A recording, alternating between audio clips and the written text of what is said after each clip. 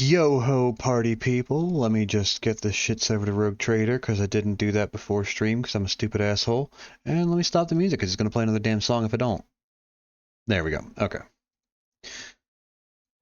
Oh, yeah. Good evening, good morning, and good day, folks. How's it hanging? Gonna hit continue and hope it's the right file.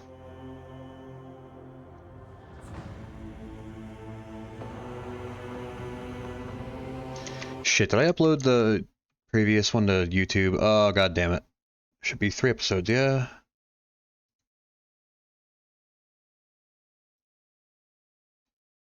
Okay, I did upload the right one. Alrighty, sick. Fantastic. Just had to go look and make sure. Alrighty. Back over here and back over here. So, where we left off, we just finished Act 1, jumped out of the system, took, the power generator from, Rykad Philia, and some of the people, and we left the world to rot and become a demon world.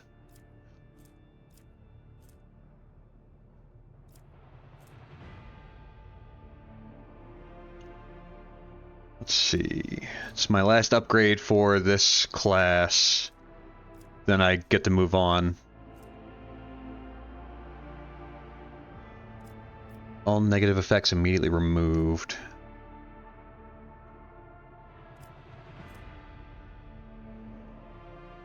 Temporary wounds until the end of combat. That's kind of big. But getting rid of negative effects is too big to pass up.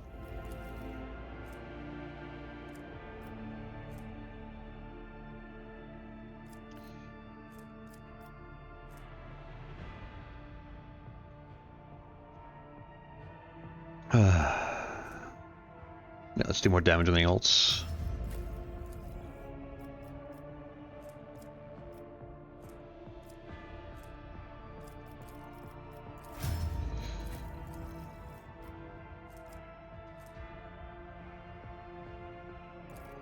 A full heal when they ult would be really good.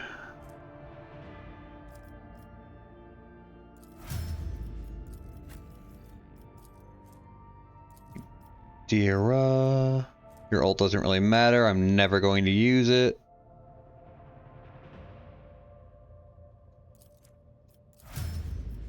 Pascal, your ult doesn't matter. I'm never going to use it.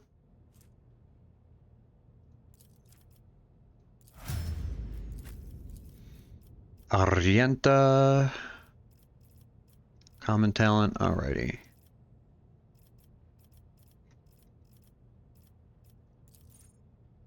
Let's up her ballistic skill. And her awareness.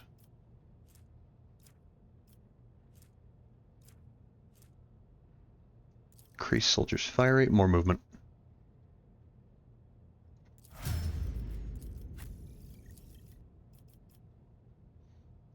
Heinrich's toughness.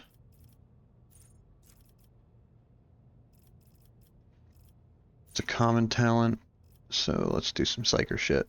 Psyker Majoris.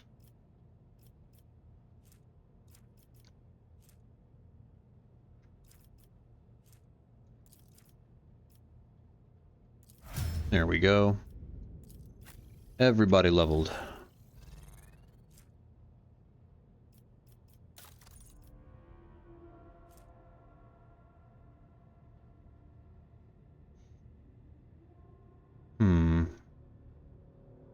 I might see about respecking my character really quickly.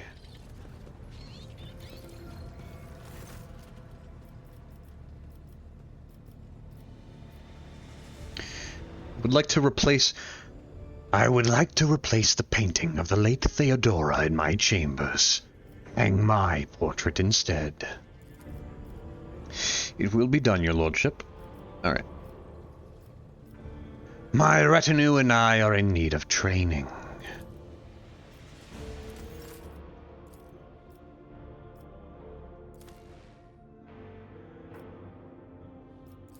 I can't change archetypes? Shit.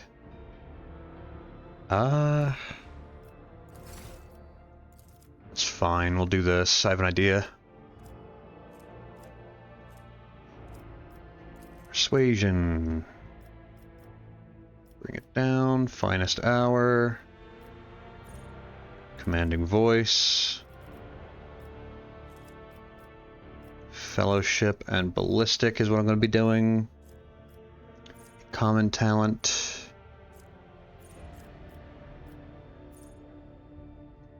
You go on.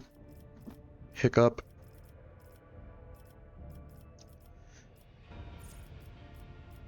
Talent.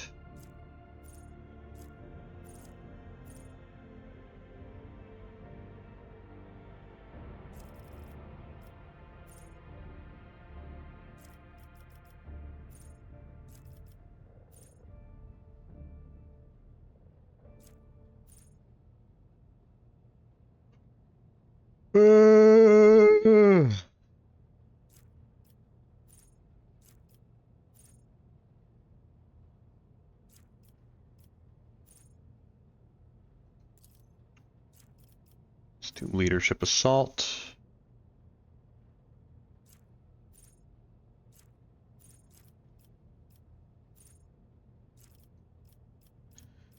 Fellowship.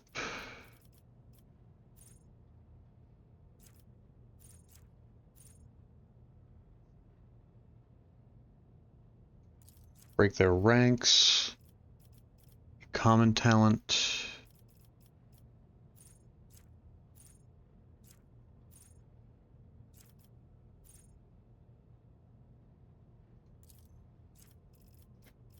You do something.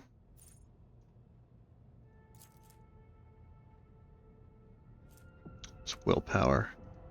My willpower is very intentionally low. Isn't there one that lets me replace willpower for fellowship? I forget. Whatever. 5.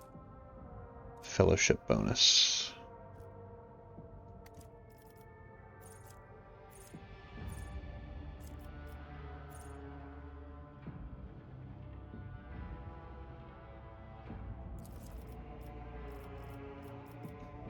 Heroism.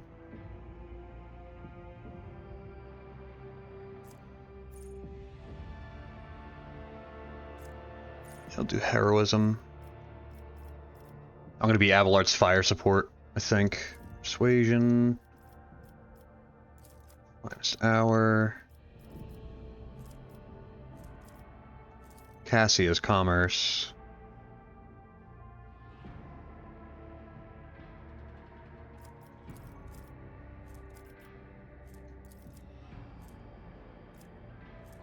Maybe I'll do coercion. Holy shit. And ballistic skill.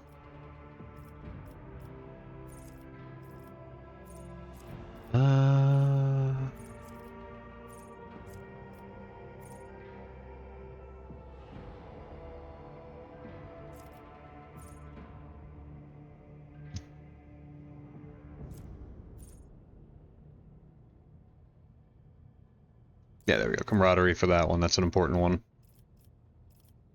How many more common talents do I get? One more common talent. 2 more common talents. Alright. Ballistic skill. Get back in the fight.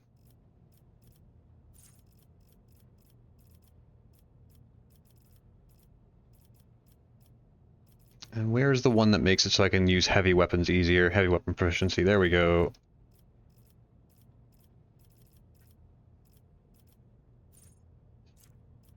Oh, itchy. Wounds are no excuse. It's a really good one.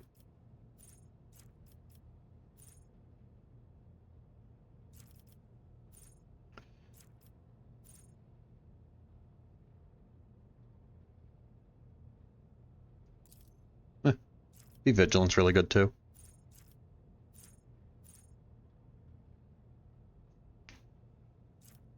It'll make Abelard much harder to hit. Coercion.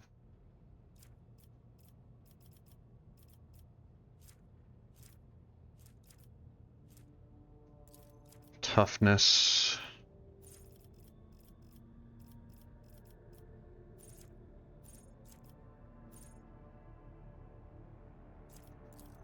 You are next.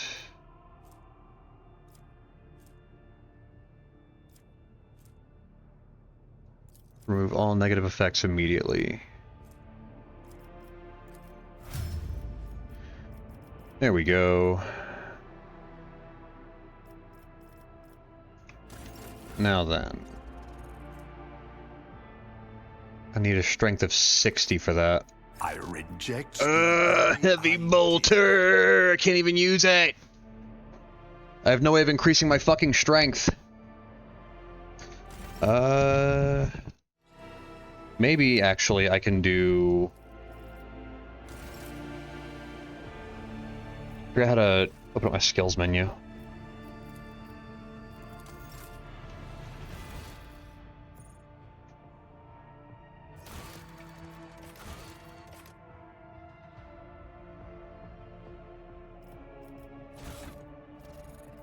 I forget how to open my skills. I forget how to open my skills.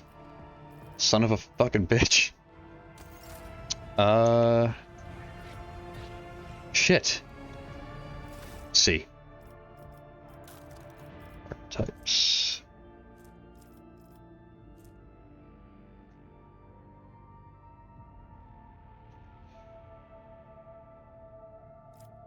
Master Tactician, Grand Strategist, Overseer. They're familiar.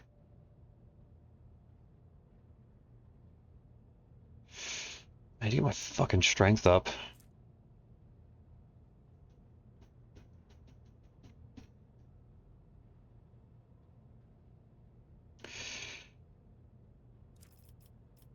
Damn. To Google. We go to Google. All right.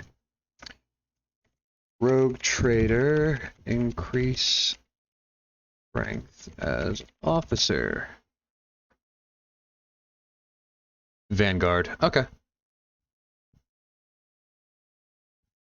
That is A-okay.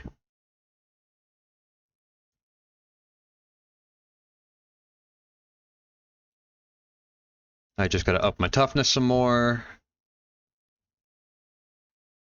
And next level I go to Vanguard. Alright, easy peasy.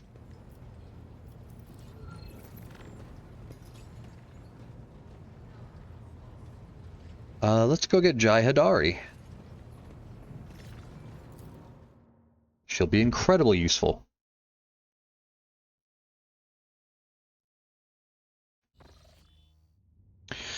Lord Captain. Ravor's voice over the Vox sounds weary rather than annoyed. I'm getting reports of several ships moving towards us. Judging by the fact that they're not responding to our hails and telemetry shows a trail of macro batteries.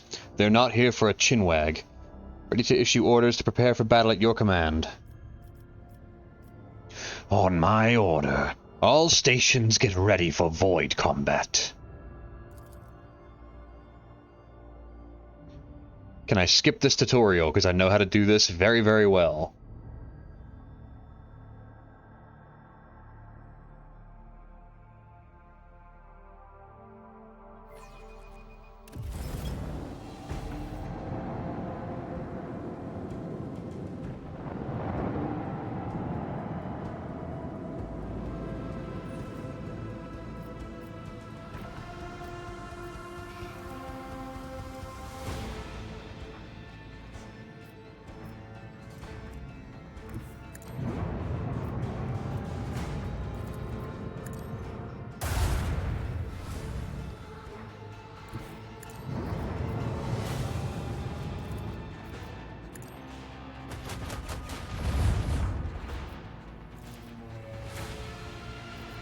It's my macro cannons, right?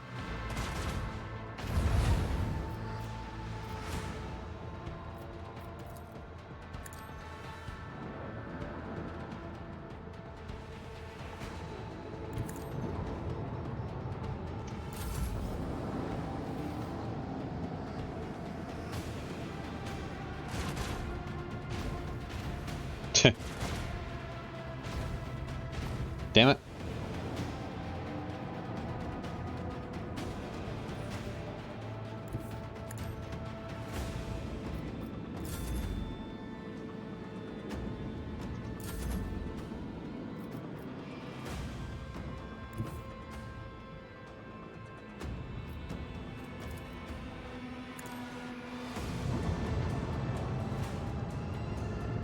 Turn my shit clean around and blast your sorry ass.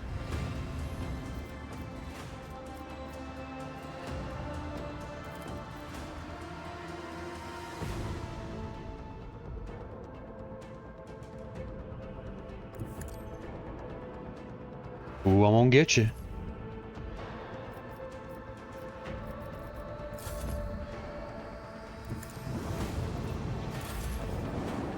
Unleash the storm of macro cannons.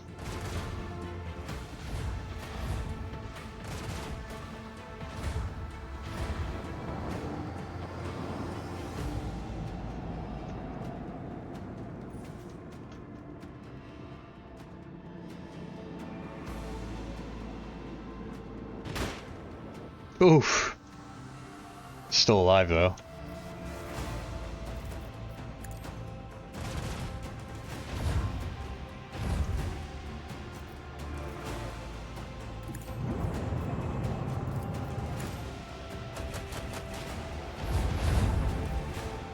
Oh, they're running. Oh, boys.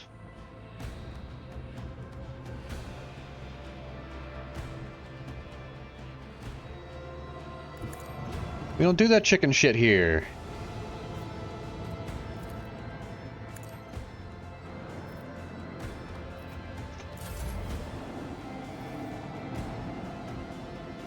Those guys are probably out. Yeah, one turn out. That's fine. The torpedoes will get these ones. Wump.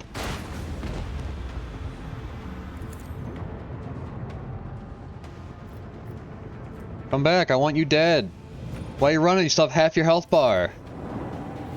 Puss.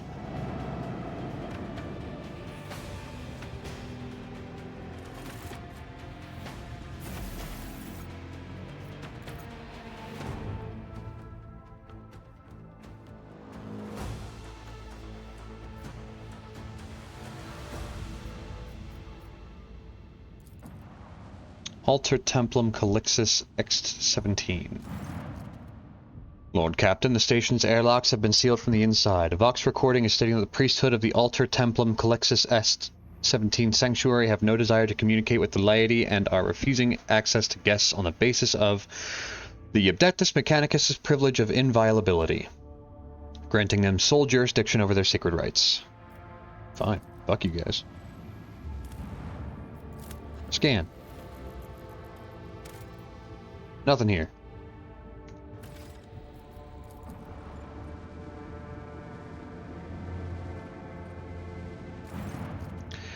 Lord Captain, we have the flagship Drusus Blessing with a small escort dead ahead. They're requesting a direct Vox channel, patching you through. The Vox channel clicks, and after a brief pause, a dry, low voice hails you. Greetings, Lord Captain. I'm honored to speak with the rogue traitor of House von Valentius. May your name be known through the ages. Chartist Captain Ostorius Thorfast, bearer of a free charter of the merchant fleet. How can I help, or how can I be of service? What is your squadron doing here? We develop supply routes for Chartists, you see. My ship is a representative of the merchant fleet in this part of Imperium territory, yet we do not have a fixed charter-defined trade route. Our mission is to establish business contracts with voidfarers in need of regular ship repairs and those who are interested in specialized goods. I want to take a look at the catalog of components available for purchase. I'm buying your merchants. I want to take a look at the catalog of merchants.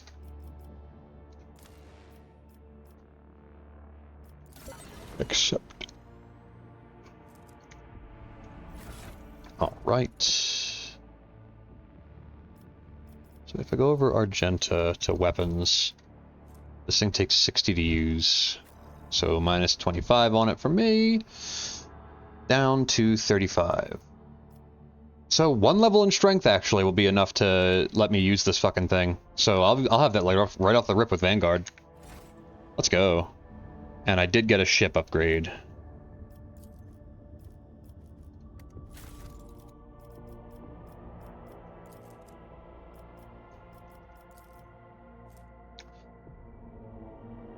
Voss pattern torpedo tubes. I've already got those, so I could just get rid of those at my will. Alright. Actually, add to cargo immediately. There we go. And on to footfall. Your lordship, something sinister is unfolding among the survivors of Rykad Minoris. There may have already been several cases of evacuated refugees being found either dead or dying, all of them blinded using various means.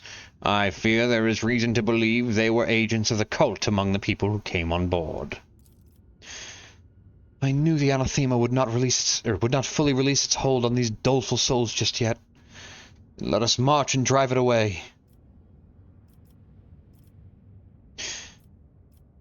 Give me a proper report on the refugees. How are they quartered? How are they supervised?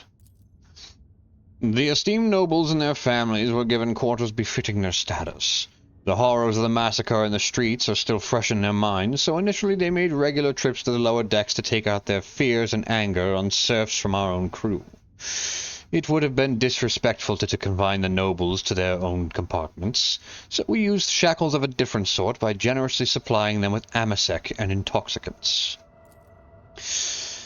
The venerated Praetor Electroid Da Impulse 6 and his retinue took refuge in one of the engineering bays, or more accurately, they barricaded themselves in.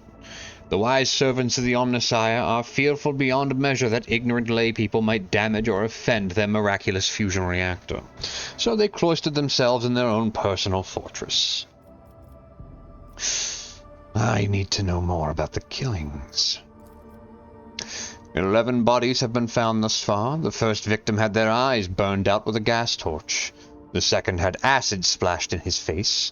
The third was found wandering around on their last legs with the metal pins sticking out of their eye sockets. They died before we could interrogate them. The rest were killed and disfigured in similar ways, though through blinding. No trace of the killer's identity was found. Begin the interrogations. It will be done, your lordship. If I may interject, there's no need. The interrogations have already been conducted. I put the enforcers on alert as soon as the first body was discovered, though I decided not to disturb your lordship until I had the results. Well, now I do. We have already arrested, 4 perpetrators at the scene of crimes that had yet to take place. Those are not murders. They are suicides. Explain yourself, Seneschal. The people we apprehended were about to blind themselves and end their own lives. I am confident that all who perished did the same. When questioned, they all said the same thing. They are haunted by the sight of dying Rykad Minoris. Even in their sleep, they still see the same horrific picture, so the sad wretches would do anything to make the nightmare stop.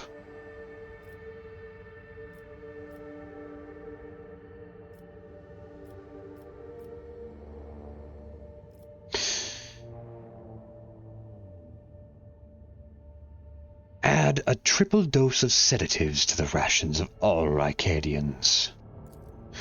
Certainly, Lord Captain. Except, I'm afraid it's not just the refugees. Abelard's voice is grim.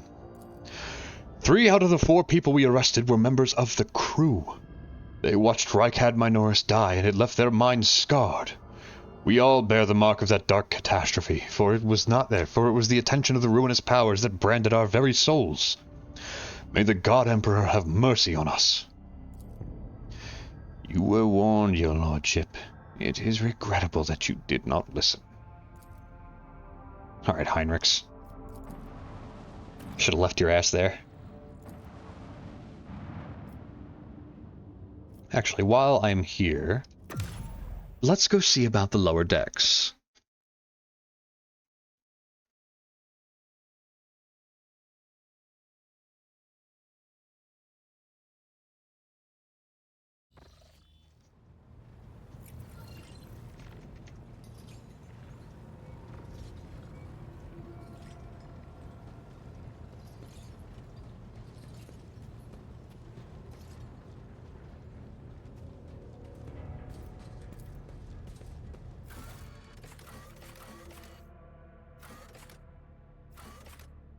To the freight line.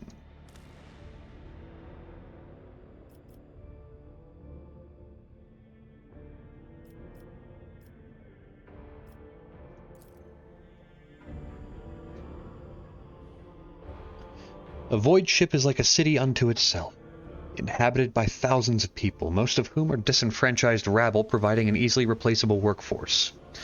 The common folk's only mission in life is to toil away in the name of the flagship's insatiable demands.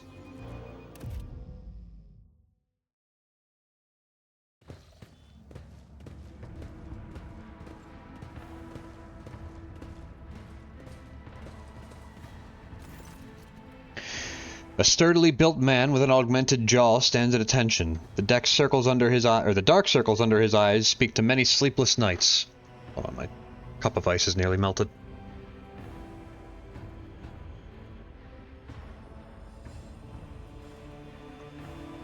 Ah, there we go. Big sippy of water. Welcome to Freight Hub LD 987-A14/A14. Fuck. Lord Captain, I am Edok Frenzo, Captain of the Enforcers in Lower Deck Bay LD-A14.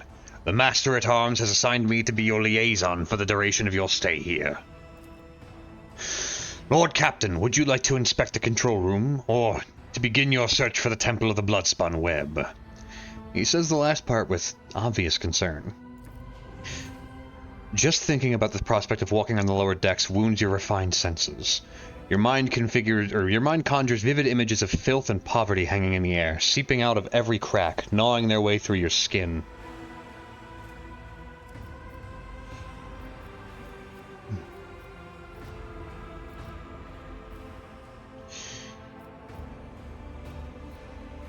Oh, big yawn.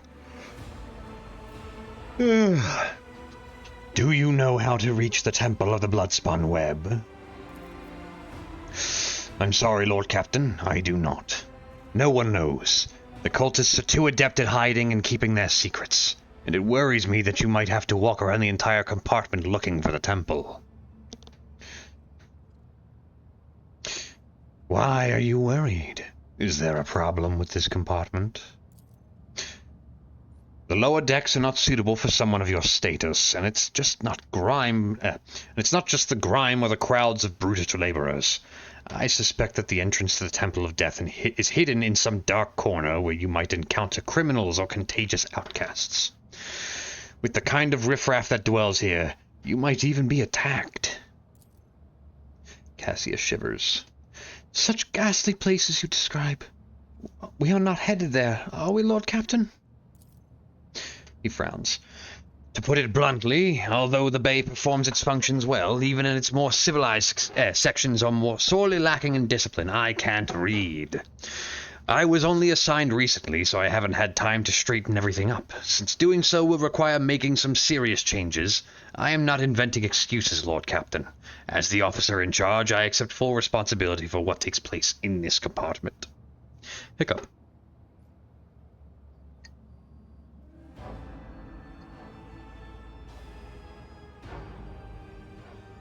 Big sippy of cold water. Nice. Oh.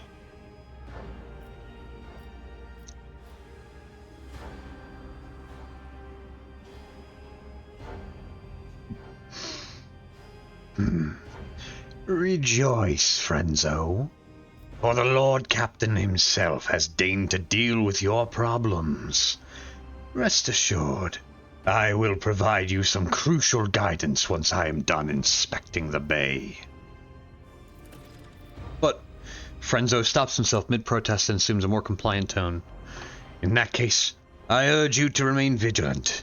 The freight trains move at great speeds, and the inhabitants of the residential units are despicable rabble. One must never drop one's guard around them, and Emperor preserve you from stumbling into the pestilence pit. That's where the madmen and lepers live. Be steadfast in your duty, Captain Frenzo. The Emperor protects, Lord Captain.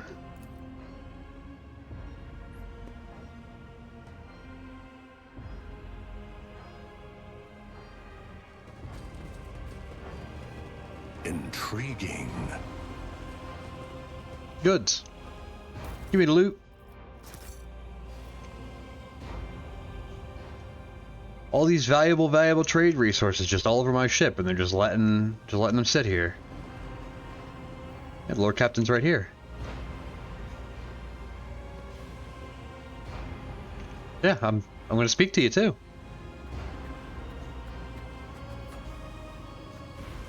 Half-deaf and raspy pride of the Tolman Vox operators to the middle decks.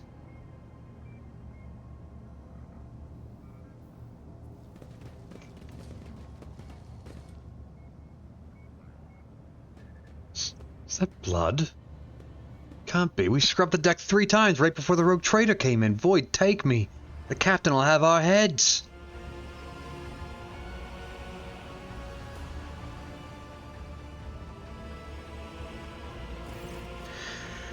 Is this the welcome you give the rogue trader? Abelard's nostrils flare in anger. Whoever had the audacity to leave this behind, this appalling symbol, I will see to it that the Master-at-Arms calls them to account herself. The corner of the captain's mouth twitches nervously as he mutters, Damn those. How did they even? Examine the mark. You've seen this sort of symbol before. Death cultists carve bleeding marks like this into their own skin. Cabela carves the same symbol on the back of her hand with a knife and whispers a prayer.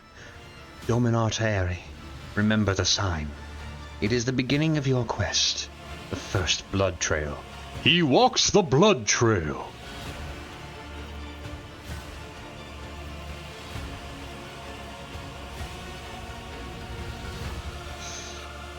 Do you know what this mark is? It resembles one of the symbols associated with the blood-spun web. What was it called again? The Song of Trailing Blood? I think it's a prayer familiar to many in this compartment. We've heard spinners say it when they, well, perform their signature acts of service to the Emperor. Frenzo takes a deep breath. The soundless shadow sank into the dark. Slashed feet crescendo, a fatal dance. Blade song in tempo, each edge an echo. Twin odes to the death throes. Now on her sacred blood, as she once trod the backs of foes, tread countless souls, but none who know. You memorized this verse. Why? When I took up my post here, I made sure to familiarize myself with all the particular qualities of this compartment. I soon heard about the verse and decided to investigate. I questioned a number of people who follow the blood-spun web as I was trying to figure out if there was anything pernicious about it, and eventually I learned the whole thing. He frowns. The words are certainly strange, but it's nothing worse than that, it seems. Why would they leave this mark here? It's obvious they're guiding me. Maybe it has something to do with them inviting you to visit their temple. Maybe they're trying to get your attention. Apologies, Lord Captain. I'm no good at deciphering their disturbing riddles. What is the Song of Trailing Blood? From what I can tell, it's something like a prayer with several verses that tell about the life of one of their cult saints, Ariane, or the Matriarch Spider, as they call her. So, I am invited to follow the trail of blood.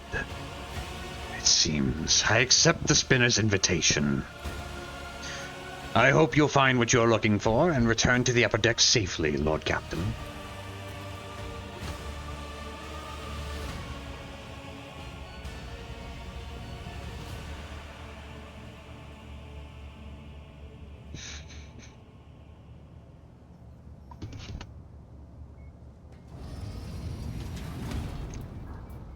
Let's see.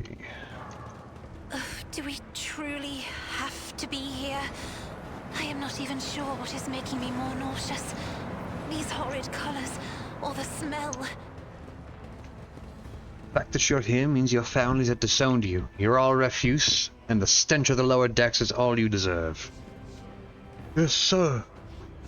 They're all doing the Aquila. Damn it, come on now. Anything more than the baton and the whip is too good for you, void dogs. The world will bow. This is the last of the hub's vials for this work cycle. Do you have any idea how much it costs?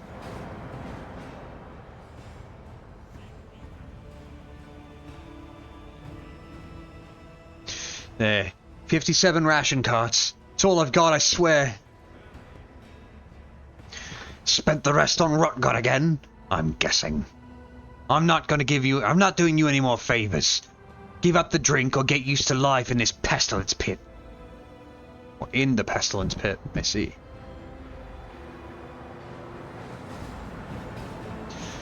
I hope you get hit by a train.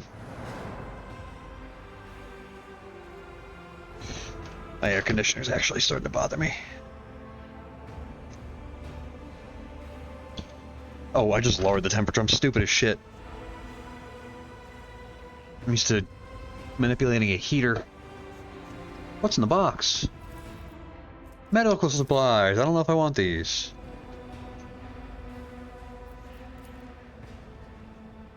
The bulky doors lead to the Enforcer's living quarters and the hub's provision depots.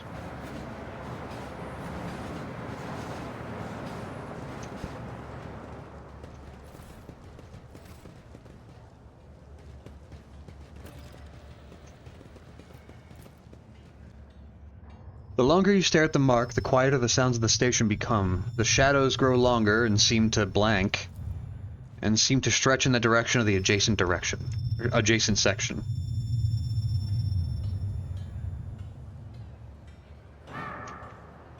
They don't believe it's the rogue trader.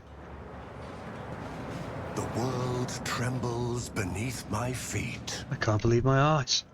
Glory to his Lord Captainship.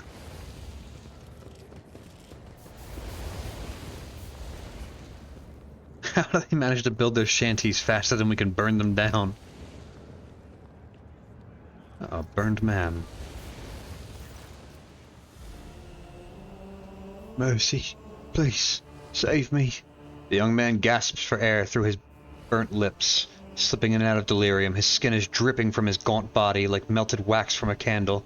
His eyes, somehow intact, alive, clear, and filled with pain, stare at you from beyond his caked eyelids.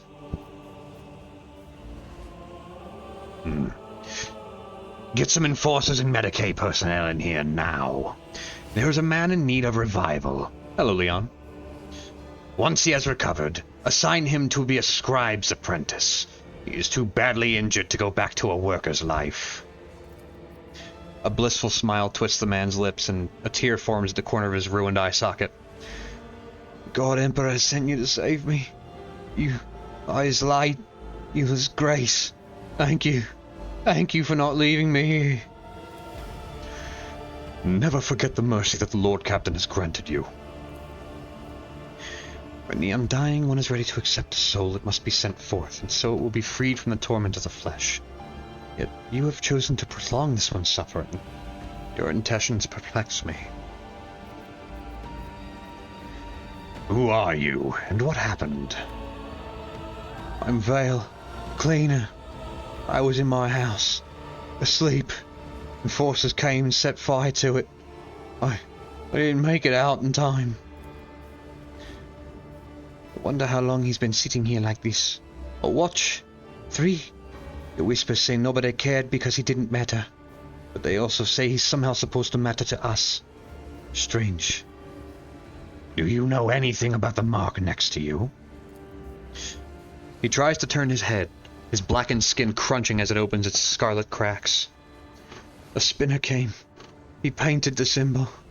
Then he gave me water, whispered a strange verse, told me to memorize it and to recite it later, so that help would come. And here you are. Then I should... He begins to whisper, his lips twisting in pain. To soot-smudged soul, her mercy she did grant. Last breath expressed, knife met heart. Removed from chest, passed on to death. Her duty blessed, a balm for these who suffer anguish and distress. A longing brought to rest, of mortal bonds the soul divest. Help is on the way. Just hold on a little longer. Thank you. Thank you.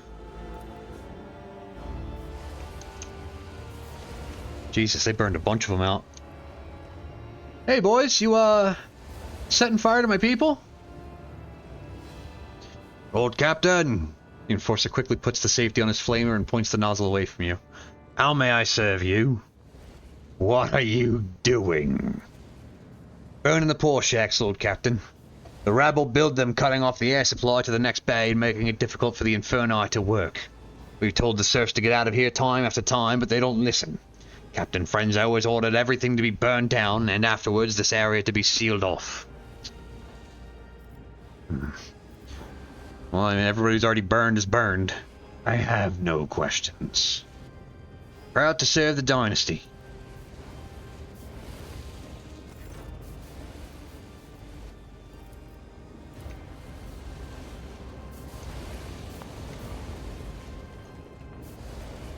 Let's seize the opportunity.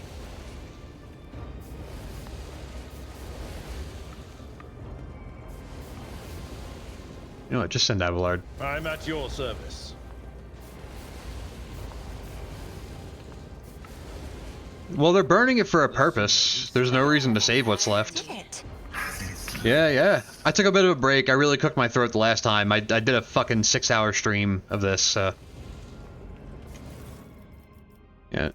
No reason to stop them, because, like they said, this is cutting off airflow to another deck. And it's preventing our fuel... Oh, shit. No.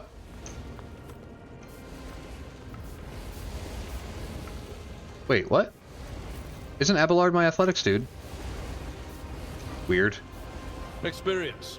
Nothing matters more. Yeah, I played a lot of Dawn of War and some Blood Bowl this week, Cat.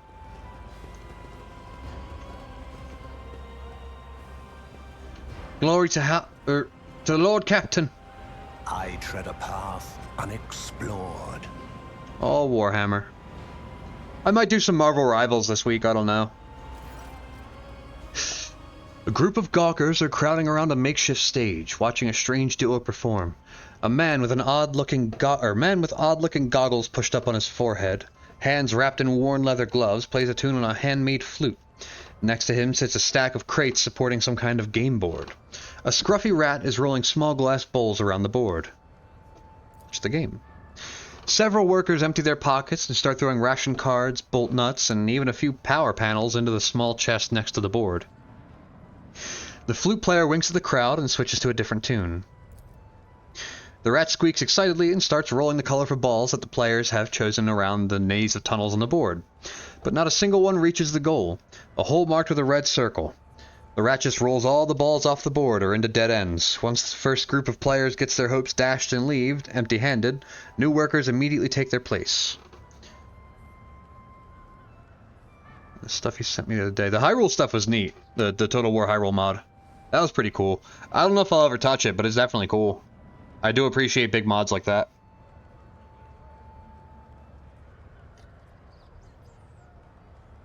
Let me work on something really quick for the stream.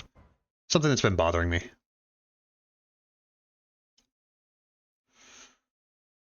Oop, nope, not filters. I want properties.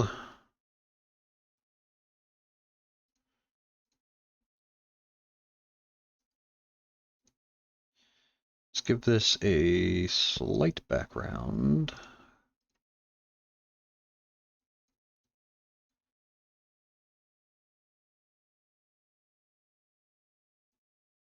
There we go. And also give this one a slight background.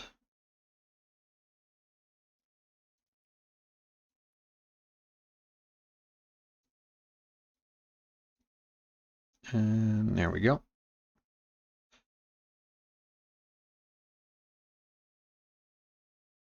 There we go. Okay.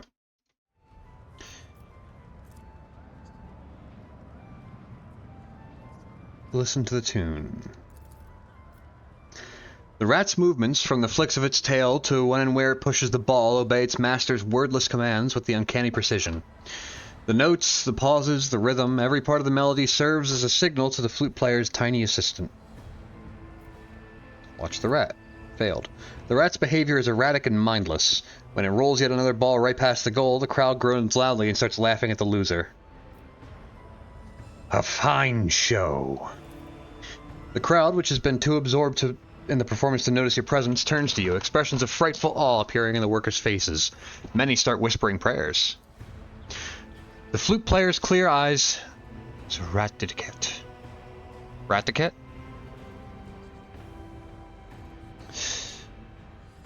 Wide in clear surprise, then, with an open and friendly smile, he says, "Many a grand story of the Lord Captain's generosity is told, and I swear it on my own flute today I will add another.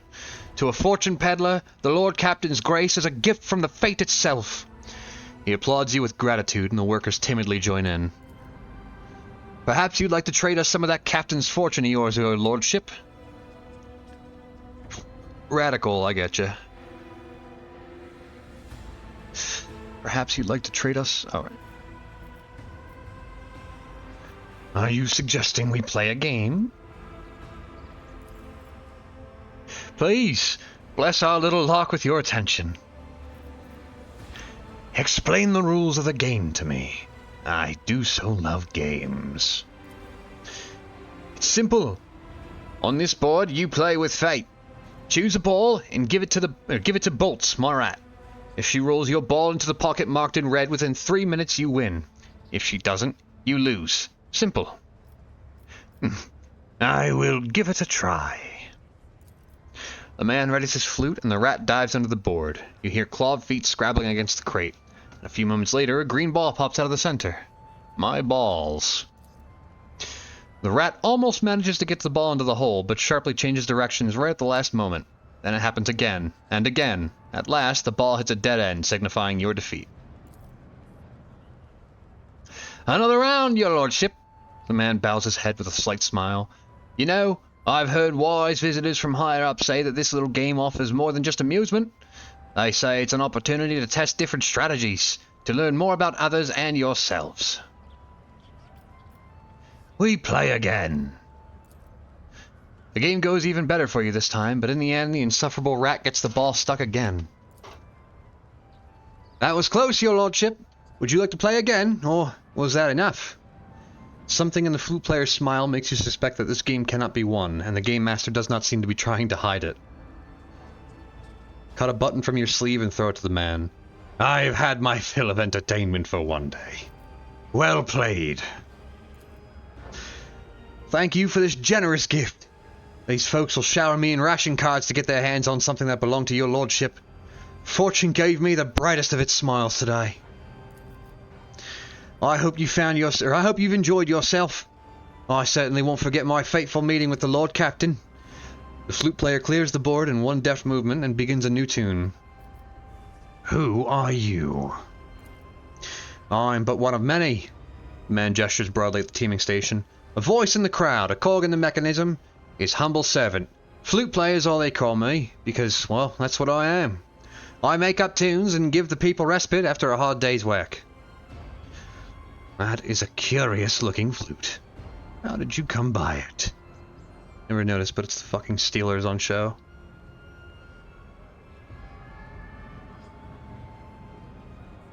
What's that? You mean Gene Steelers?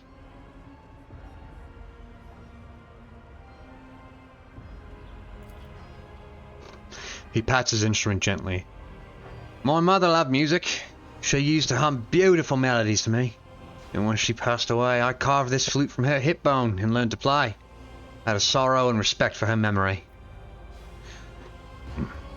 "Play one of the local favorites for me."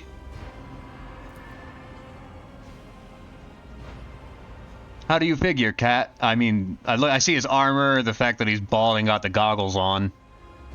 But, what makes you say that?" The flute player smiles mysteriously and brings the flute to his lips.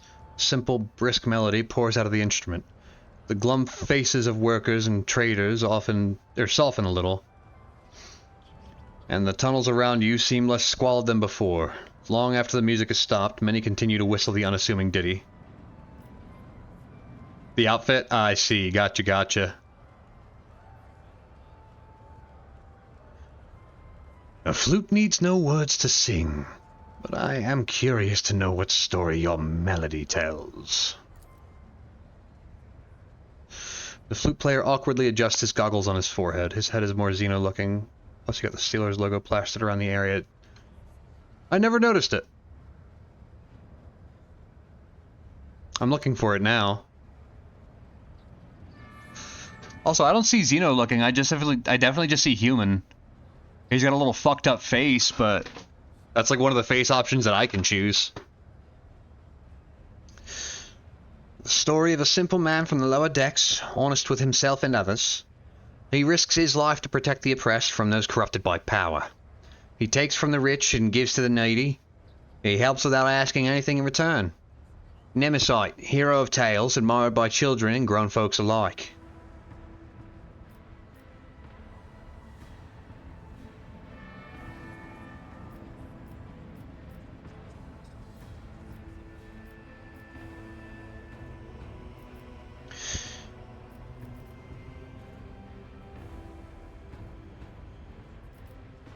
A fairy tale indeed. Risking oneself for nothing. If such a man existed, he would surely be profiting from your misfortunes in secret. The people look at each other in shock upon hearing the unpalatable fact of life. Their joy evaporates, leaving only the bitterness of disappointment. The flute player smiles regretfully. I think the song just died, but I won't despair. Life always suggests new melodies that'll make that people will like.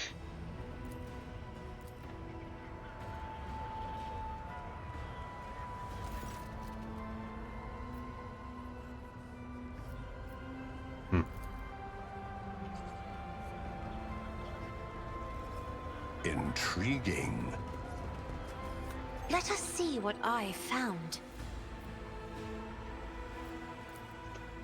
Unexpected result. Notice when you find the logo they use, it look like him with a red scarf on the wall. That's just Nemesis, I'm pretty sure. Like, this guy is actually Nemesis, I'm almost certain. The revolutionary that was supposedly killed like 10 years ago or so. But I will definitely look for it. Embrace true power.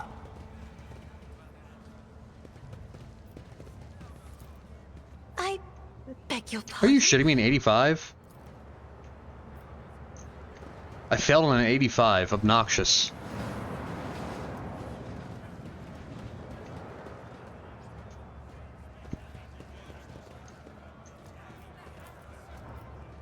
Workers beaten to within an inch of their lives of returning stolen power panels, wire, and microlumens to containers marked disposal.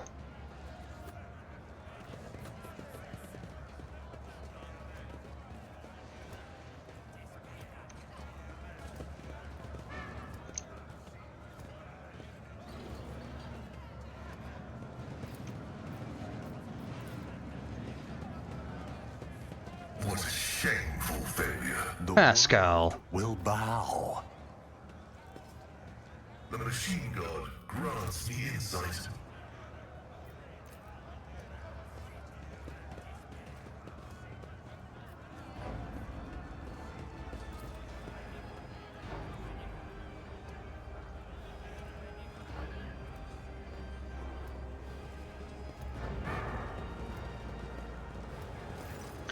Heinrich Montag, the Infernus Master, salutes you cheerfully with his low stick. Lord Captain! What an unexpected encounter! What brings you to this compartment? The famous cuisine and magnificent vistas, no doubt. I seek the Bloodspun Web's temple. Do you know where they're hiding? I don't have the foggiest idea. That's probably for the best. I have my hands full as it is. And what are you doing here? I'm here to patch up Savage, locomotive number 3, under the tech priest supervision. That old grump is my personal favorite on the entire freight line. Every couple of years, Savage gets mad, his boiler catches fire, and starts spitting steam at the repairman. Guess who they call to take care of him in these situations? The Inferni, of course.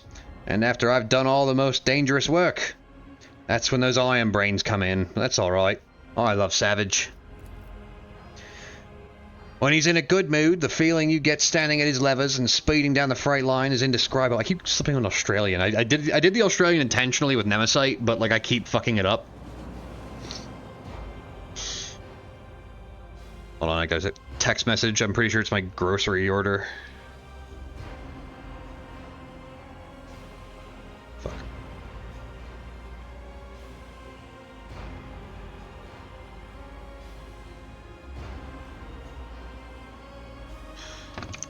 I just got the soon notification. Let me check and see. Boogie fucking boogie. Track the order.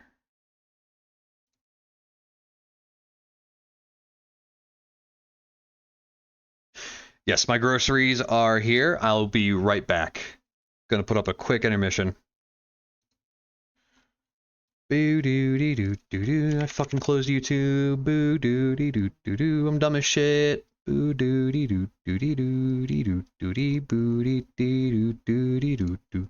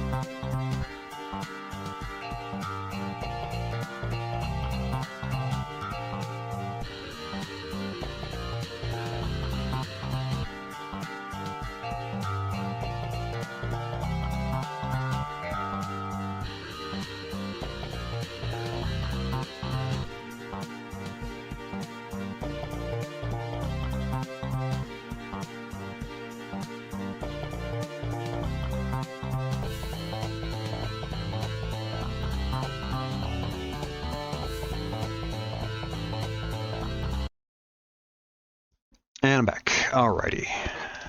Boogie boogie. When he's in a good mood, the feeling you get standing at his lever speeding... I got that. How about... There's a mischievous spark in Heinrich's eyes. I introduce you. I cannot turn down an offer like that.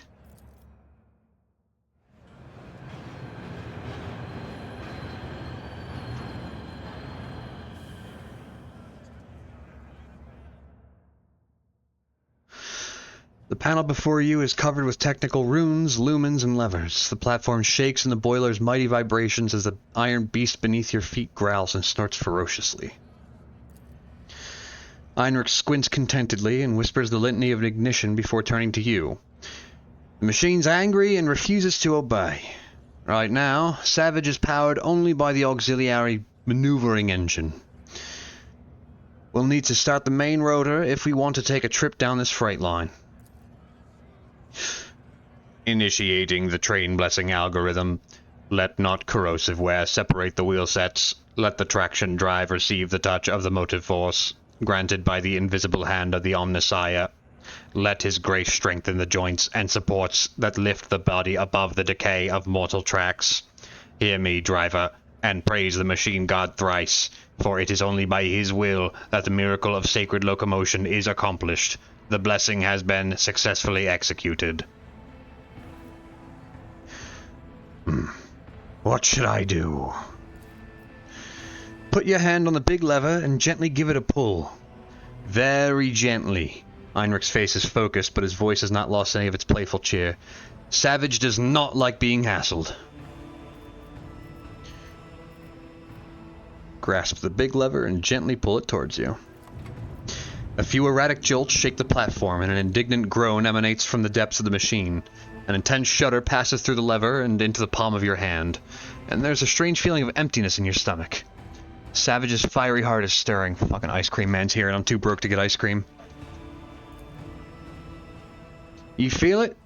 There's so much energy and defiance in him. This is a rocket, not a locomotive. Unruly and enamored with speed, but quite willing to submit to a strong hand. There's almost a loving tenderness in Heinrich's voice. Pull the lever toward you, smoothly but firmly, then pump the fuel with the command rune. Pull the lever and pump the fuel. A new explosion inside Savage shakes his iron body, causing your eyes to see double from the vibration. Now you're feeling his real power. He can run down the entire freight line in a minute given the chance, and kill everyone who rides him at that speed too. Now try applying some thrust to the main rotor, grab those paired levers, and give them a firm tug.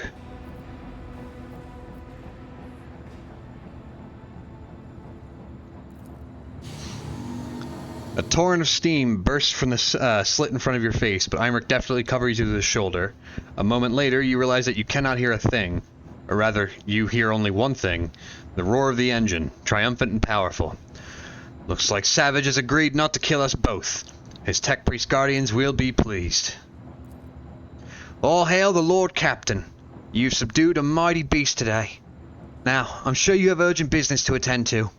It's time for me to drive Savage down the line and see if he's feeling cranky. I'm just gonna keep that one Australian. Fuck it, I keep doing it by accident.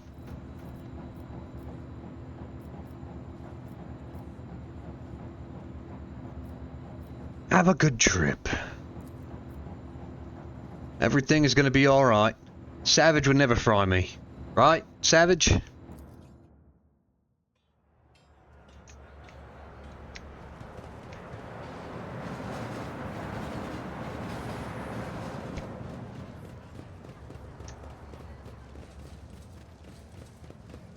Omnissiah, grant me the wisdom to perceive.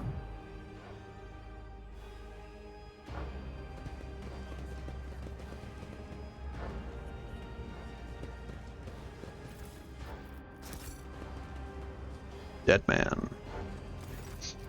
A sinewy middle-aged man watches the bustle of the bay with a detached expression. Every so often, whenever his eyes linger on the blood marks inscribed nearby, his face changes strangely and his hands clench into fists. Just as you begin to hear the rumble of an approaching train, the man's gaze turns towards the tracks, and he leans forward.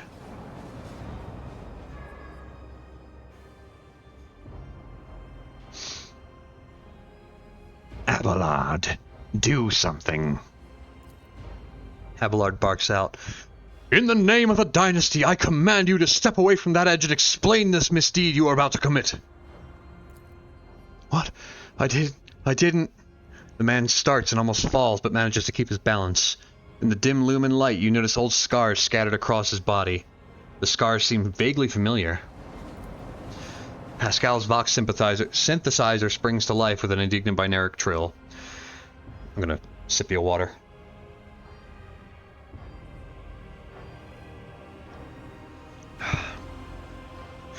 I am registering this unit's intention to use the train tracks for purposes other than those intended by their design. I categorically demand that this unit's self-disposal be carried out using methods that do not violate the catechism of maintenance and operation. Look at the man's scars. The scars all vary in length, width, and depth and shape. However, you notice there's a pattern in the way the scars are aligned, as well as a series of faded symbols on the man's rough skin. Death cultists bear similar marks on their bodies. But spinners are constantly renewing their wounds, while this man's looked long since healed.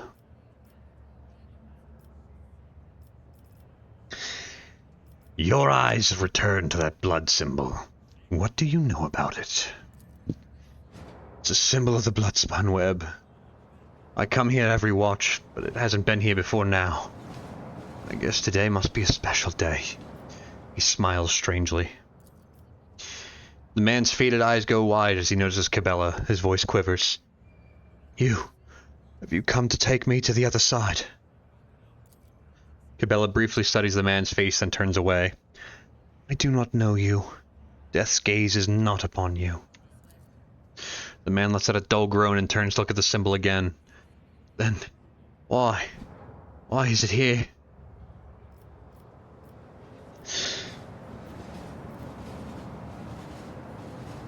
You know the symbols of the bloodspun web.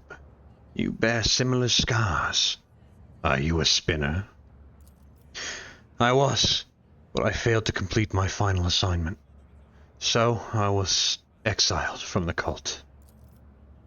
The Vizier told me to kill the one who would be at a certain junction of the utility tunnels at a certain hour. I went to the appointed spot. Then I waited an hour. 2, 5. The junction was still empty. Nobody came. After hours of waiting, I finally realized the person at the junction had been me the whole time. It was my turn to go to the Undying One, but I was afraid. I couldn't do my duty. I ran. So the spinners simply let you go. They made no attempts to find you and kill you. There was no pursuit. I thought I'd see their black blades the very next day. Instead, years passed without them taking my heart. I tried starting a new life, but the terror never stopped eating away at me. When I got truly desperate, I went to the Temple of Death myself, but no one there would speak to me. When I gave them my name, they just whispered, Sebreed has gone to the Undying One. They looked through me like I wasn't even there.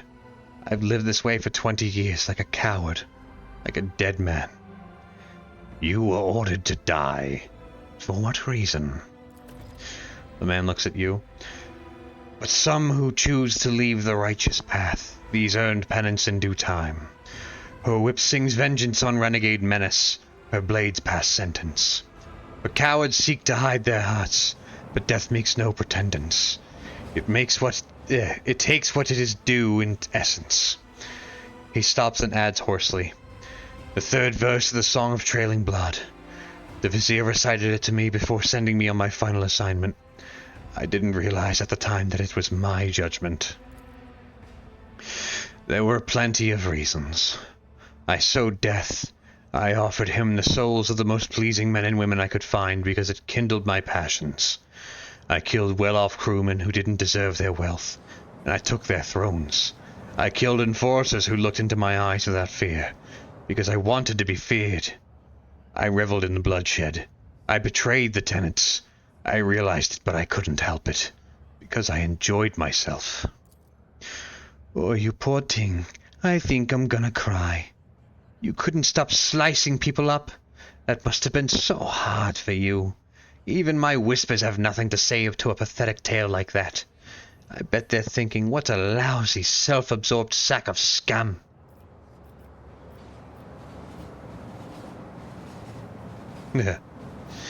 As the Emperor's anointed, I hereby overturn the Vizier's verdict. The cult ruined your life, and for what? For a few mere killings? Yeah, you're right, Lord Captain. The Vizier taught me to serve, to kill. I did what I was chosen to do, and they punished me for it. They've kept me living in fear almost my whole life. The man's colorless eyes fill with malice. Thank you for opening my eyes. It's time for Sebreed to return, and for the dead man to disappear along with his creators. Bye! Have fun! There's no path that direction that he walked. Oh, yeah, there is. Okay. He severed souls from their bodies before their fated time. Not because he honored death, because he enjoyed killing. He did not have that right. No one does. Yeah, well, then they should have killed him. The world trembles beneath my feet. Watch out. Hell yeah, ration cards.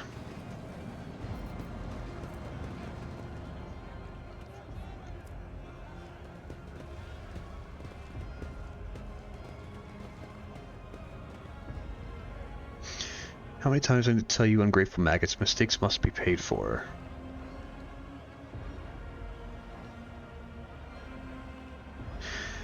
Have mercy in the throne's name, I'm begging you.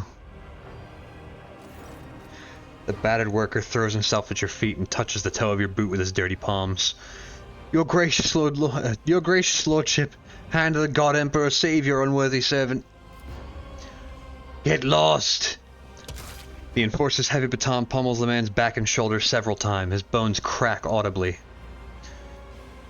My sincerest apologies, Lord Captain. Your boot. I'll clean it right away. A murmur of discontent breaks out among the gawkers who've gathered around. None of the workers dare come closer, but the anger on their faces is plain to see. Make it quick. I have places to be. The enforcer hastens to remove one of his gloves and starts shining your boot. Almost done, your Lord Captain. Low, insistent dissent begins to rise from the crowd, only to die back down as soon as the enforcers brandish their batons. The murmurs immediately turn to pleas for mercy. A sullen, red-bearded man with keen black eyes draws your attention. His oddly piercing gaze seems to size up the whole time you are speaking. But now he has hastened to conceal himself behind the gawkers. The next thing you know, you're watching him hurry deeper into the tunnels. Ah, yes, 12. This time I'm gonna break 13 of your fingers and ribs. As a lesson to your slimy accomplices.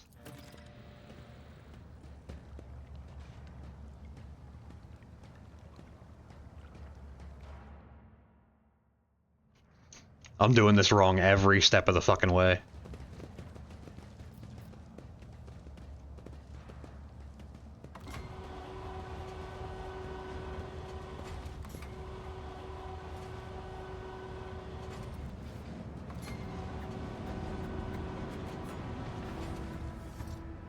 Powers unseen uncover my path.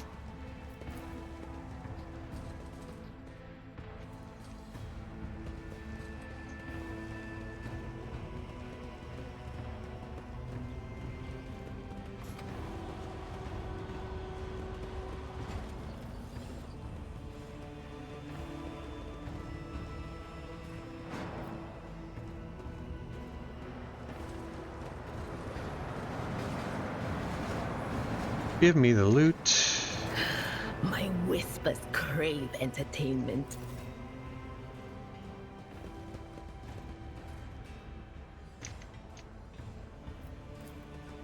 Someone has sketched a hasty portrait of a worker with a red scarf over his face. The artwork still reeks of chemical pigment, judging by the layer of flaked off paint that's been removed several times already.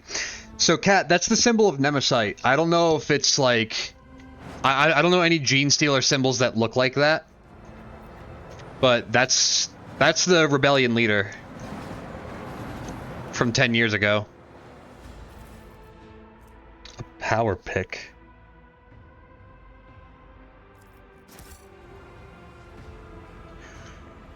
Noise, they shot everyone. Please don't tell them. Intriguing.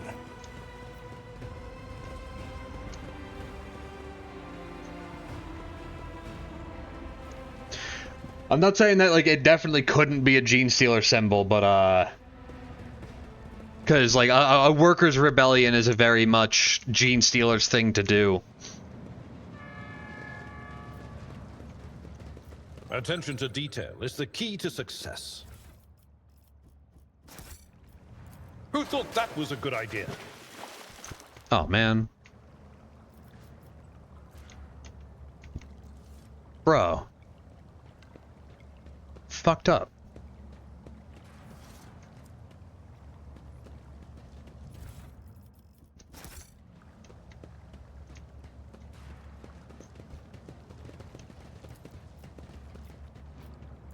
Operation successful.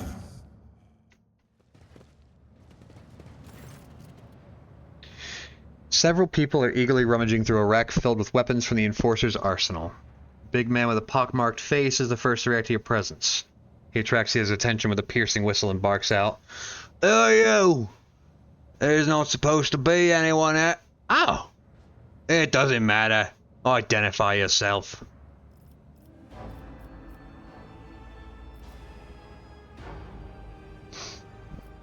Take a closer look. Makeshift armor peeks out from beneath their ragged clothes, and their battered weapons display a patchwork of crude repairs. The group stares longingly at the rack where the good plasteel gleams, restlessly clutching their humble weapons.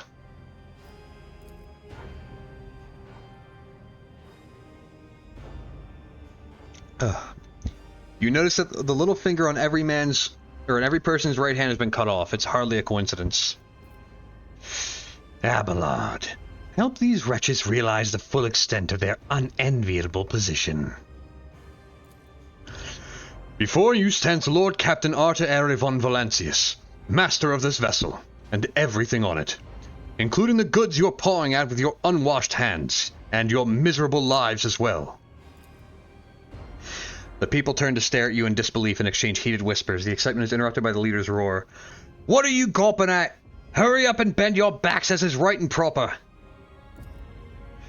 "Your lordship, you must excuse these blockheads.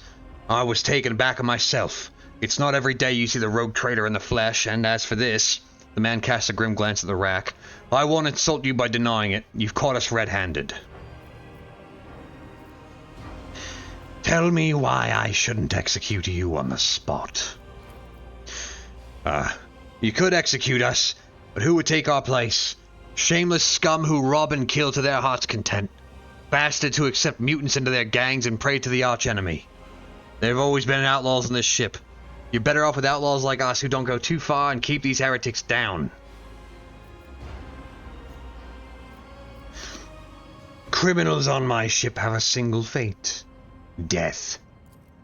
The leader spits on the ground in annoyance. What in the void have I been standing here making speeches for? I thought we had ourselves an alright Lord Captain, but now, he's the straight-laced type. Bring it on then, your lordliness. Your struggles are in vain. Show them no mercy.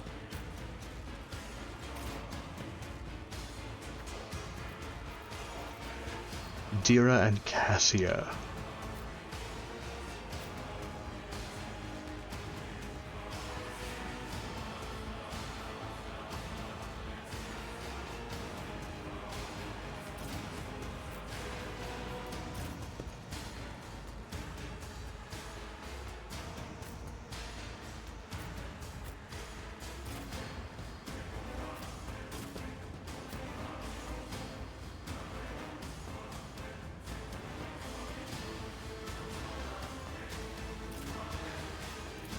Hold on. Here we go. Your efforts amuse. Oh, he crit ab.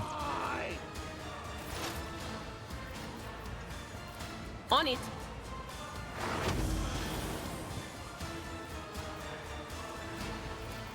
Will do.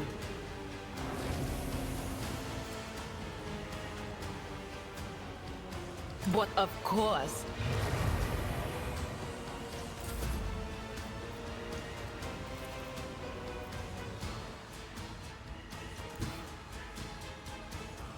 Battlefields are always drowned in scarlet. Me, if you insist, Lord Captain. Zeros?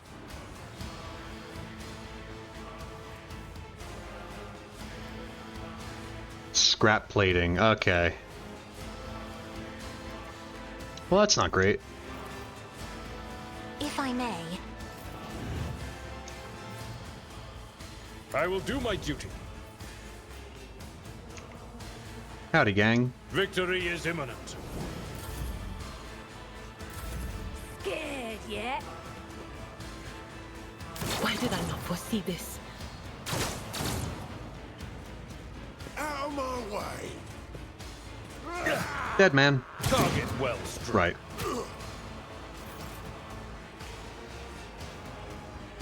Death comes in silence, as the tenets demand. Damn. The shadows will see it done. Trust me. Like Kingdom for a crit.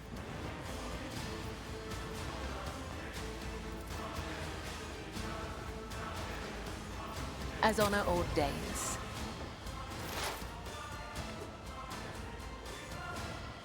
As the tactical imperative dictates.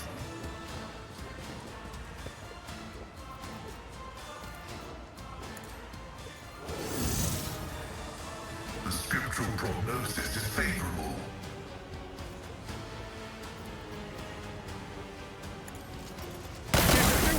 Successfully But not by much. terminated.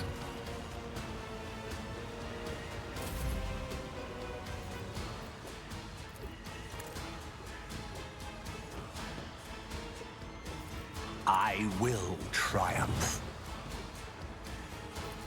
I need no guidance.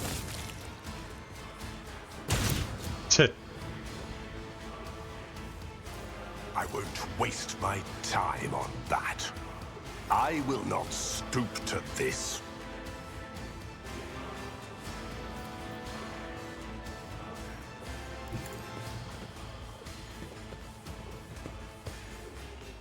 I reject the very idea.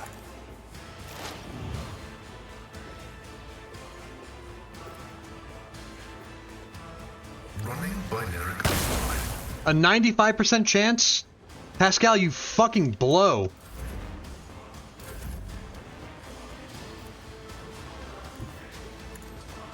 I'd rather not. Target well struck.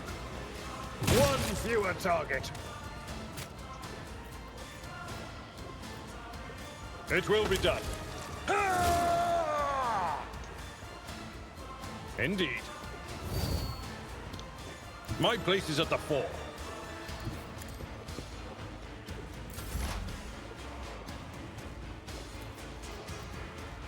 Was that By you? the light of Or- holy terror. How did that hit Abelard? Anything else? On it.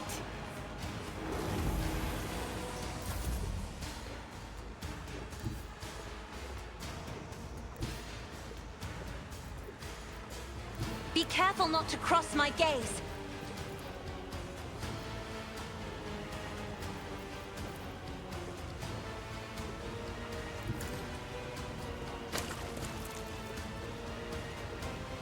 I am a as duty demands.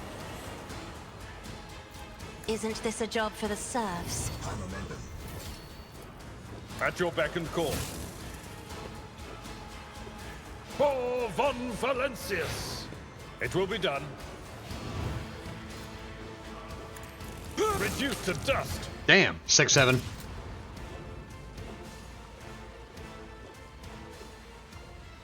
I've seen worse battles than this in my time. Victory is imminent.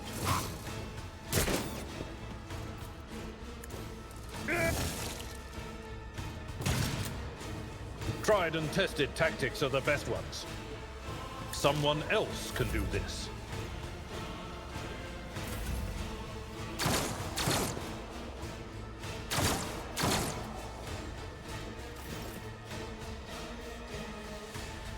I will leave footprints of scarlet.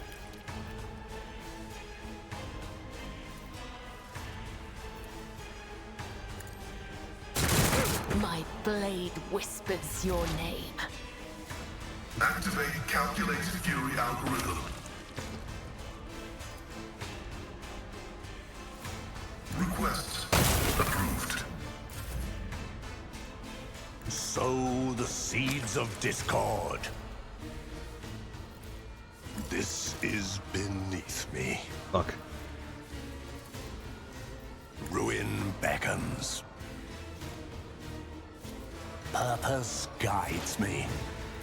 My vow is to serve. Bro, hit something.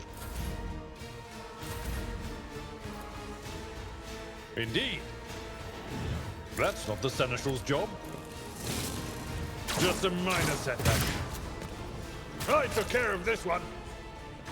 Your Seneschal is always there for you.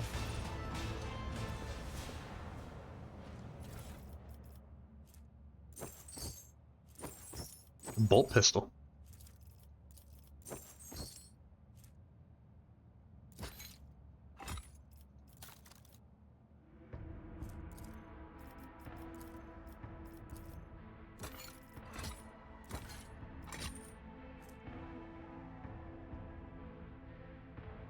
Oh, comfy.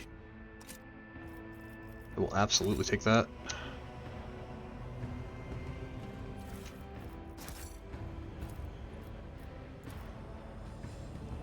Error. Making adjustments.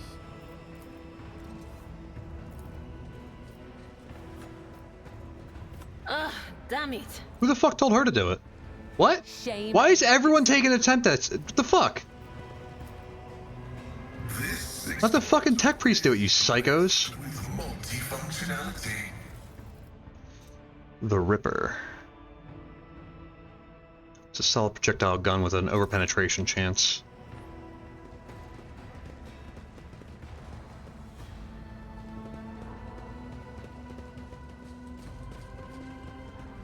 Embrace true power. Bootprint is smudged slightly. The trail leads towards the slums. I missed what the fuck they said.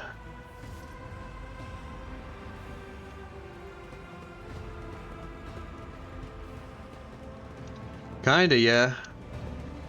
It's definitely runoff pipe. That is for sure gray water.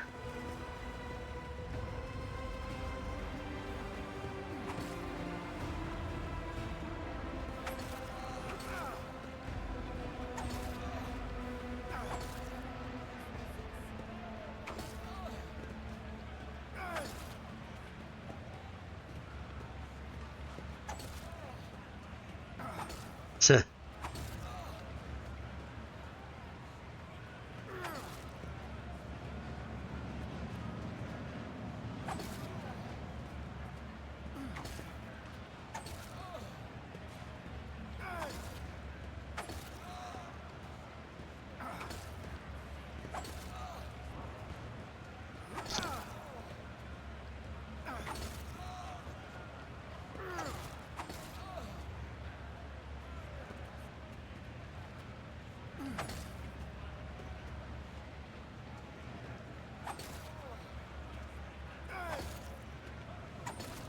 Happy family.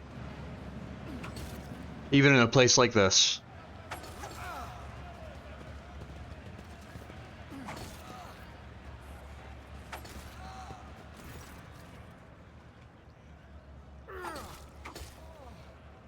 A group of beggars rattling their alms mugs and ostentatiously displaying their hunger-sunken bellies in various disfigurements. A toothless man falls to his knees before you. Your lordship, spare a throne for those who can't even get the worst jobs. Let your bellies be full tonight. Praised be the Lord Captain. The poor descend on the alms like a pack of gutter rats, each one scurrying off to their own corner with what they grabbed.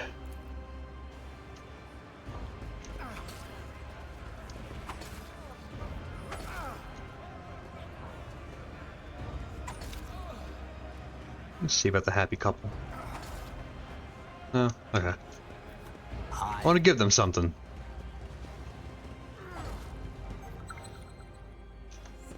An ill omen.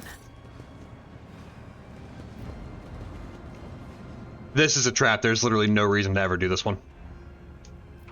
You can just walk around.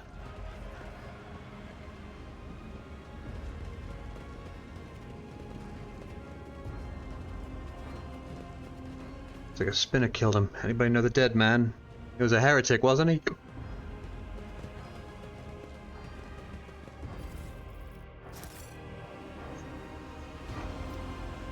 They'll just even kill upstanding folks. They say it's the Emperor's will.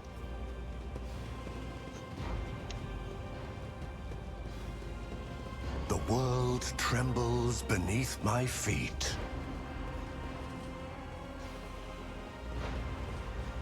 We should deal with this. Thank you, Babblesnard. The shadows reveal their secrets.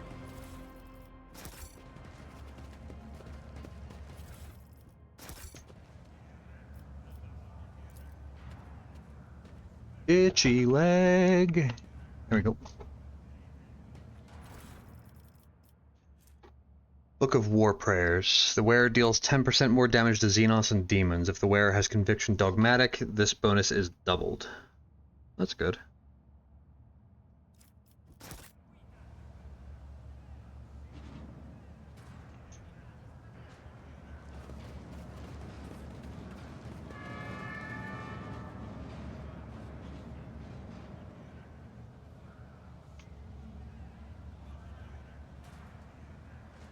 Sorry, fucking nose itches. Alrighty.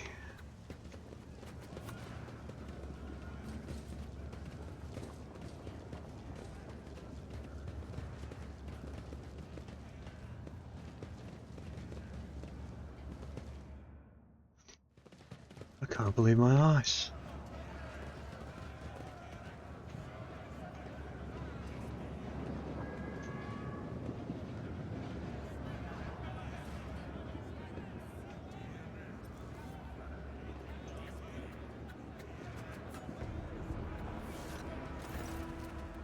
The day the Lord Captain wandered into our slum will be remembered in legends. The broad-shouldered man raises a hand in greeting. His old prosthetics creak plaintively as it takes the weight of his body. The locals and enforcers all call me the foreman. I have no other name. You might say I'm in charge here, in this hole of a place. You recognize the shaggy red beard and keen black eyes. This is the man who was watching you during your encounter with the enforcer and the station worker.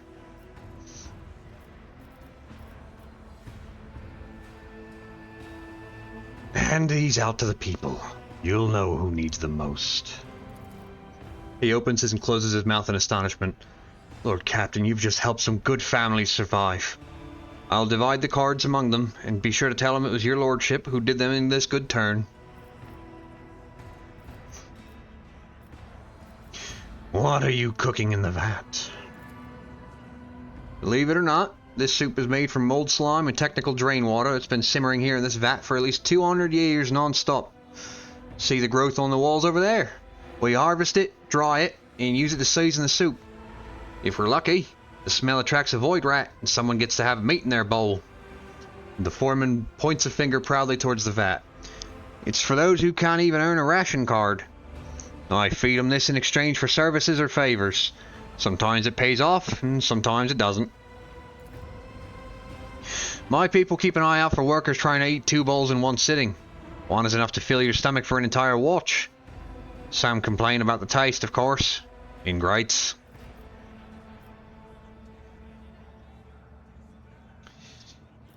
I seek the Bloodspun Web's temple. Do you know where it is? The cultists don't let people like me in on their rites and mysteries. I'm grateful to them for their service to the God Emperor. But, to be honest, I can't get behind their love of death. I'm much too fond of living. I saw you near the marketplace. What were you doing there? Watching one of my workers take a beating. I feel sorry for the lad, but there's nothing I could do. Dude, I'm slipping out of Australian. I'm just very Australian today.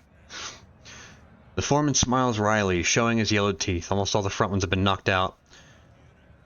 Oh, I've stuck my neck out in the past. Not doing that again. Leave. I'm not eating that fucking food. Blindfolded old man. World will bow. Should I divine our next step? My Auspex has detected something. Over. This creates a squeeze to transport weapons. The worn away markings make it impossible to determine who the shipment came from. And the scuffed surface indicates the crates have been moved frequently. How How may I serve? Look no further. Blood is my life. Death is my duty. I'm cheating just a little bit. Mention that my whispers tell me jokes? Jokes that once said aloud. Fate beckons me. An old man in pitiful rags listens intently to the sound of your footsteps. A stinking piece of cloth is wrapped around his eyes, with greenish pus oozing out from under it. The old man lays his trembling hands protectively on the heap of junk that serves as his bed as well as his table. An empty beggar's mug makes a clinking sound next to his withered leg. Throw a strip of dried ration meat into his mug. Here, have something to eat. The old man ravenously sinks his remaining teeth into the meat's tough fibers, but soon gives up on chewing and swallows the piece whole. Could this be a true miracle of the Emperor, or is it just another dream? There, next to you. The weapons are usually transported in crates like those. I want to look inside. Weapons? The old man's voice sounds frightened and pitiful. How would something like that wind up at the bottom of the bilge compartment?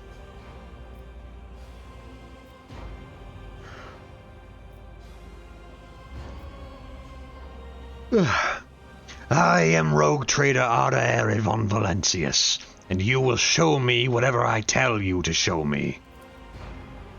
Rogue trader?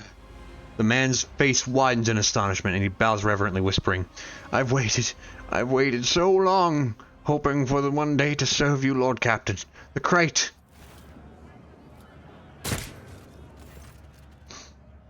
A cold voice filled with the promise of death mutters, Pathetic fool. That's our secrecy gone right down the shitter, folks. We're gonna have to make some noise. A common worker, her face so nondescript as it looks almost scrubbed off, is aiming a weapon at you that she produced seemingly out of nowhere. Leave no witnesses.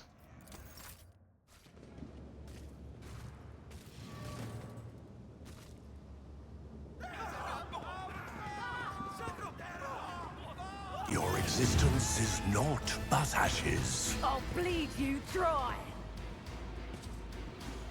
Oh no, Foreman. Stop it! Oh no, they're gonna kill the Foreman.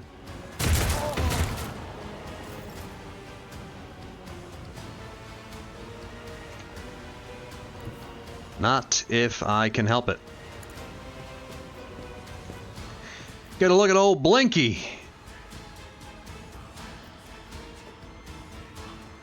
I'm not accustomed. Face the navigator's might.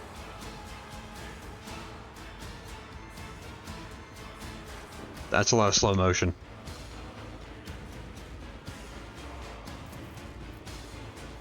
If I may, do not dare ask. Me? If you insist, Lord Captain. Nice, the friendly firing.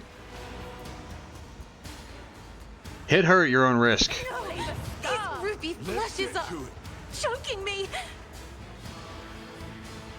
You don't frighten me.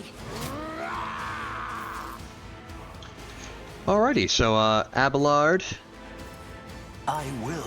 if you'd be so kind. Purpose guides me. Dicks and balls, dude. Dicks and balls. I will do my duty. Reduce to dust. I need no guidance. I took care of. Please don't shoot. Abelard, Cassia. Why me? Abelard, you stupid fuck. Whispers, guide my hand. It will be done. One fewer tongue. Ha-ha! Reduced to dust.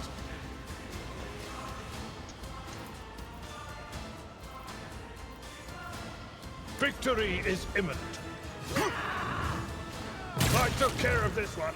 One fewer tongue.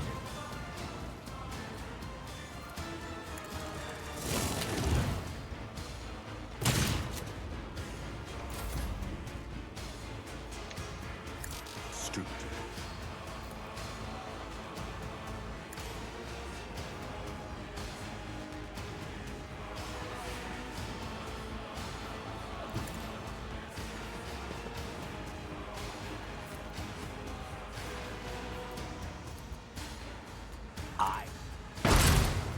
Damn. Not Cassia. Okay, cool. Hey now!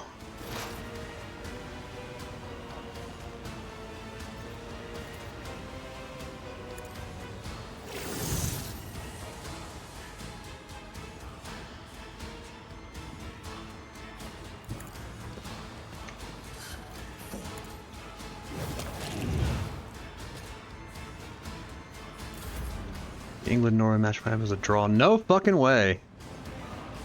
Consider me shocked.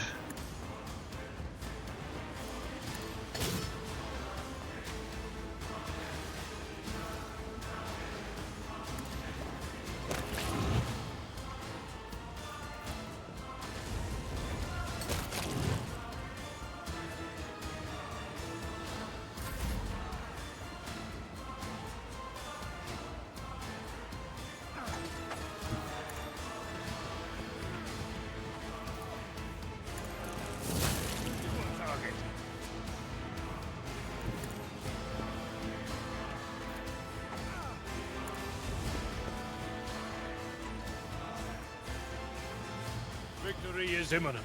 I didn't think anything was going to stop that Norwegian caveman they employed. Anything else? Energies of the What war. an unfortunate. I killed the foreman! Wait, no I didn't. He's just down. Okay.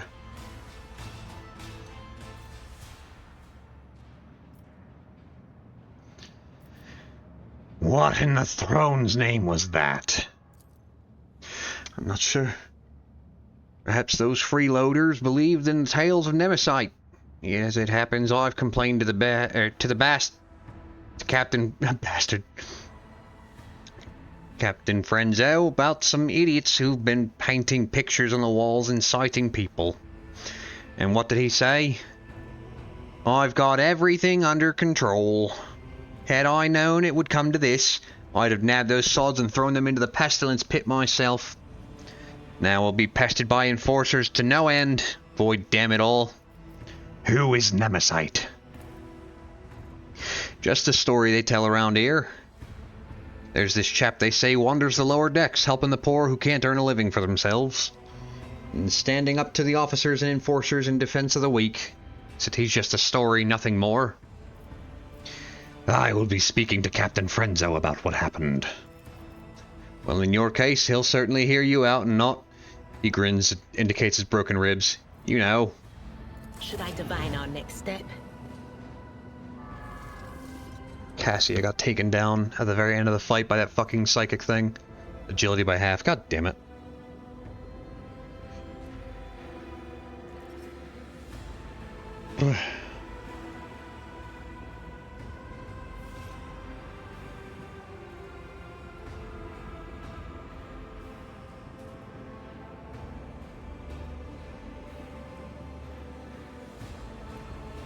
Sorry.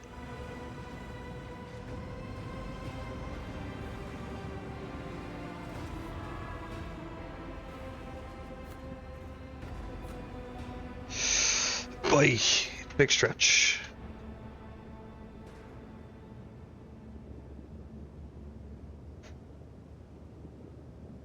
Oh!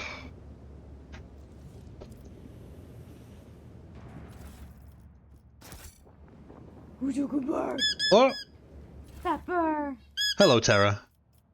How's it hanging? A stolen autocannon. Do not mind me, merely switching builds.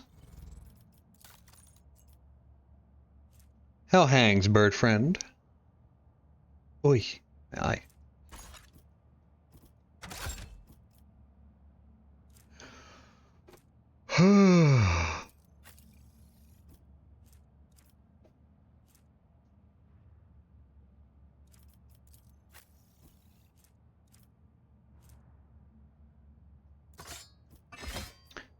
Start packing all my heretic equipment on.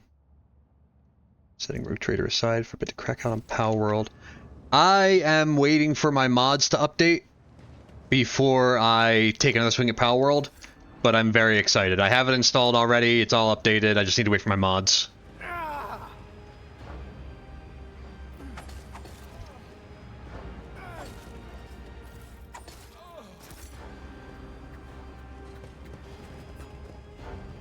Intrigue.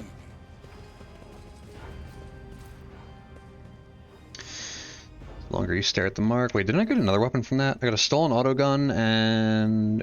Okay, that's fine. Their avatar swap and it's working enough. That's good. I use a lot more stuff. A lot more stuff. I'll have to look and see if they have updated. I haven't checked in a while. Also on a server, I see. Seize the opportunity. I play on my own for the most part. I don't like those kinds of games with other people. I am not afraid to embrace the revelations that make others shriek and cover. That is the difference between me and Just as I was taught.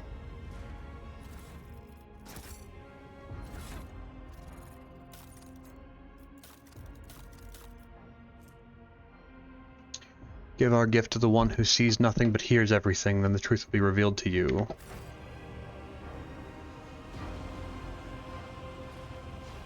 powers unseen uncover my path. The sick and the broken are herded to die of their various diseases. Don't touch anything. The stench of decaying bodies creeps into your throat and lungs, forming a sticky film lining your airways.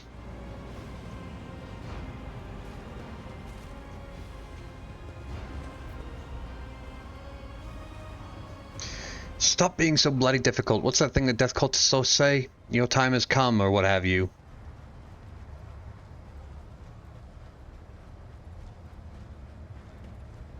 No, please, what did I do?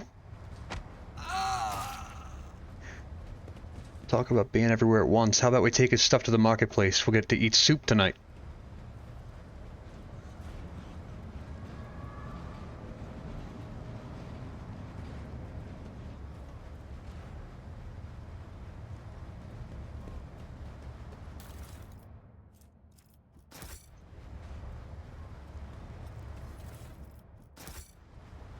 I tread a path unexplored.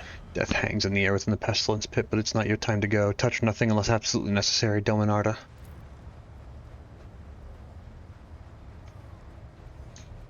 Mold is dotted with glandular tendrils that ooze slime. Sick people who are still alive but can no longer walk are the mold's favorite choice of host to grow on and suck the last of life's juices from.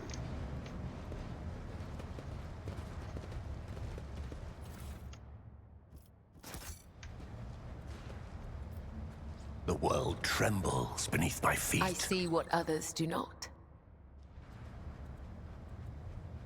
Gabella, Fortune and go disarm it. smiles on us, an ill omen. The Vizier, would he be proud? Am I? Just as he ordained. The machine gun grants Oh. me insight. Martyr's Bone Charm. If worn by a Death Cult Assassin, the wearer gains a stack of Blood Blessed. They also gain 10 toughness for 2 rounds. Temporary wounds and increases their melee damage by the same amount for 1 round. Worn by a Death Cult Assassin, whenever the wearer kills an enemy, that enemy explodes into a fountain of blood. That's huge useful. Wow.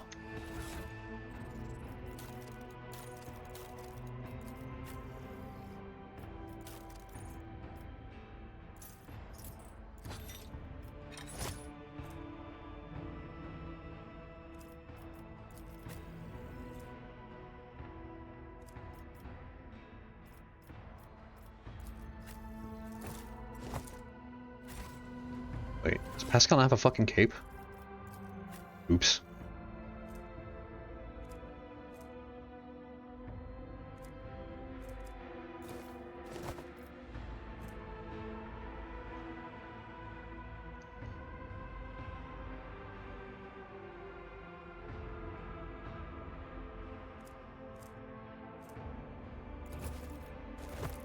It's just a 3 to tech use, right? Yeah, we're gonna put this on instead.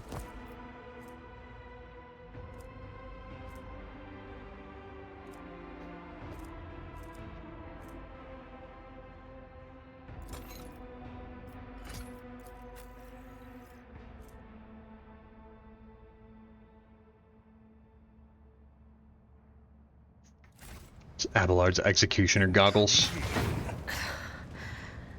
There is only death. The trap that we disarmed just went off? Alright.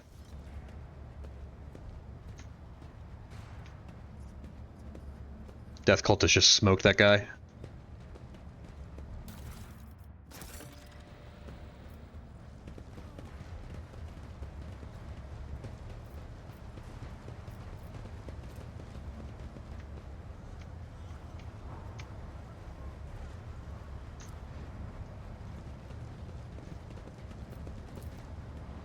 Operation successful. Plasma gun. Oh, I bet. I'm speccing him specifically for the lightning stuff, though.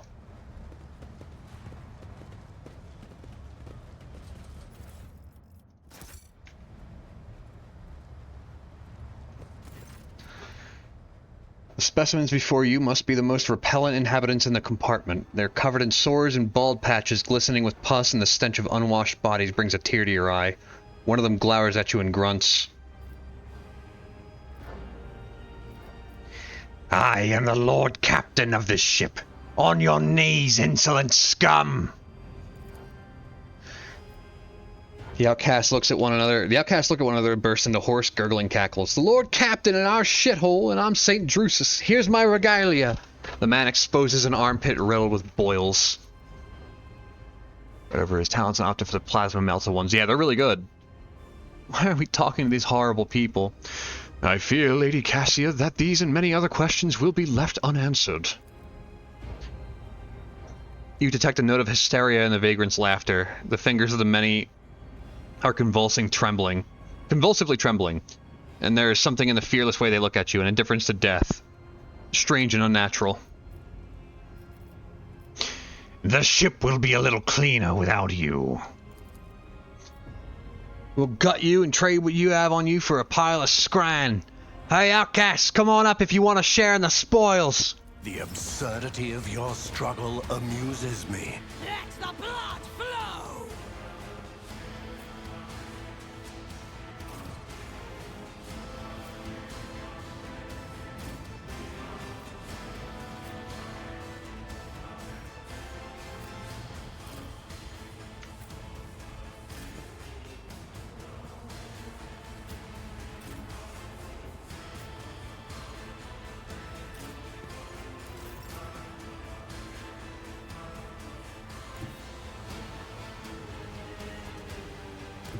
I am your blade and shield.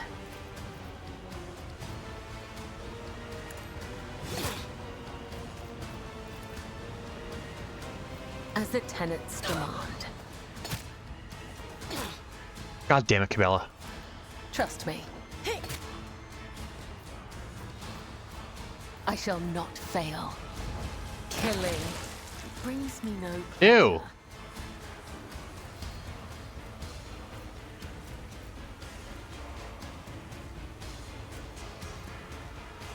That guy fucking exploded.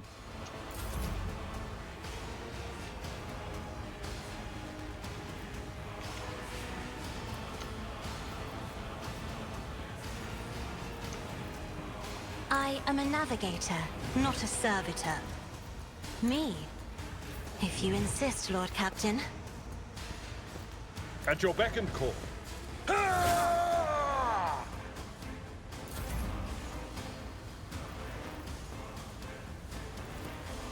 Isn't this a job for the serfs?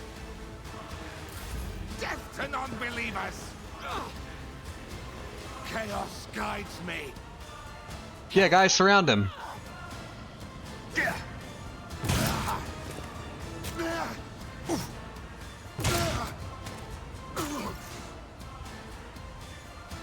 I will do my duty. At your beck and call. I took care of this one.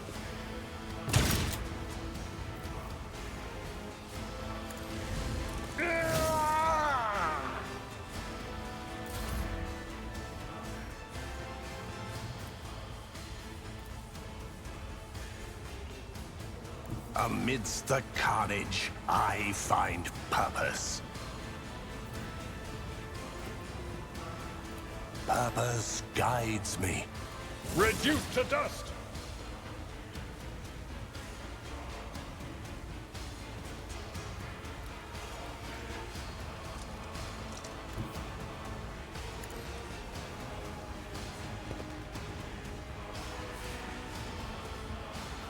Fuck you, son!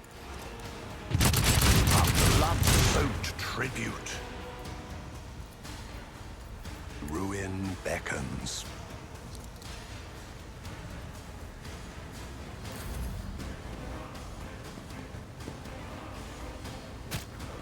Hey. Serve the ruinous powers.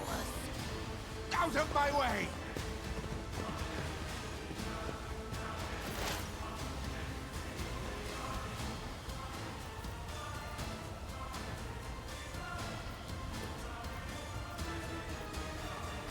That is not my destiny. But of course. Will do.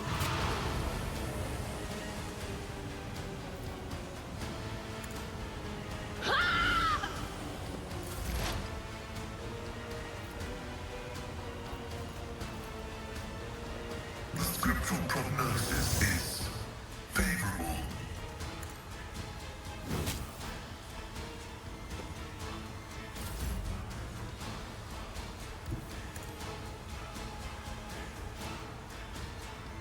The shadows will come. The other side. Ugh. Awful.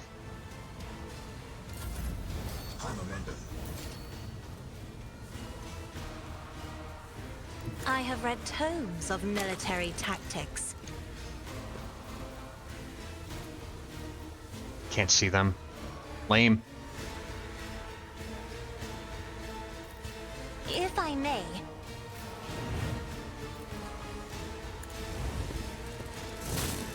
I took care of this one. We'll rule the stars themselves. A tactically sound approach. It will be done. Indeed. One fewer target.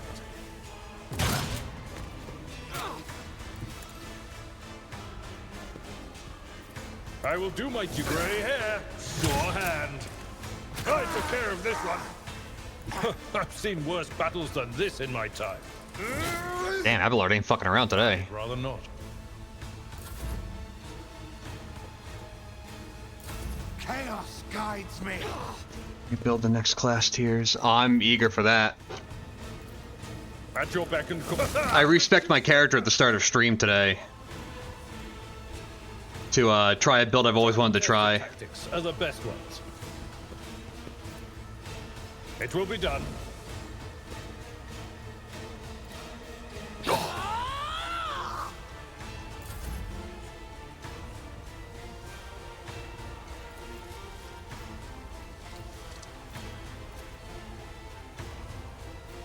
Purpose guide.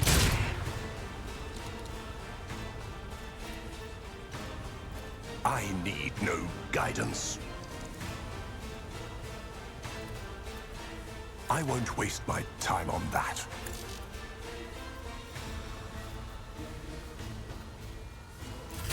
I feel nothing. Fear nothing.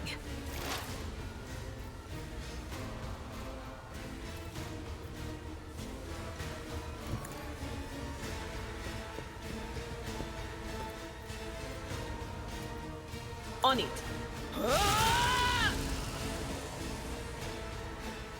Anything else? No can do.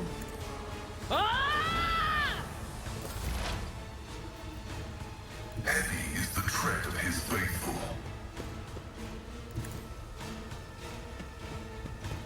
Lord Captain is Officer Overseer. I love Officer Overseer. That's what I was originally going to do. Running binaric override. But I changed my mind and I'm doing something else instead.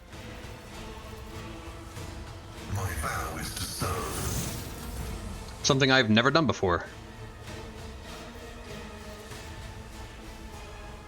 I bring Can Cabela jump up mercy and there? retribution. Not really, no.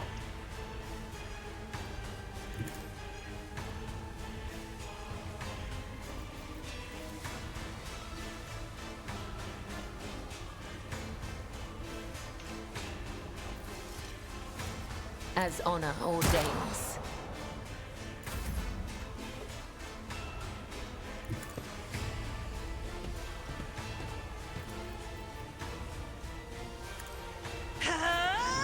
Pascal might get shot for this, but Victory is imminent. My trajectory is sub-optimal.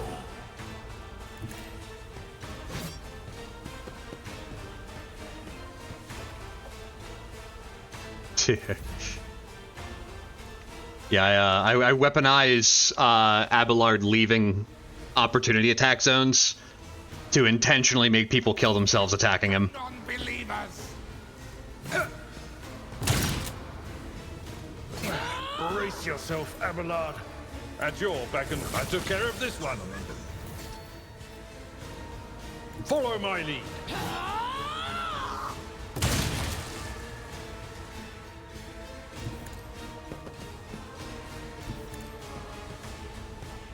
Oh, I didn't go for it. Okay, that's fine.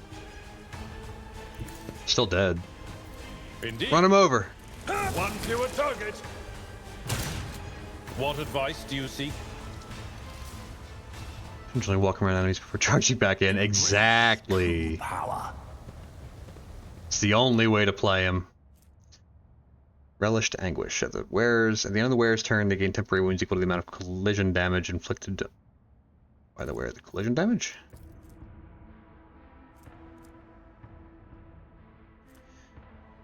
Where's forceful strike? And I see. Okay, so that's actually gonna be huge for Abelard.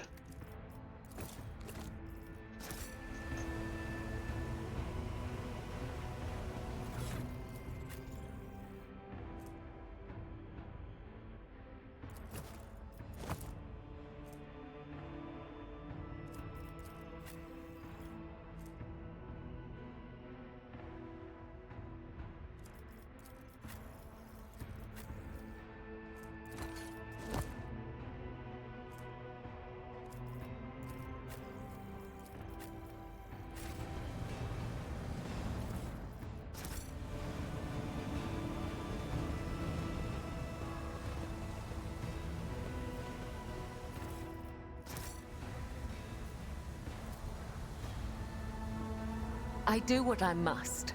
Severe but curable disease. One vial of medicine administered in the early stages would have saved him.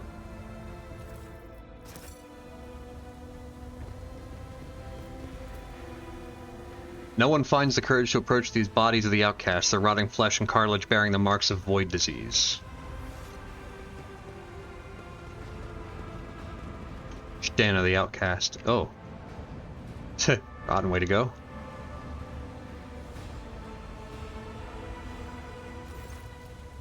Figure in decaying tatters is rocking to and fro, muttering indistinctly in several different voices, occasionally breaking into hoarse laughter.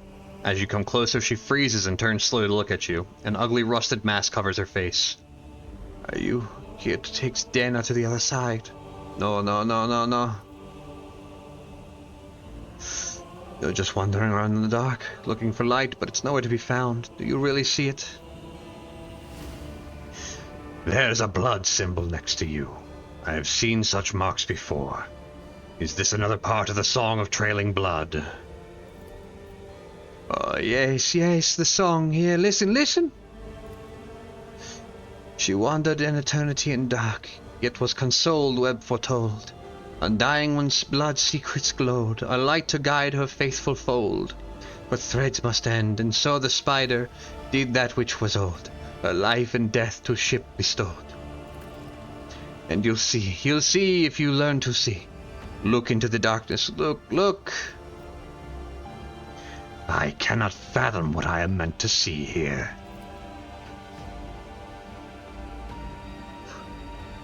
You peer into the darkness, and are gradually able to make out the outlines of objects hidden in the shadows, rotting corpses, rough walls, the twitching death throes of infected people left here to die. You see no light in this place. Only more darkness and despair. You don't see, do you? You don't see? Dana shakes her head frantically and starts tearing off her rags. Strips of her decaying flesh peel along with them. You will not see until you become like Dana, the flesh and blood of this ship. How do I become the flagship's blood? Well, as Dana will show you, and you'll see true light. Come now. Why doesn't the Emperor send his spinners to punish me for my faults? I guess I don't deserve to die by a blade, only by the rot of the pestilence pit. Powers unseen uncover my path. Getting them stuck in. The more enemies around him, the better. Exactly. You take that perk that removes their combat bonus for having more goons around him, and he's just a nightmare. He's a tar pit. One-man tar pit. Uppies. Call upon the ruinous powers. I am willing to take the risk so that I might learn the secrets of the Bloodspun web, but I need your aid. A confident smile that is not your own appears on your lips. The rumbling blades no longer seem dangerous, and the prospect of jumping becomes a mere trifle. Jump!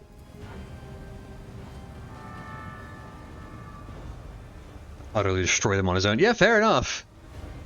He outdoes a space marine. For throne's sake, come to your senses! Oh. Sorry, guys.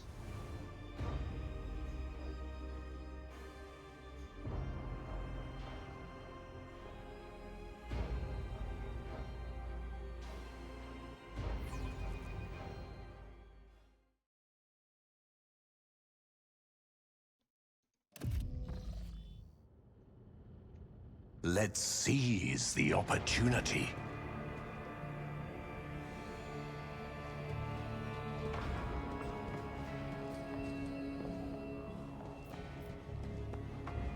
A bitter taste of defeat. Perfection. Genuine shock.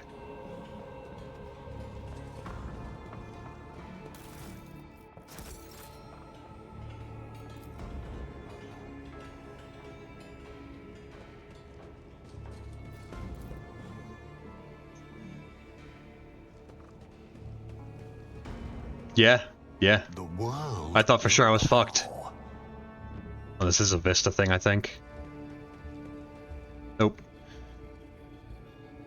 The undying emperor holds out his hands to all his children, offering them... God damn it. Offering them the highest reward, a worthy death.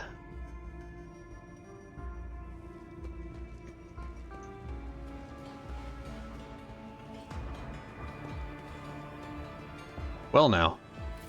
The ladder teleporter over here. Oh, but you won't just teleport down? Oh, okay, fast traveling works. He just fucking slid down that bitch. Intriguing.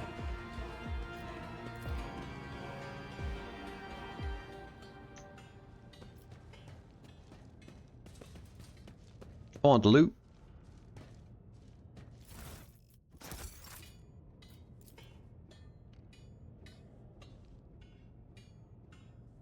Damn, he flew up that bitch. Holy. Hi, Irene. How are you doing tonight?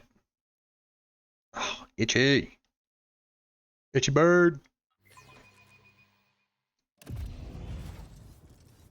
One thing. There we go. Big Yonskins.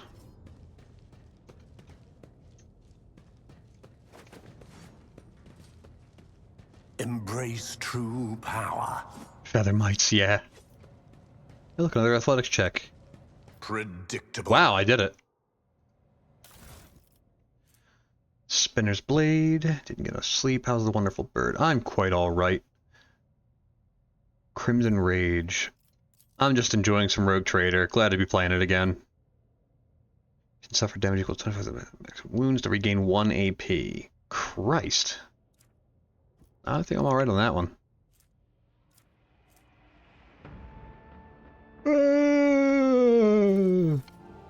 It is.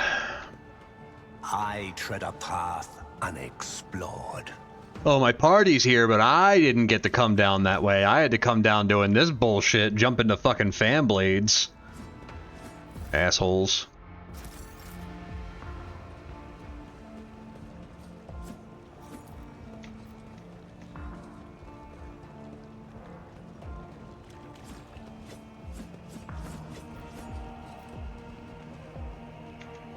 This is ancient relic of stone. You value life above duty, you are not worthy of life. Whenever the wearer makes a melee attack, they regain 1 wound. Abelard, got you a ring. Yeah, the employees only door. Fucking asshole. Let's seize the opportunity.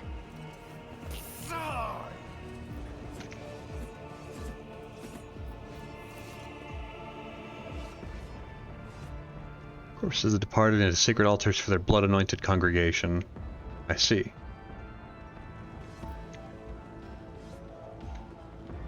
The Vizier of the Bloodspun Web. A frail old man, gray beard with Let me go refill my cup of water before I start reading again. Because I feel a little tingle in the back of my throat that I'm not trying to be feeling this early into a stream. It's only been 2 hours. I've still got fucking 2 hours, 45 minutes to go. So let's make sure I stay well lubricated. Just gonna refill my water cup.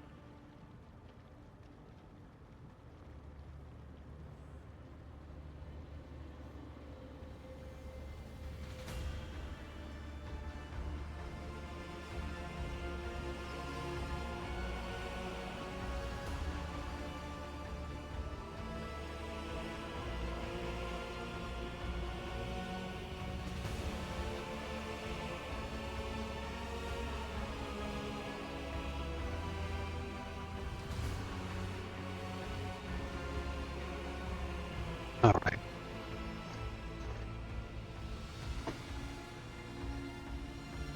On my way back upstairs.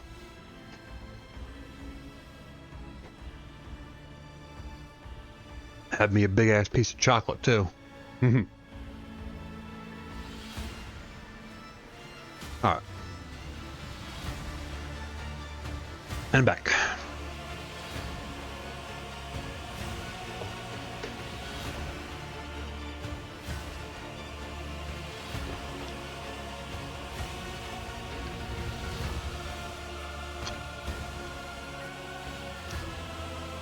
Ah.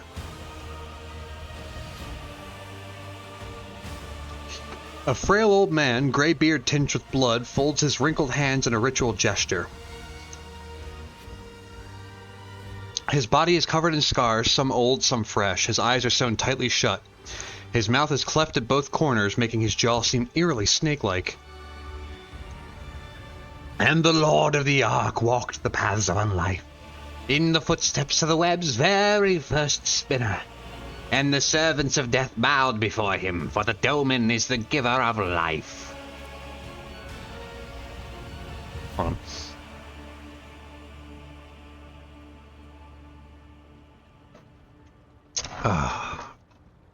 Big sippy of big water. The old man goes still, his head turned to the side. He nods towards the temple's muffled silence. Yes, yes. The truth, like a stream, pours from your lips. We welcome him as the tenets demand. Your hues are almost as pale as the grey of your beard, but what is this? Cassia flinches and takes a shuddering breath. A scarlet whirlwind shines through the faded colours. A servant of death who sees beyond the threshold. A spider who spins a cocoon at the end of his thread. Idira shakes her head and clutches her temples. Sorry about that. It just came over me. I didn't say anything too weird, did I?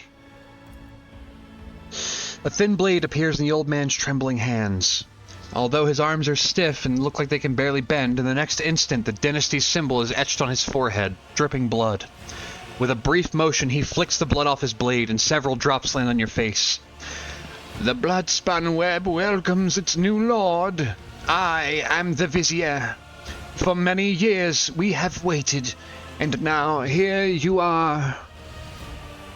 We have waited. Whispers echo his words from the shadows.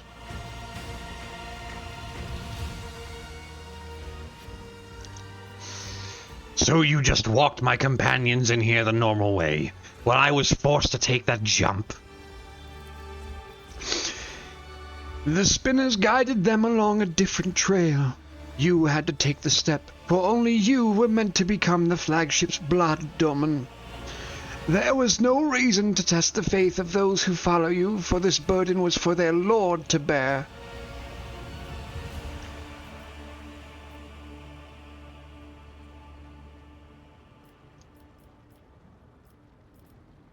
Why is it you invited me here? Death whispered your name and commanded us to honor you with a sacred ritual. But only inside the temple can the spinners perform it.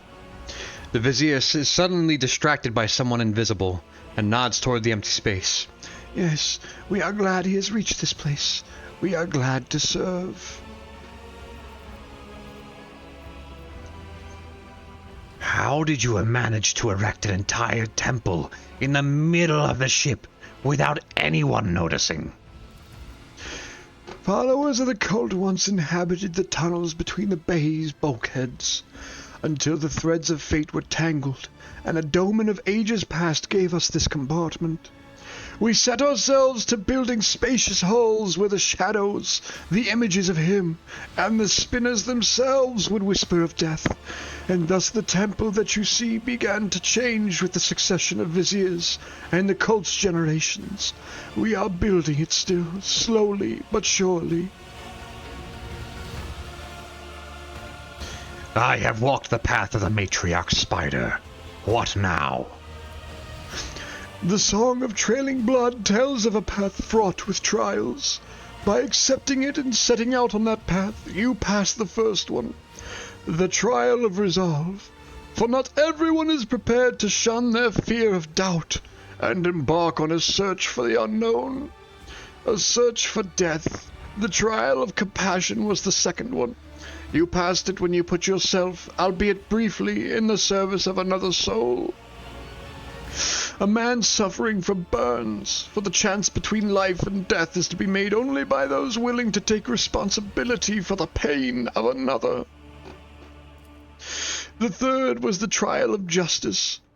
In assuming the role of judge for an apostate of our faith, you declared your right to influence the balance of life and death that the errant soul had upset. And the fourth was the trial of duty, for duty always leads to death. We are prepared to render our duty to the Undying One, fearless and accepting of our purpose, which is to serve him. You too have proven yourself prepared, and the 4 trials have brought you here.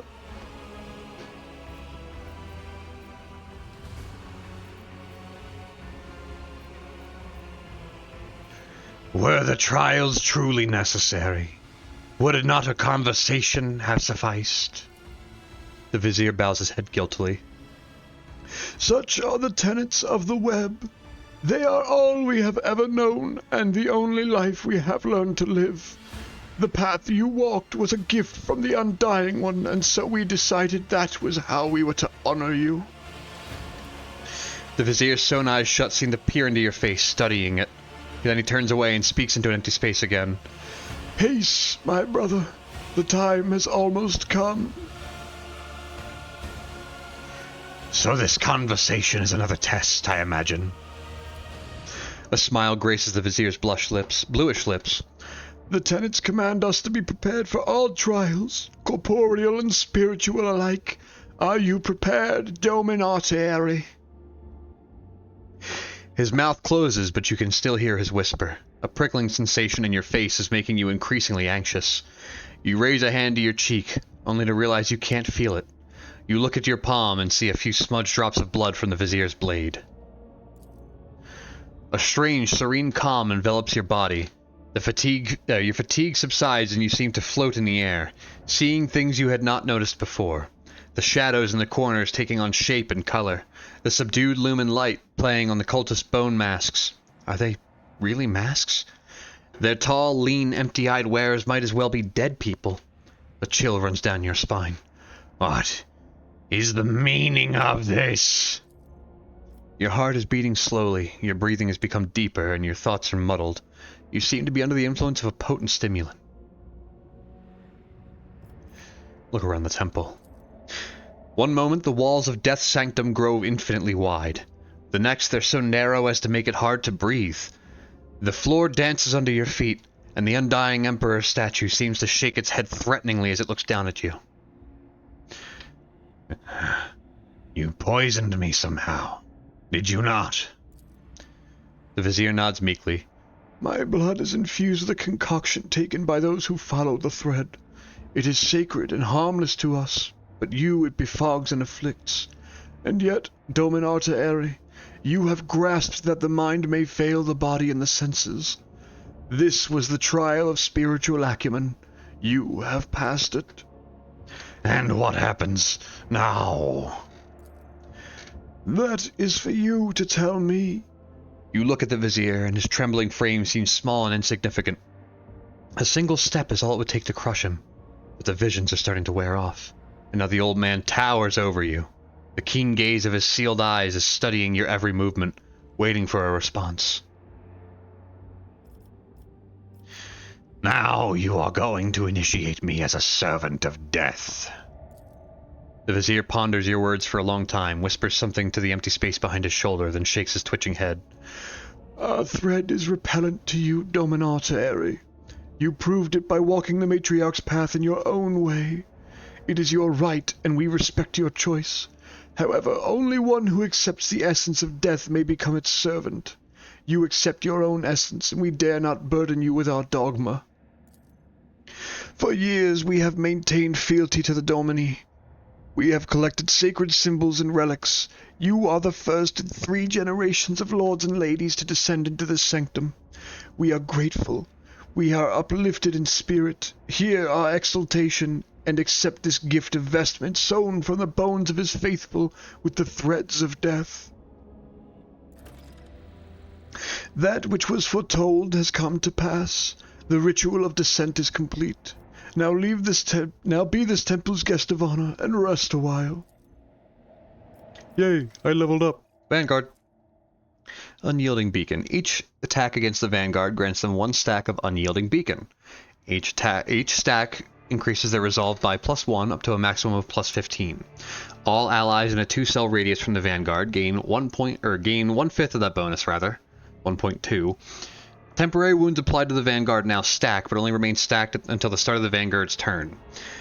At the start of their turn, the remaining temporary wounds are reduced to the largest amount granted by 1 applied effect. If the remaining number of temporary wounds is less than the number of stacks of Unyielding Beacon, it becomes equal to the number of those stacks, even if the Vanguard has no temporary wounds at the start of their turn. When do I get my first stat up? Strength, there. That's what I need. In 5 fucking levels, level 20. God damn it. No, it's 19. Level 19. Fair enough. Oh, fuck, let me...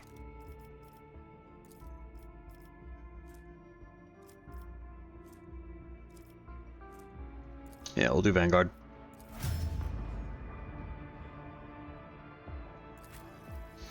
Babel Snard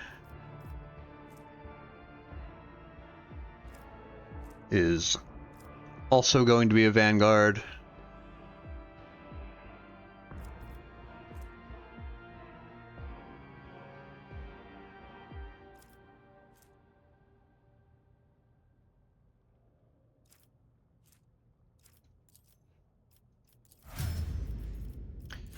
Idira is going to be an Overseer. No, Grand Strategist maybe? Because I do plan on swapping Pascal out. And probably Cabela, too.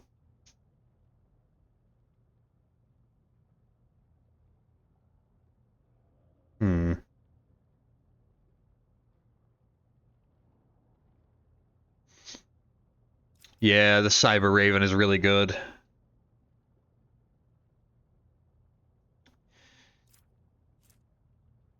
That's why I'm hesitating, is I was considering running the Cyber Raven, but, the Cyber Raven can spread her buffs, actually, I just realized. She's not attacking single target psychic powers, because those granting extra turns in their Cyber Raven. They are applied to all relevant... Yes, that's it. Yeah, we're definitely doing that one. Cabela.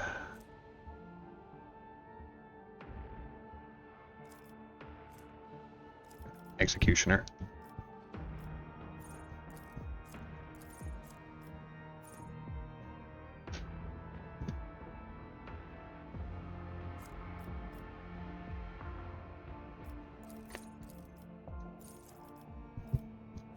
Ay.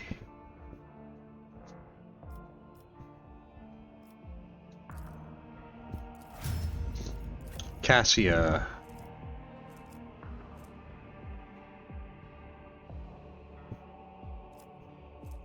Thinking Grand Strategist or Overseer for the Servo Skulls.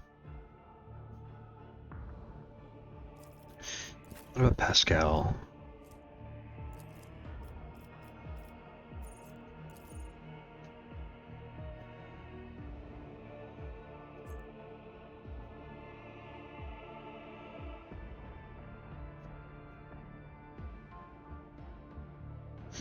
Yeah, Pascal gets Servo Skulls.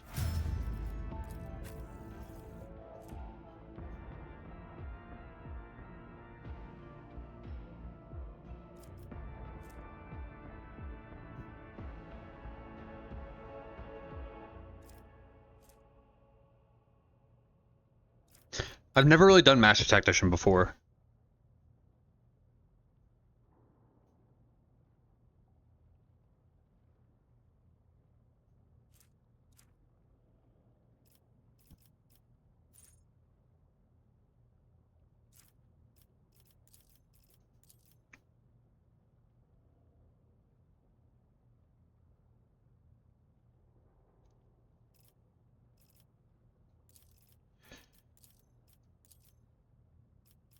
Did I give her on every stat up? Lore Imperium, Fellowship, Perception, Willpower. Okay, that's fine. I can do either one.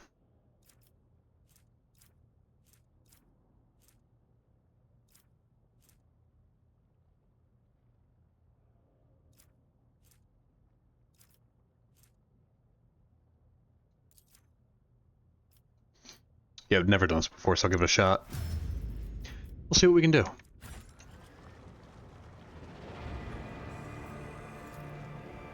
Just as I was taught. So this is such as into these visions or hallucinations. Itchy. Alright. I'm gonna shave my beard tonight. The shadows reveal their secrets.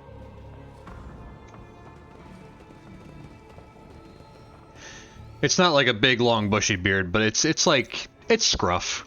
I'm a little scruffy. I could do with a shave.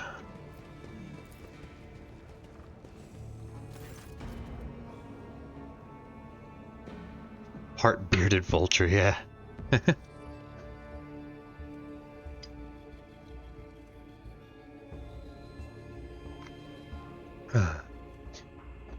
Let me show you the way, Doman. Take me to the enforcer in charge of the freight line hub. I have business with him.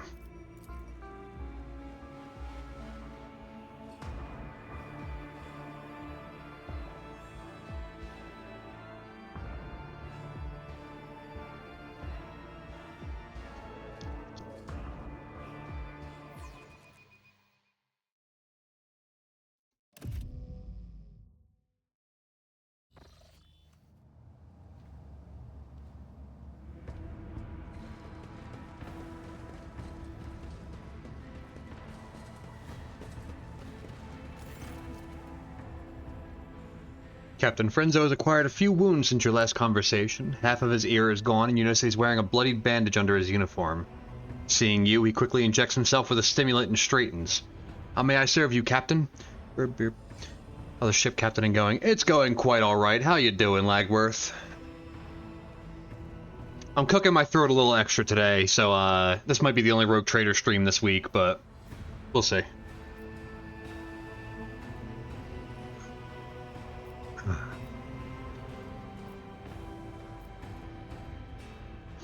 I came across the drawing of a worker in a red mask. What does it mean? The captain frowns. It's a figure of local legend, known as Nemesite, protector of the poor and the oppressed. Ever since I was a child, desperate people have been drawing the portrait on the walls, hoping to summon a defender to punish the evil or punish those who wronged them. We've had 13 or so fools calling themselves Nemesite over the past 5 years. We disburdened ourselves of them just to be sure. I find these sentiments disconcerting. Stay vigilant, Frenzo. Always, Lord Captain.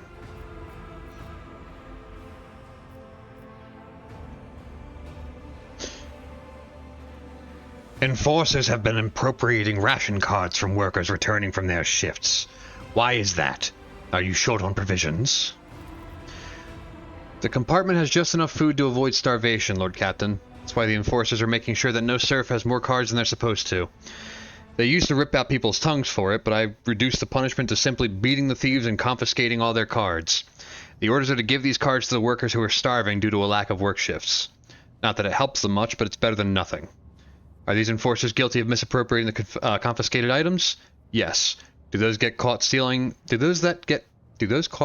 receive severe punishment? Absolutely. I can't fucking read. I was attacked. Fresno lets out a menacing growl as his face fills with blood. Who dared? I'm only going to ask this once. How did wretches from the lower decks get their hands on a crate of autoguns? Autoguns? Purple spots appear on his face. Warp take me, they couldn't have bypassed the security of a munitions train and walked away with the cargo without help from someone of the enforcers. I executed one reprobate who was trafficking in weapons not too long ago, but even that moron wasn't so greedy and stupid as to arm the rabble with autoguns. So there's another who dishonors the enforcer's uniform. I will find the maggot and shove their head under a passing train. The foreman believes that those who stole the autoguns are connected to Nemesite. The foreman? You wouldn't believe those kinds of thugs he welcomes at his vat. I agree that sympathizers of Nemesite's anarchic cause may be involved in this outrage, but I don't trust that foreman character. He knows everyone in the bay, he sees everything, but he never reforms us on his own. He only complains about problems I'm already well aware of. I encountered mutants in the Pestilence Pit. They seemed to be under the influence of unholy powers. You went to the Pestilence Pit? You! Into the Pestilence Pit! Frenzo stares off in the distance as he speaks. Pardon me, Lord Captain, I just can't begin to find the words I would use if I had to tell the Master of Arms that you had perished there. He rubs his temple wearily. The enforcers do regular checks to see if there's any dangerous blight-stricken rejects hiding at the bottom of the bay. I implore you, Lord Captain, leave this job to us. There were thieves in one of the technical rooms. I've already dispatched them. Thieves? I just had an enforcer hanged for dealing with the local gang. I hope that the lesson had been learned. Frenzo winces as if from pain. By the Emperor, Lord Captain, must you be so unconcerned with your own safety? It's our duty to find and shoot lawless scum. Throne, you're gonna become the best enforcer in the bay at this rate. Were you in a shootout? There's been a raid on a local gang. We finally cleared out the scoundrels who were smuggling goods to neighboring compartments. No one escaped. I've finished inspecting this bay. Captain raises an eyebrow. Will there be any orders based on the inspector's conclusions?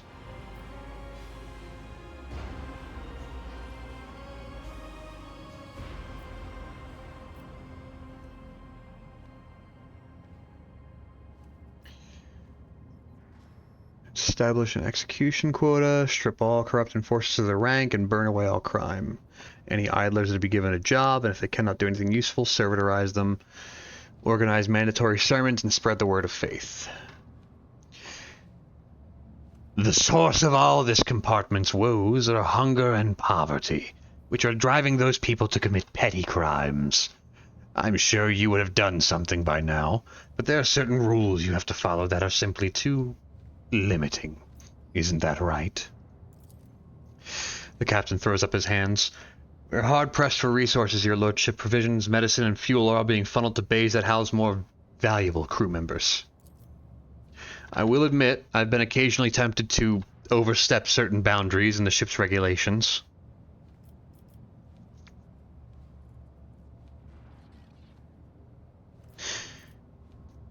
Let's consider these two problems. Not enough food in the vat, and too many starving people around it. What could you do?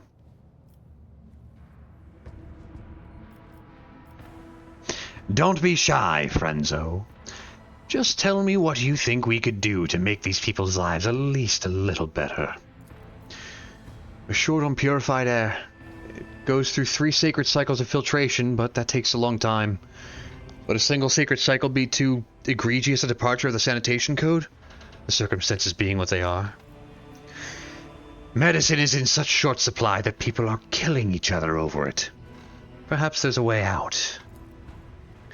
We have faith healers in this bay practicing superstition-based medicine that learned specialists have deemed to be useless at best. Game ended 2-1. English is pushing it. No way! The fucking Norway lost? Hold up. No fucking way. No fucking way, bro! That sucks! Damn, man. Oh well. Good for England. I hope they make it.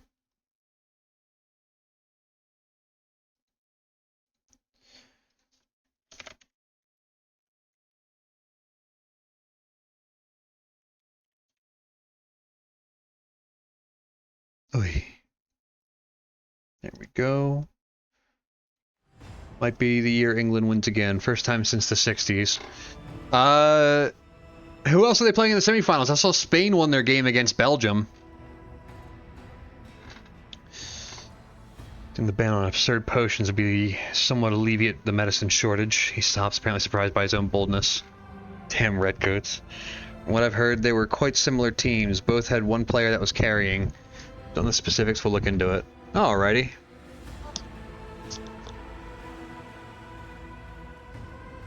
Ah. Sorry, I'm dealing with the itchy nose problem. The weather has just been, like, up and down. And, like, my little weather effect instead of aching fucking joints. Switzerland is in, Argentina at, like, 2 a.m. England is facing the winner. Okay, gotcha. Yeah, when the weather changes, my nose just gets really itchy.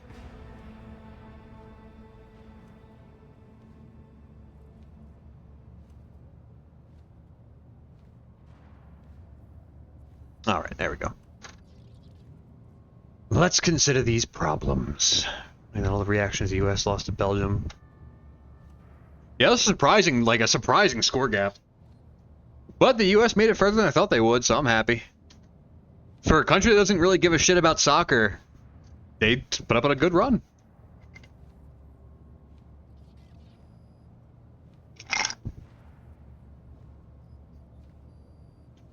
I just saw a lot of bitter fucking Europeans.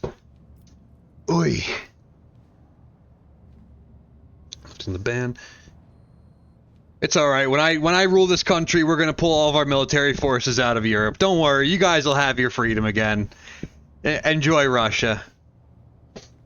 A deep furrow cuts through the captain's forehead, then his eyes light up with a spark of curiosity, and he says tentatively, "We could shorten the queue to the vat and fill the vat with the acquired resource while they're alive and have nutritional value." England versus Argentina. Two nations have bad blood. Yeah. Those are excellent ideas. I commend you, Captain. Get it done. Inspired by your approval, Frenzo exclaims enthusiastically, "At once, Lord Captain. My ship has gained unclean Aegis. I suffer 30% less warp damage. Dealt by internal fires is reduced from 2, or from, what the hell? Damage dealt by internal fires is reduced from 2 to 7. What? The freight line has become a cesspool of disease, which has drawn the attention of the forces of rot and decay. They protect the ship from fire and warp energy so that the infected may continue exchanging putrid gifts in the bowels of the vessel. Rupert Lowe gets in and starts rebuilding my country's military back to what it was. I mean, we would have some of the best quality troops worldwide. It's not the numbers anymore. Yeah, no, I know. It would be good to see that, we'll dick on him again. That report that Rupert funded and put out was pretty fucking damning of the current government. I can't speak my true opinion on Twitch, but I hope Mr. Lowe wins. Alrighty, and I'm done here. 1d6 plus 1 instead of what it was before. Okay. Thank you for Googling that, Lagworth. I appreciate that. Being swept under the rug by government media. Oh, I know. I'll bet. Why am I back here? The world trembles beneath my feet.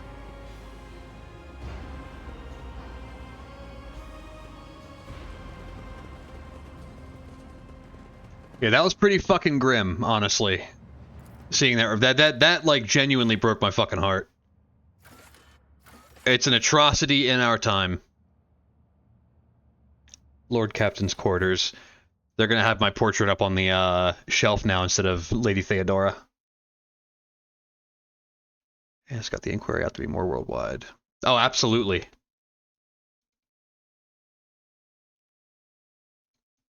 And of course, you get the regular types slandering the podcast host for having them. Face off in English when I blood. I could say I haven't seen an English Womp Argentina that bad since 1982. Ah! 1d6 plus 4, I see. Oh, look at that. There it is.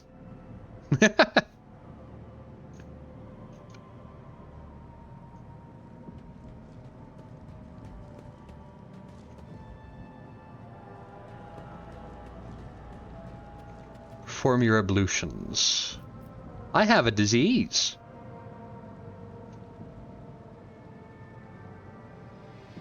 Ah, those itches.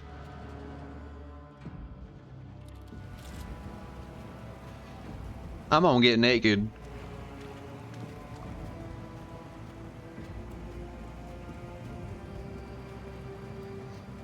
I love the guy pacing back and forth with a tray of meat. That guy's my favorite.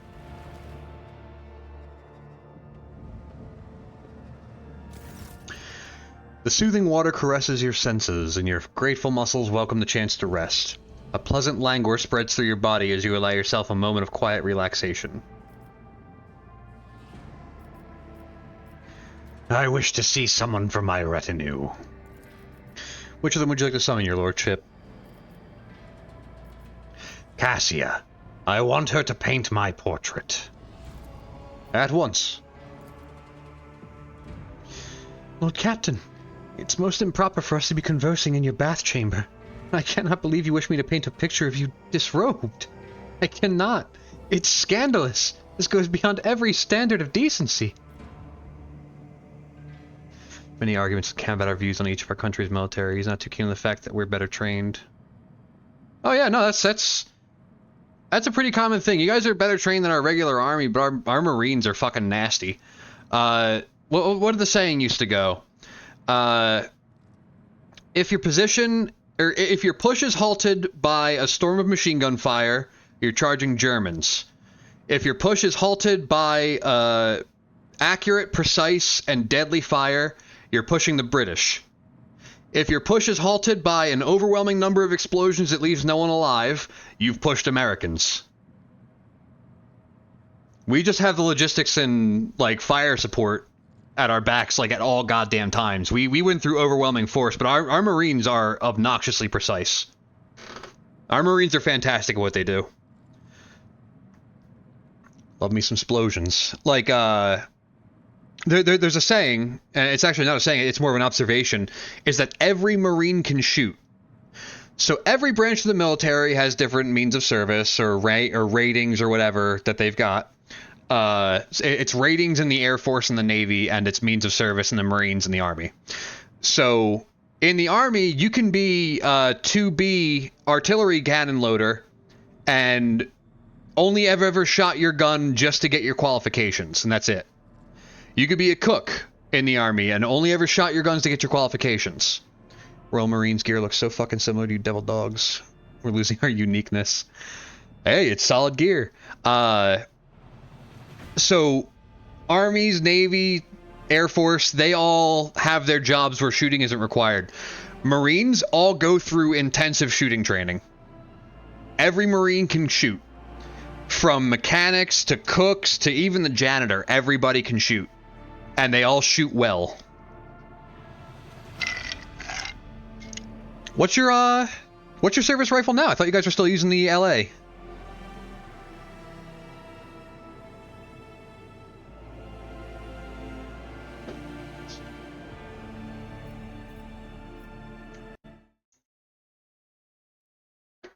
Good Google.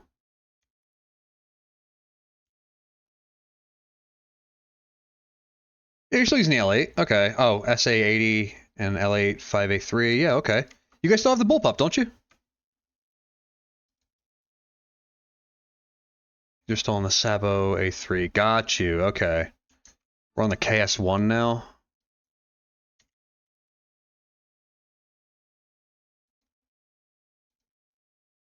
Oh, that fucking thing. Okay. Yeah.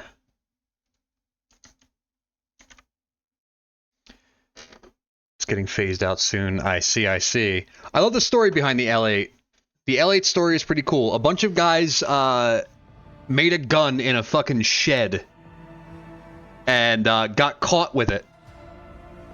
And they were like, yeah, we're gonna be pitching this thing to the British military. We're gonna be doing that. And they got away with it. But now they actually had to do a meeting with somebody to look over their manufacturing and yada yada yada before they could actually like get the deal that they weren't ever actually gonna have to begin with. So, is it the one? Okay. So, yeah, the L98. So they go and rent out a big empty warehouse and move all their gun manufacturing shit into it. So the inspector comes through to see their manufactory, and he's just like, yeah, it all looks good to me. You guys we'll give you the deal. So they committed a huge fucking crime in the UK and managed to recover it gracefully. Consider it an opportunity to practice life drawing. Well, you certainly are an interesting model. I've never painted people before, but I'm willing to try if you insist. A nude portrait of the rogue trader. Lady Cassie's artistic interpretation of your naked form. You could spend hours trying to figure out which specific part of the painting is supposed to be, your face or your leg, or if you're even depicted at all. I do not. The SA80 A1 was trash, and HK took it and gave us the A2, big improvement. The A3 was mainly just cosmetics.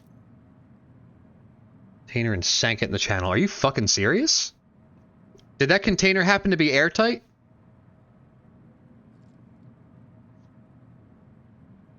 Yeah. Has that container ever been recovered? Yeah. Yeah.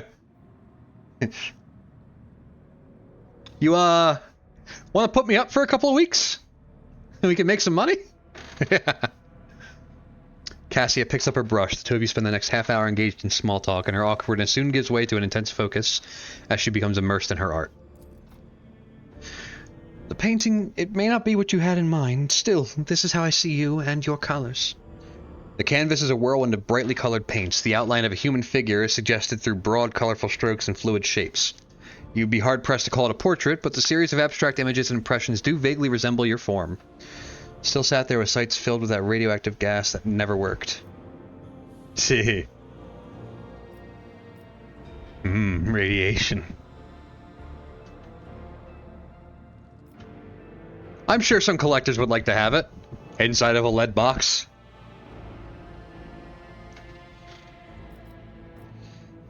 Your style is so unique. I like it. Cassia's cheeks turn pink and you feel a flush of embarrassment. You are most gracious. It would be a pleasure to paint you like that again sometime, though perhaps in a more traditional environment. Fun looking for with how busy the channel is. I can dive. I'm sure there's equipment that'll help me find it these days. Address the enforcers. You two, get in here. I require company and pleasant conversation. The enforcers exchange a puzzled glance. Do you mean us, your lordship? Motherfucker. Be right back, one sec.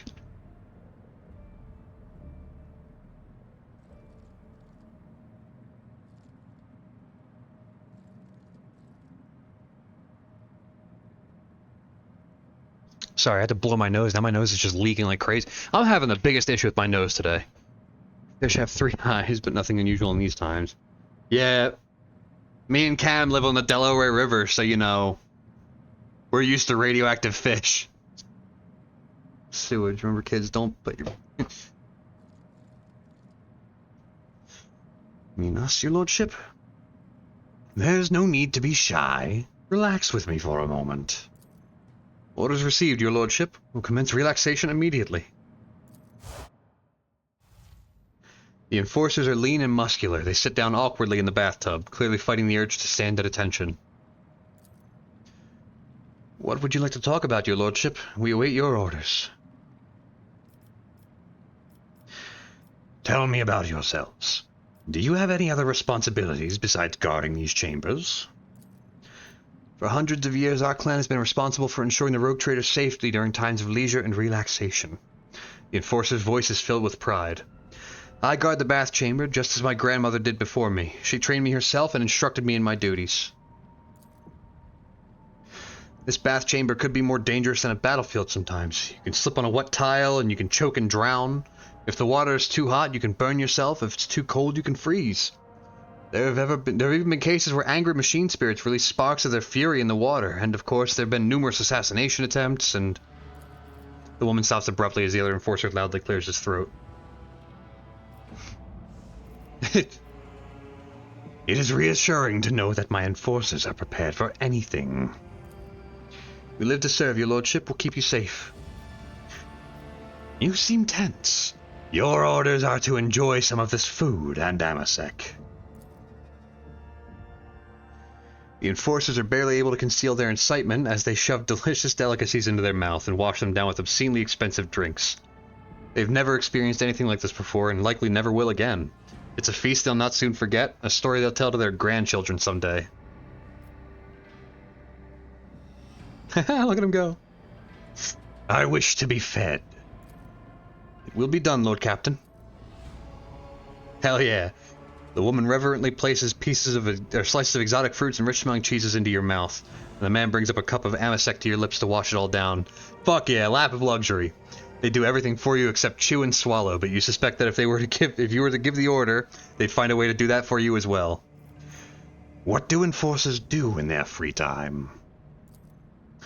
When we're off duty, we train, maintain our equipment, pray at regulation-approved intervals. If we do have time to ourselves, we might play some Tantalo, and Bran over here carves things out of soap scraps. She nods at her partner, though for the most part, we barely get enough time for rest, let alone leisure. Pass Bran a knife and soap. I demand a demonstration, Bran. The enforcer looks slightly flustered, but he quickly gets to work. After a little while, he presents you with a bust of the Emperor about half the size of your palm. The Emperor's visage has been recreated with incredible precision and attention to detail. The small carving surpasses the work of many a skilled sculptor. Oh, that's so mean. I will have it placed in my study. The enforcer is speechless with amazement. His eyes shine with pride. I'm not worthy of such an honor. Thank you, your lordship. You may relax with me here until I am finished bathing. We would consider it a great honor, your lordship, but please do not tell the Master of Arms we joined you in your ablutions. Mistress Sourbeck will beat us bloody if she finds out. Relax and close your eyes.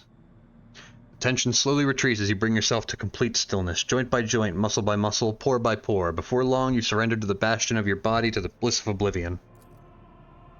Troubles, worries, loss, such things do not belong in this newly established dominion of tranquility.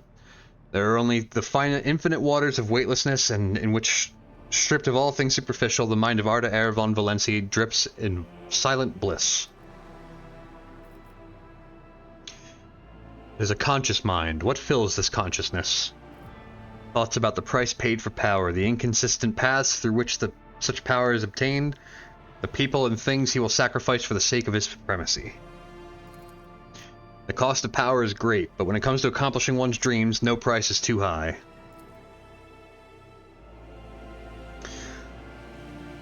This moment of serenity soon fades. The body reclaims the mind, blinding it once more to the familiar shell of flesh, sinew, and bone.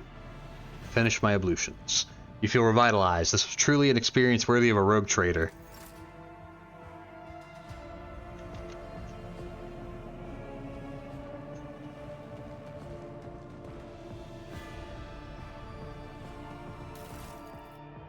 Unfinished letter. His chagrin is irrelevant. Waitvir's mistake cost me too much. Years of work, tremendous resources, all wasted. He's failed at what he's supposed to be irreproachable at, uncovering spies, and this one was a senior officer. I'm not about to discard him. Conrad has served me for far too long for his removal to go painlessly for the Protectorate. Besides, he's no fool. He could not have seriously expected to become the next in the von Valancius line when his skills and talents as Master of Whispers are so valuable. Let his disinheritance serve as a humiliating but instructive lesson from which he may yet learn. Damn, bitch. Beyond the glass, the distant stars glimmer in the darkness of endless space, filling you with an odd sense of dread. I want to look outside. It's my secret door. It's full of secrets. That's where you get your Inferno pistol.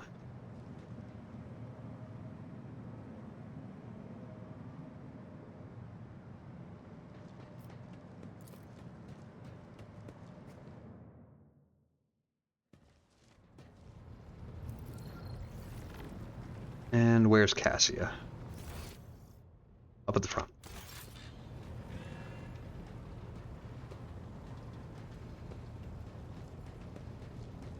Hey, baby! Words cannot describe how boring the bridge is without our stimulating conversations. I am a part of House Orselio, an ancient dynasty of the Navis nobility. Since time immemorial, our family has served to advance knowledge, pushing at the boundaries of the dark unknown. The Starway Atlas contains 2,843 routes that chart the sectors of the Segmentum Obscurus and reach all the way from the Coronis Expanse to Holy Terror. And uniting the Imperium's thousands of worlds. House Orselio is bound by commercial pacts to houses Galeatis, Ortina, Drotus, and... There is a dark blue knot tightening on your neck, Lord Captain. I can see my reply is not satisfying your thirst for knowledge. What is it you desire to hear exactly? Sorry, Cassia, but I would like to know more about you personally, not your family. You wish to know about me? I suppose I can help you with that. What would you like to know? Cough. I inhaled to speak and breathe in some goddamn spit.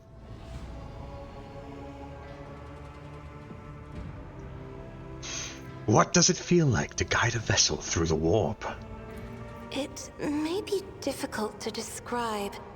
You see, every navigator perceives the warp differently. My mentor, Great Regent Elronto, always described his travels through the Immaterium as a journey through a vast wood with countless paths. And I, assisting him in the first voyages, futilely tried to follow his example. But the wood would not reveal itself to me. I'll reveal some wood to you, baby!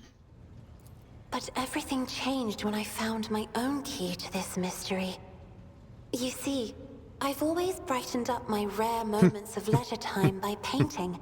You may recall there was a workshop in my chambers.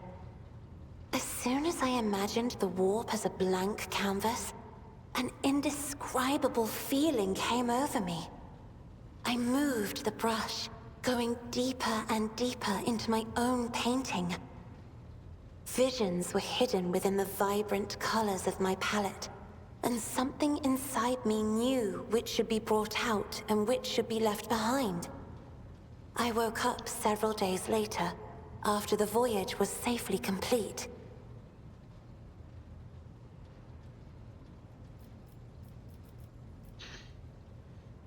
I noticed your love of painting is reflected in your speech as well.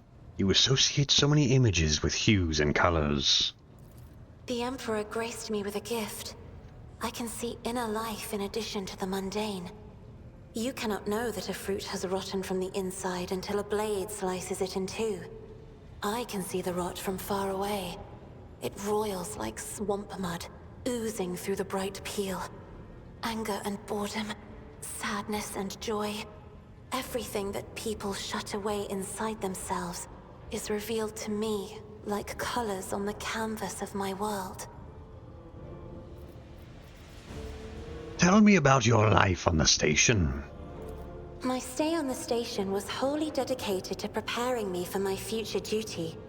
Astromancy, astrography, numerology, the histories of my house and the Imperium, as well as other disciplines.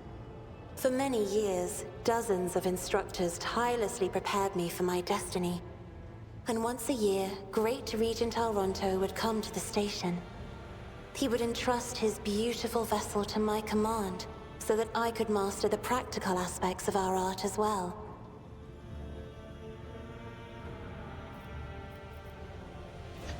So you've never lived anywhere other than Urak 5? Hardly.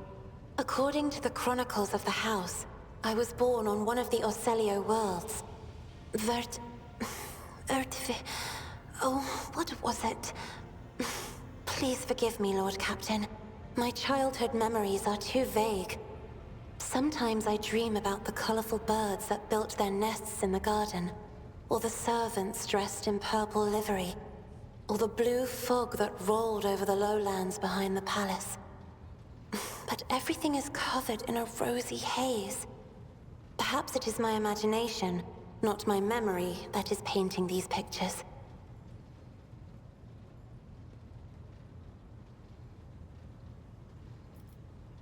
Did you not have friends? Someone you could turn to for a simple conversation, not a discussion of yet another lecture? The Regent gave me a bird from a sunlit planet once. I tried to befriend it and make it sing, but for some reason, it refused, and died soon after. The instructors were too respectful of my duty to my house to waste precious time on idle chatter. Aside from them, there were only servants on the station, and you know they have their vocal cords removed, so they cannot break their vow of silence. And since the subject has been breached, Lord Captain, why do you not follow this honored tradition? Your decks are so garish. Apologies, I meant noisy. The rabble don't just chatter. Sometimes they shout and even sing. Why do you allow such a lack of restraint? Rogue traders are highborn, are they not?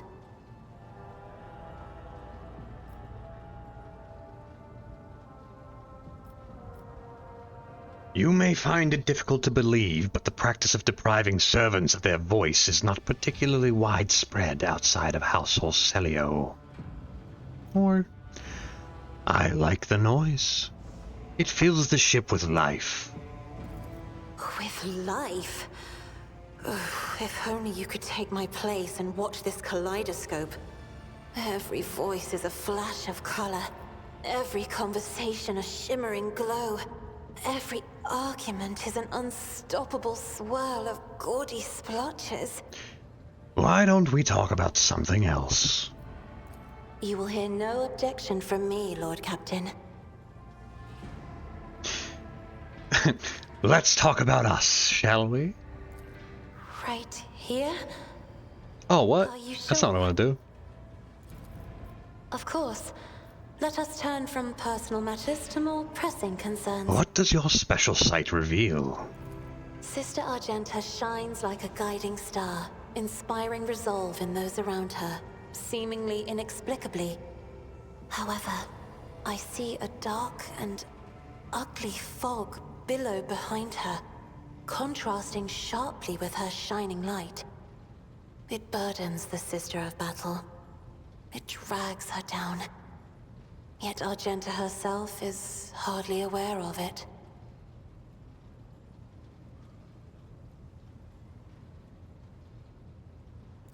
Seneschal Viserion is among the few whose colors are a pleasure to look at.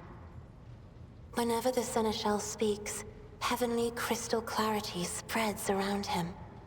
And whenever he is angered, dark blue clouds condense over him. And in his rare moments of joy, a pure gleam of sunset pink caresses the souls of those near him. Out of your entire retinue, Lord Captain, he is the only one I would trust with my life. The esteemed Magos Haneman is shattered, like a beautiful stained glass window into a mosaic of colors. His bright, beckoning hues are mixed together in complete disarray. I must confess it perplexes me. Normally, scarlet and steel are all that fills the heart of a servant of the Omnissiah. Idira's emotions are like Abelard is a good guy. bright, unbridled, enveloping her form like a wondrous kaleidoscope of colors. And as dangerous as a twisting warp storm. The riot of colors hides the truth from my eyes. What exactly is driving this woman? Is it her own will, or is it the Immaterium, Lord Captain? Cubella is bathed in crimson as bright as fresh blood, and its sight is all the more striking in the embrace of impenetrable darkness. And yet, there is no malice in these heavy shadows. They are impartial, morose, uncompromising, and ever consuming what weak flashes of other colors there may appear.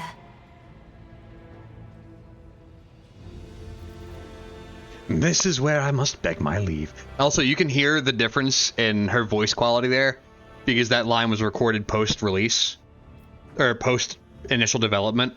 It's the first DLC, so the quality was way different. I have enjoyed your company. Thank you for the conversation. They used different mixing. I guess they lost the original mix.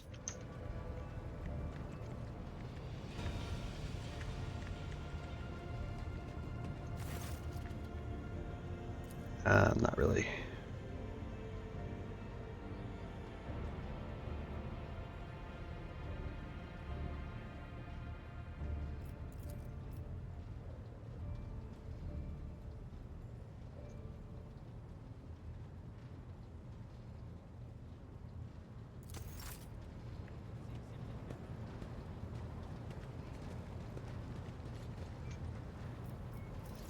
Alrighty, let's continue the game.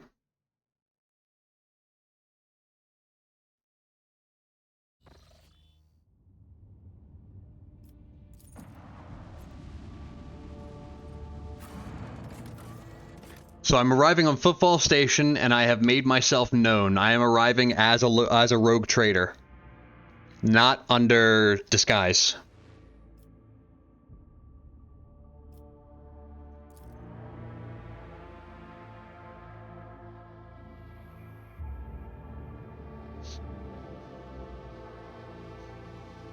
Sightsee the running members. I agree.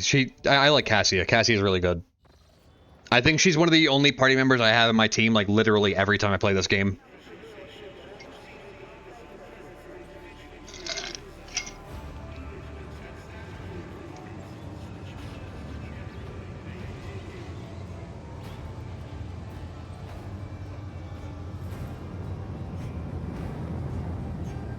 Incognito, presuming you would go announced. Oh, yeah.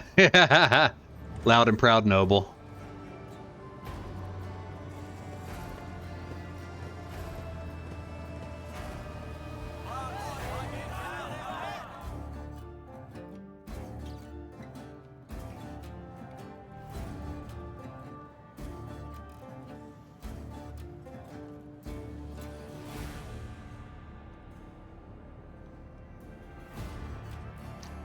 Sorry, just taking a look at stuff real quick.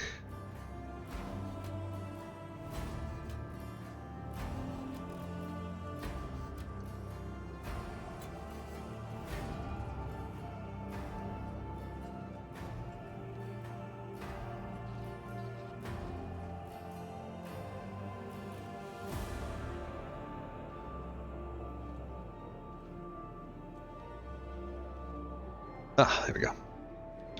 So I had to read something. The welcome procession is not particularly long, but it does attract attention. Everyone is dressed in their finest apparel, every button gleaming. Standing in front of the others is a woman with clearly expensive implants. She bows in a solemn curtsy. Rogue trader, Footfall welcomes you. On behalf of the liege, Lord Vladimir Takara, allow me to express my joy at your arrival. The liege awaits you at his residence. But should you have other business to conduct at the station, I will be honored to serve as your guide. Cassia's lips curl slightly. This is so familiar. Behind the amber-colored scattering of words of welcome, far less appealing hues lurk, murky and diluted. The look of someone accustomed to lying and hiding their attentions. Yadira jerks her head, shakes it through her teeth. Someone's coming, and they are coming for us. Watch out, Lord Captain. Abelard sighs and casually places his hand on his weapon. I love having Yadira around, honestly. One of my absolute favorite companions. In my dogmatic run, I'm sad that I always have Argenta shoot her.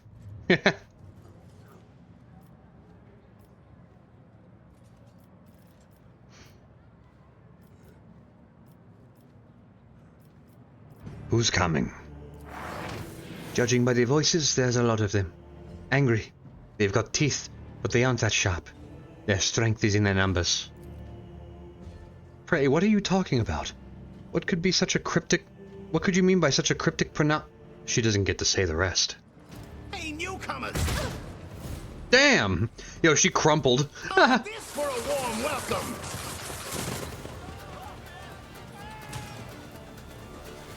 Your existence is naught but ashes. I'll turn you into corpse starch.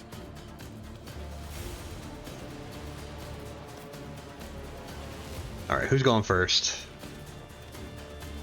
I am. That means Abelard's going first. I'll take care of the guys on the left. Abelard can have the guys on the right. With Cabela. Cabela's going right after me.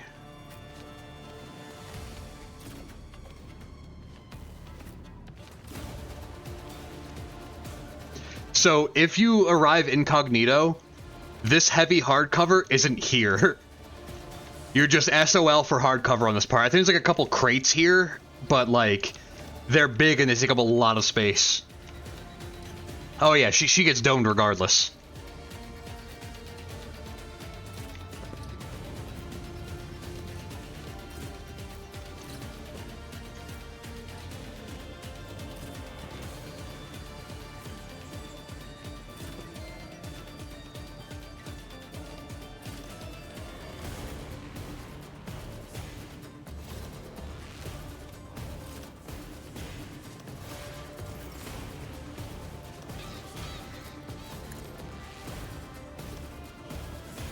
One step closer. The ruin beckons.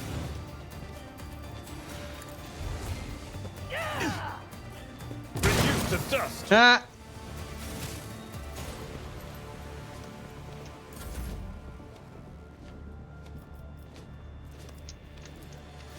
I will triumph. I took care of this one. Little Miss Kibbles and Bits over here. Death comes in silence. I call her that because that's what she's gonna turn these fuckers into. Oh, god damn it. You're a tickle monster, aren't you, Cabela? Trust me. I shall not fail. Trust me. Killing brings me no pleasure.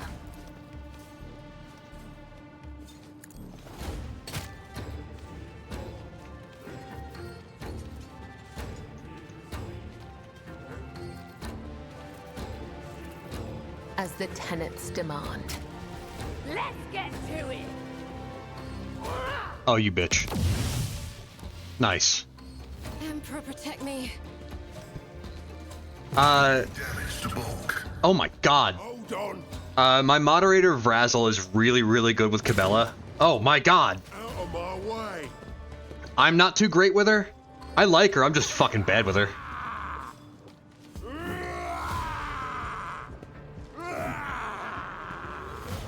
Let's get to it. Yeah, Vrazzle's actually fucking crazy with Cabela.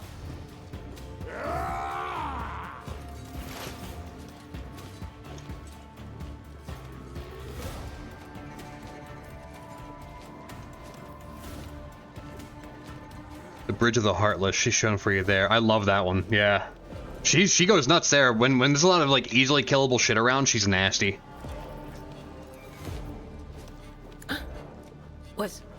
Was that you? Or...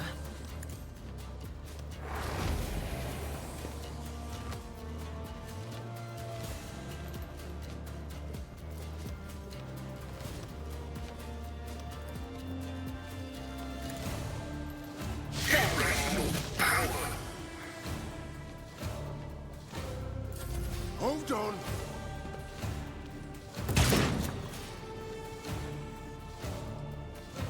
Here we go. Why do they all have shotguns?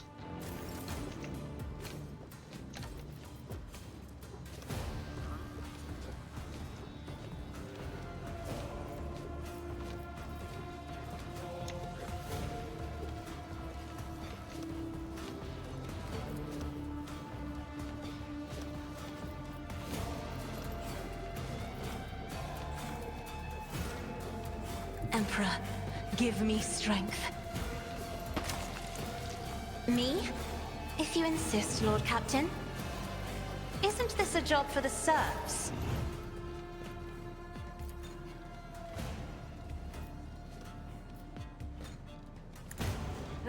One foe or 100. Now Cabela gets to do tricks on it for 10 minutes straight.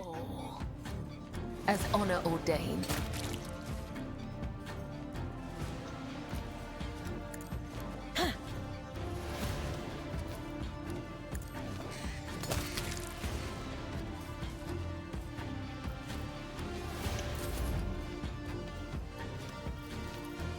In the name of House Orcelio, I shall prevail. I will leave footprints of scarlet.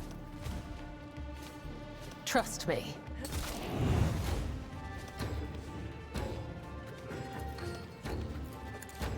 Come, the other side awaits. I shall not fail. Caught by the web, as honor ordains. Death is a blessing. As the tenets demand, my blade whispers your name. Trust me. The shadows will see it done.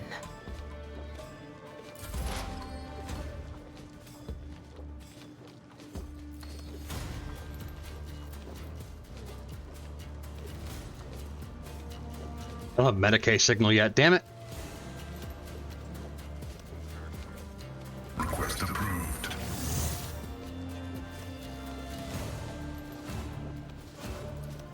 The scriptural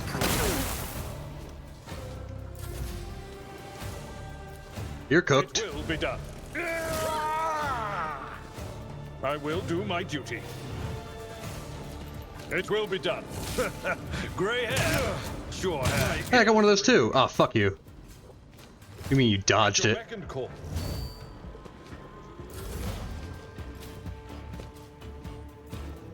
As honor ordained, come. The other side awaits. Don't touch me. Show me what you've got. Oh, it took you guys long enough to get in the fucking fight. Just a minor setback. I'm gonna kick your sorry asses. What an unfortunate turn of fate.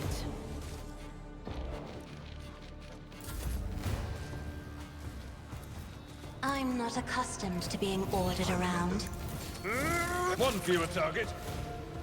He did that without his sword. He never pulled his sword off his back. Or off his hip, rather. Abelard just punched her to death with the force of a chainsword. The shivering young servant looks up at you with horrors in his eyes. Horror in his eyes. Emperor, protect me. They killed her. Every time I try to warn them, and then they all go, "Dear Emperor, our Lord and Savior, how could this have happened? Who could have thought?" Yadira spits on the ground in annoyance.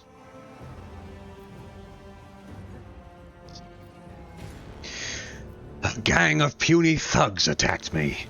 The Emperor's anointed. Rogue trader von Valentius. Such a poorly organized attempt on my life can only be seen as a personal affront.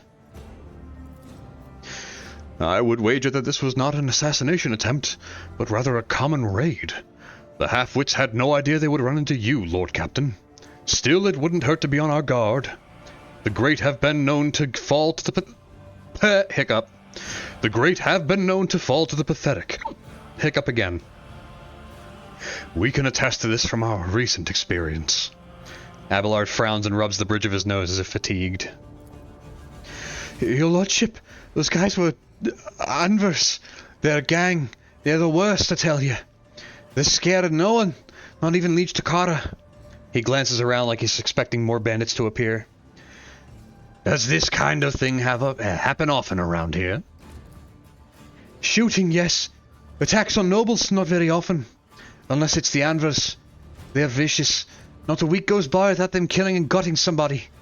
They're wicked heretics. They respect nothing. They follow no rules. Go and report this to the liege. Yes, I'm sorry, your lordship. I'll just go report this to the liege. They killed her. They killed my lady. Oh, this is terrible.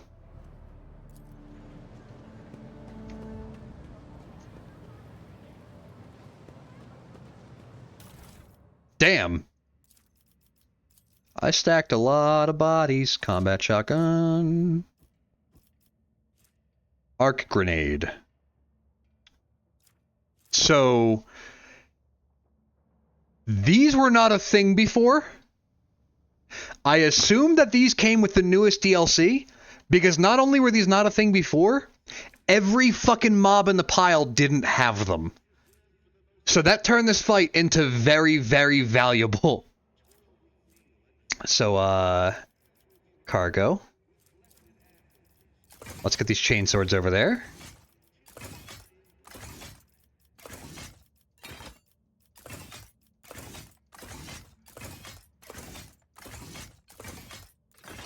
And take the rest. Fuck!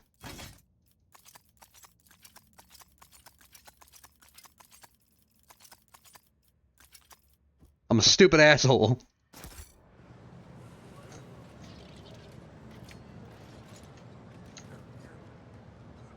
Pascal, Pascal, Pascal.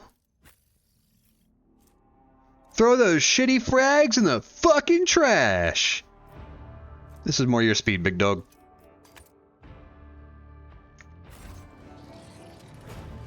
Intriguing. We need no rules or leaders. We're not an organization. We're a force of nature. Anv.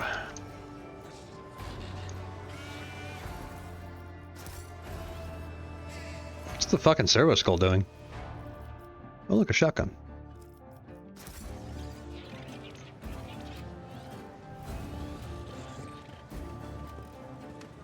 Four, 5, 1, 3. Wrong. 3, 5, 1, 4. Wrong. 4, 1, 5, 3. Wrong. 1, 5, 3, 4. Wrong. 3, 4, 1, 5. Wrong. Okay. I used to know that one like off the top of my head, but I've completely forgotten it. Cover my path. From 2 days ago, the discharge was interrupted by a raid launched by the Anvers gang. In the attack, 3 loader servitors were put out of commission. Furthermore, 1 cargo container, serial numbers FVDA 1-16165, was stolen along with its contents. Rank 5 functionary.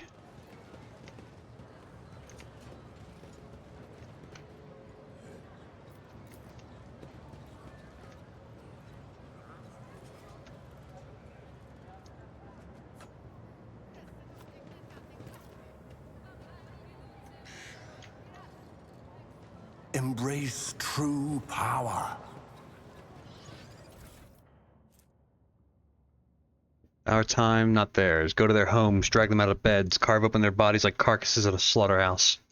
The Imperial Navy, Cass Basilica, Corda, Von Valancius, their names mean nothing now. Tomorrow we'll erase them from history. Go and seize power, as much of it as you can. Obvious cultists shit. A lot of talk about wiping out the current power situation, but no talk about, you know, a new one.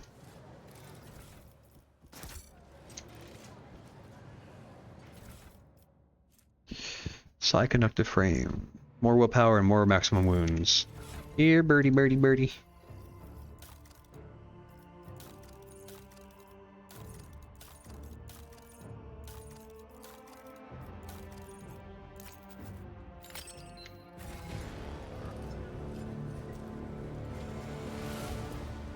Perfection. The world Whoa. will bow. That would be me. So it's 3, 5. Hanger by the window. Remember to bow to the Emperor through the window.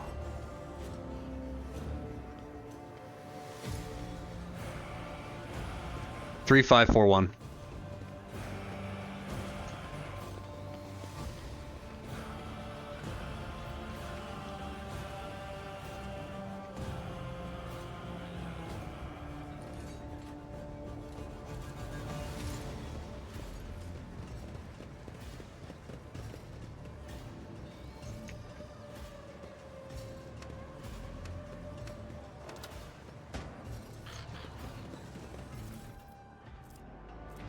Couple of auto guns that are going to get put into always cargo. Sunglasses, bonus to Lord Xenos, 10% hit chance against Xenos. Multi-key, Psyker's footwear. Oh, that's huge. Whereas cape is immune to burning. This one's really important for a fight coming up.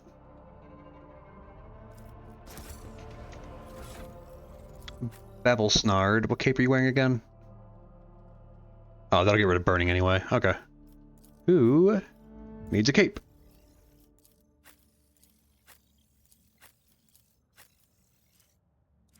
Nobody really needs a cape. We'll give you the cape.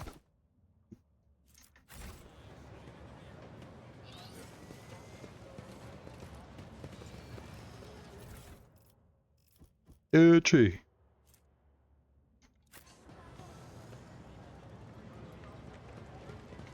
Arbitrators. Speaking of, didn't I fly here with a bunch of those? Predictable. O Messiah, grant me the wisdom to perceive. Oh, that's huge. For a Cyber Eagle. I don't have one of those. Damn. Immunity to grenades. Let's seize the opportunity.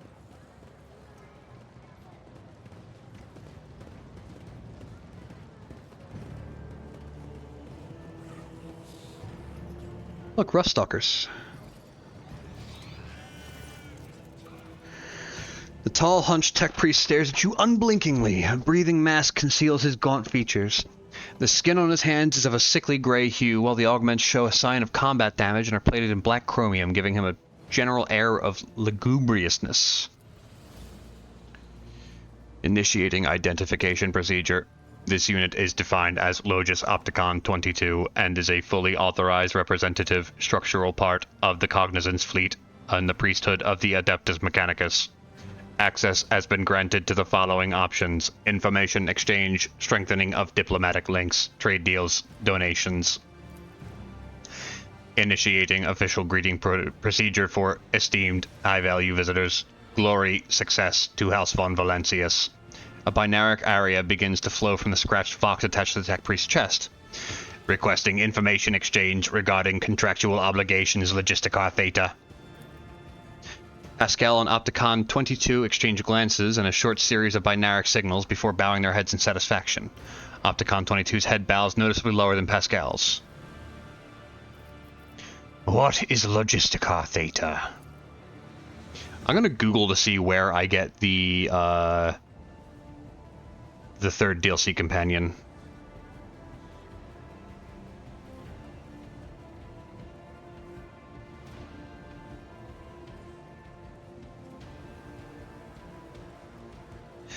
Where do you get them?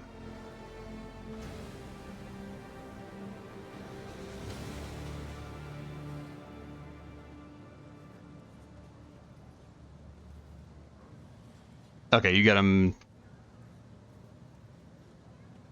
early in Act 2. Okay.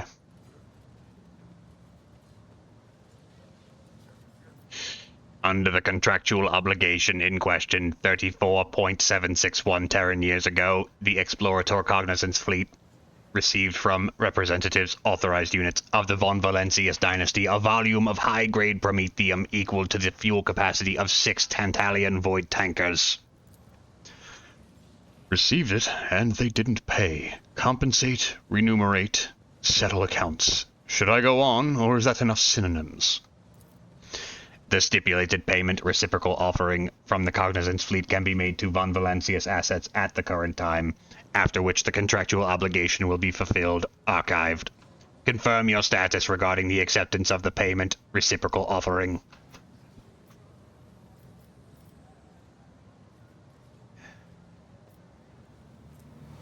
I will gain rep. I will gain a mobile extract. The rep is way more valuable. Alright, I didn't read that. No payment is needed. Consider the Prometheum my gift and a sign of my hope for collaboration in the future. The request is accepted. The contractual obligation Logistica Theta is concluded. The Cognizance fleet thanks House Von Valencius for its cooperation. The status of this unit's requests will be increased. I seek the friendship of the Adeptus Mechanicus. The priesthood of the Adeptus Mechanicus is interested in, considers expeditious cooperation with rogue traders. Under the terms of the Treaty of Mars, it is willing to provide services to the Von Valencius dynasty in the priority. The priority of service tasks can be raised if diplomatic links are strengthened. The Cognizance fleet will be glad, alternative, unavailable, to accept. Any samples of sacred technology, samples of profane xenotech, miscellaneous items.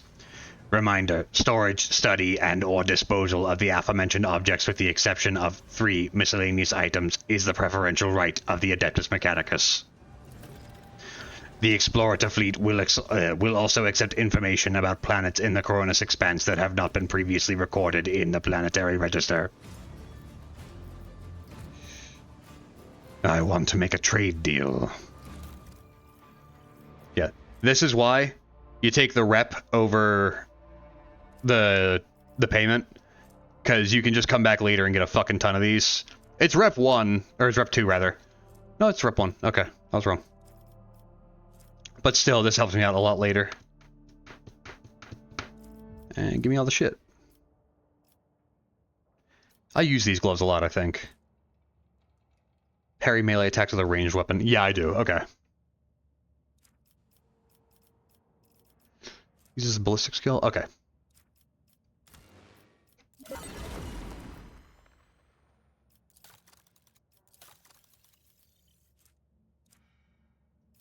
A Rotobi pattern bolter. Ish pay up. Will to live. That's cool looking.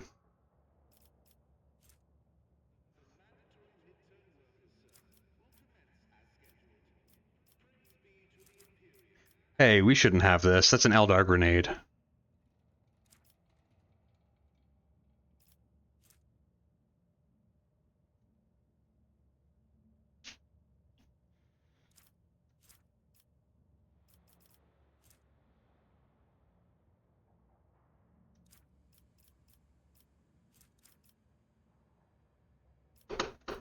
Focus Meltagun. A straight line Meltagun. That's fucked up.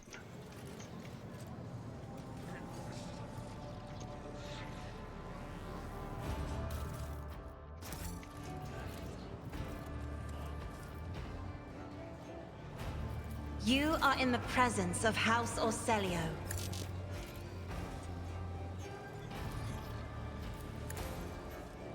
I can get rid of wounds by using get back in the fight. My ascension. I didn't realize that Pascal and Cabela had any. Use their own version of haywire grenades. Yes they do. All kinds of funny technology.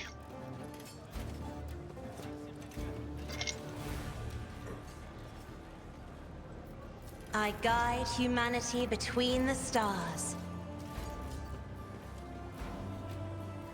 I'll guide your vessel and lead you on your way. The world trembles beneath my feet. Into the atrium. I would like to get Jai Hadari first before I do anything else in the station. Abelard's not going to like it, but it is what it is.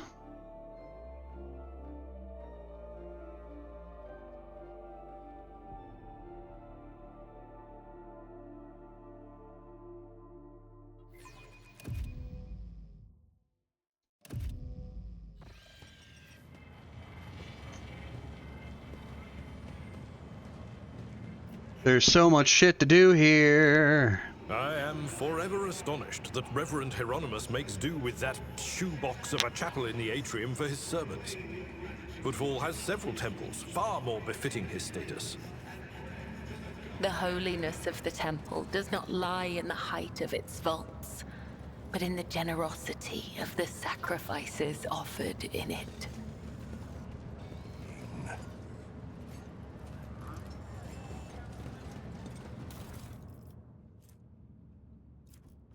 More Anvil propaganda, or Anver rather. The buzzing crowd is closed in on several harried-looking individuals. Some of their faces are smeared with fresh blood. The angry cries and twisted faces leave no doubt a massacre is about to take place. Just cut their throats already. We've been thinking what were they thinking letting that ship dock at Footfall? They're all stricken. No cutting. We'll get their blood on us. We'll be tainted too. Better burn them.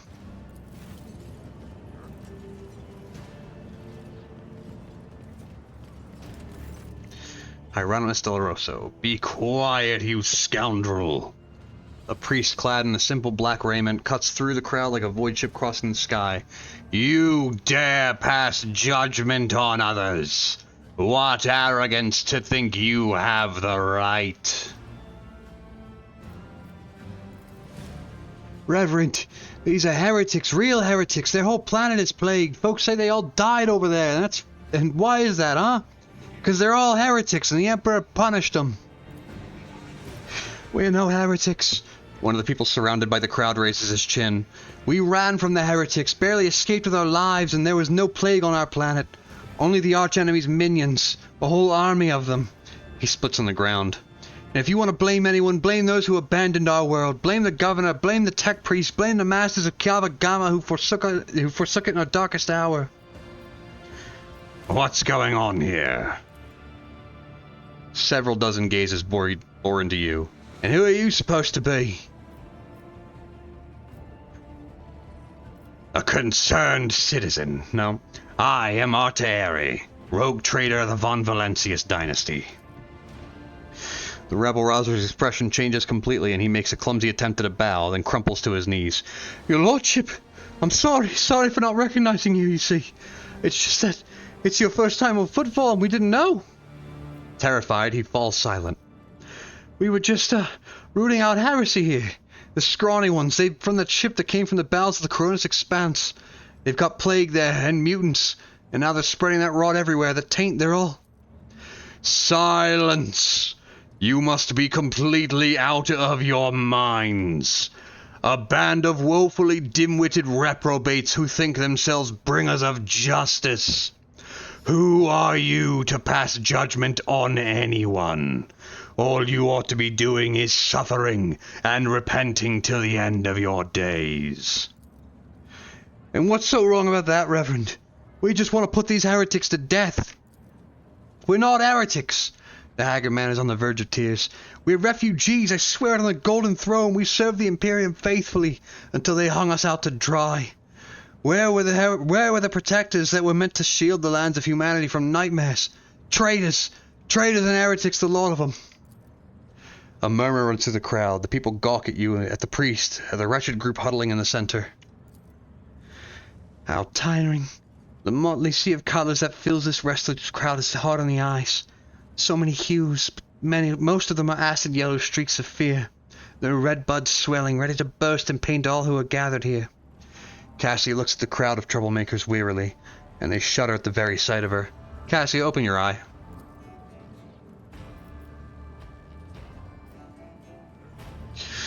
As for the hearts of those who have been forced to defend themselves, they are shrouded in purplish black grief, but their words are as transparent as ice that lies at the top of the glacier.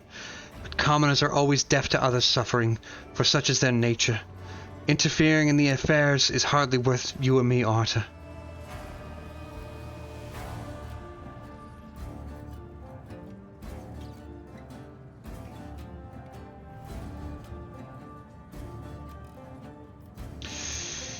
I am the master of Kiava Gamma, and if those people who are my subjects, then I am the only one who can decide what to do with them. I command the onlookers to disperse. As for the rest of you, go to the docks and await further instructions. You lot heard what his lordship said. Get to the docks. The rebel Raza turns to you and bows deeply. Don't you worry none, your lordship. We'll go with these people. We'll watch them and make sure to keep their trap shut up about you.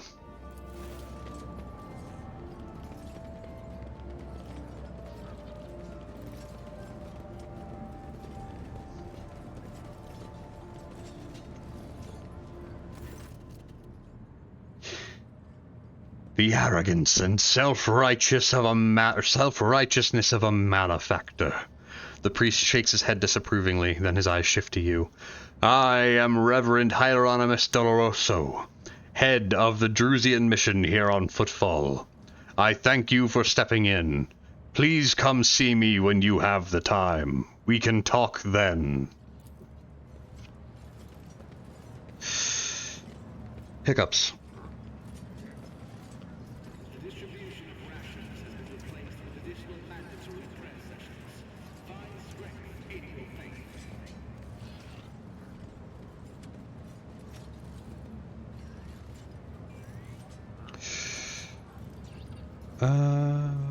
Bada bing.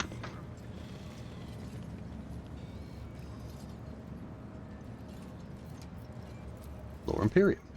The Whispers told me how. In this mishmash of devices and cables, units equipment from totally different eras, some ancient, some merely old, and others hastily tossed together in more recent years. Over. The statue undoubtedly depicts Parsimius Dwayne, the legendary rogue trader who founded Footfall.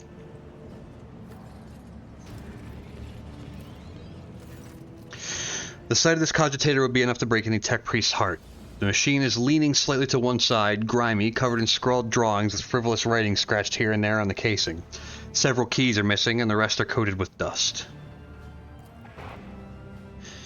The right of operation has been repeatedly and blasphemously violated, requesting the identification and punishment of the deplorable acolyte entrusted with the caring for the machine spirit. Try to repair it. After a series of creaks and groans, the cogitator's dusty screen lights up.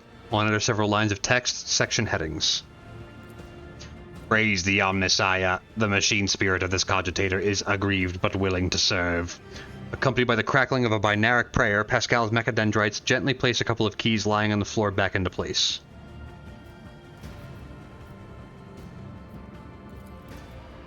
I don't care.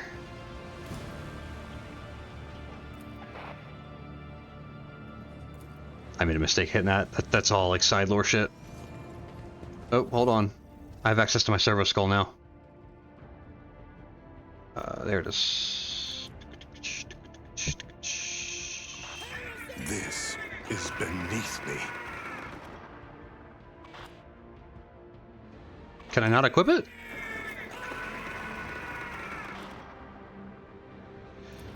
Oh, come on, man. I don't think I can equip it. to Google.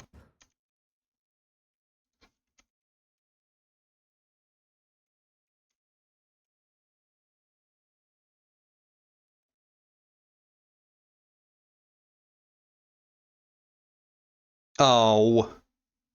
You can't actually equip it. It's just there to sit in your inventory and be silly. Damn it. That's fucking lame.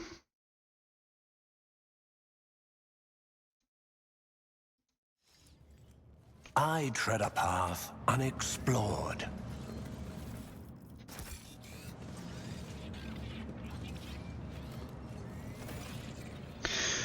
The man with a face so drawn it appears to be made of nothing but skin and bone fixes his unblinking bird-like eyes on you. The priest's simple black clothes have next to no adornments, but they do nothing to mask his unhealthy gauntness. In a cracked voice, he says, "The Emperor protects."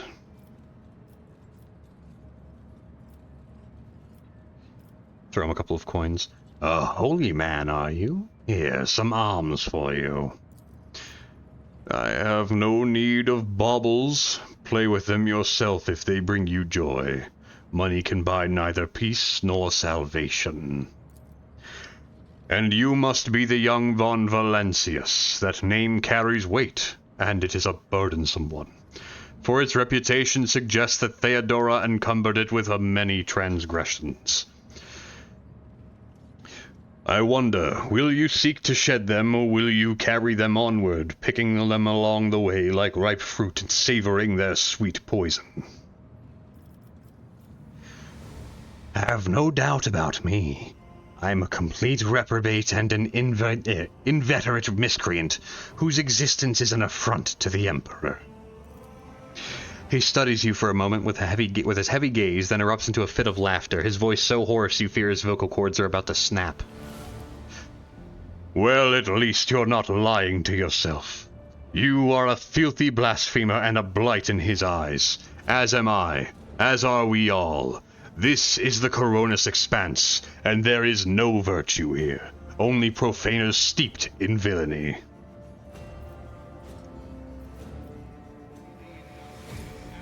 "What are you doing here on Footfall?"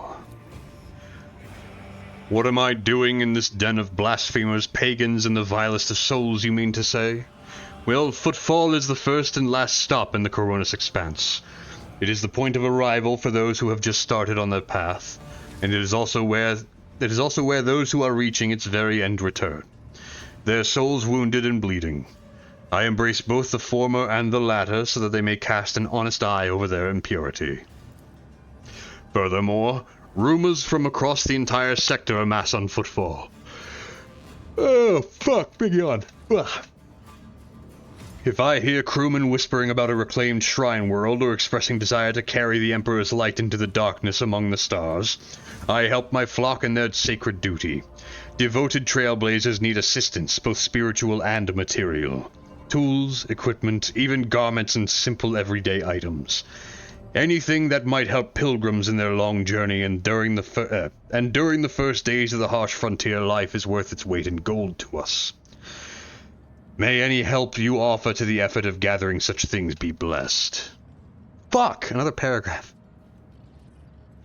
"The path of true believers leads into darkness, to search for worlds that have lost his radiance, steeped in depravity. Blessed are the deeds of those who give themselves into the void and warp in hopes that their actions might bring light into the darker reaches of the expanse, and deliver a previously barren world into the Imperium's service." Hieronymus is silent for a few seconds. "And all the more bitter is the realization that not all brave souls will succeed in their mission. Footfall still awaits news from the Wasteland Wayfarer, an ancient Ark ship headed for distant stars. Her last astropathic message was sent beyond the Cenarius Maleficum, and the stars have kept her fate secret since. I bear another darker duty. The Expanse is filled with the tainted creations of unholy heretics. These insidious objects are a danger to the soul, but I know what to do with them. Should you on your travels come across dangerous corrupted objects, bring them to me, and the reward for your vigilance will be even more generous. The Drusian mission has much to share with the rogue traitor." Let's hit the vendor button, get all the shit.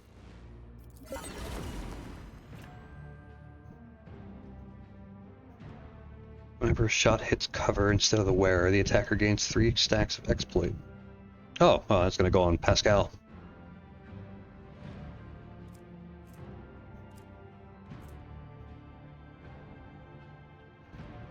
That goes to Cassia. Oh, fuck. Big yawn.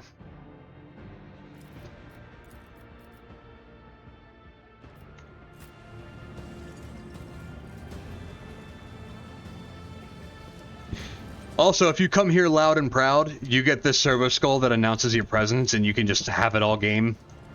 It just follows you. Powers unseen, uncover my path. Tara, how did you do on this quest, by the way? Did you manage to do this one? The low hum of voices quiets, and a dozen gazes shifts to you. Hey, Flynn. Glad to see you. Chompers.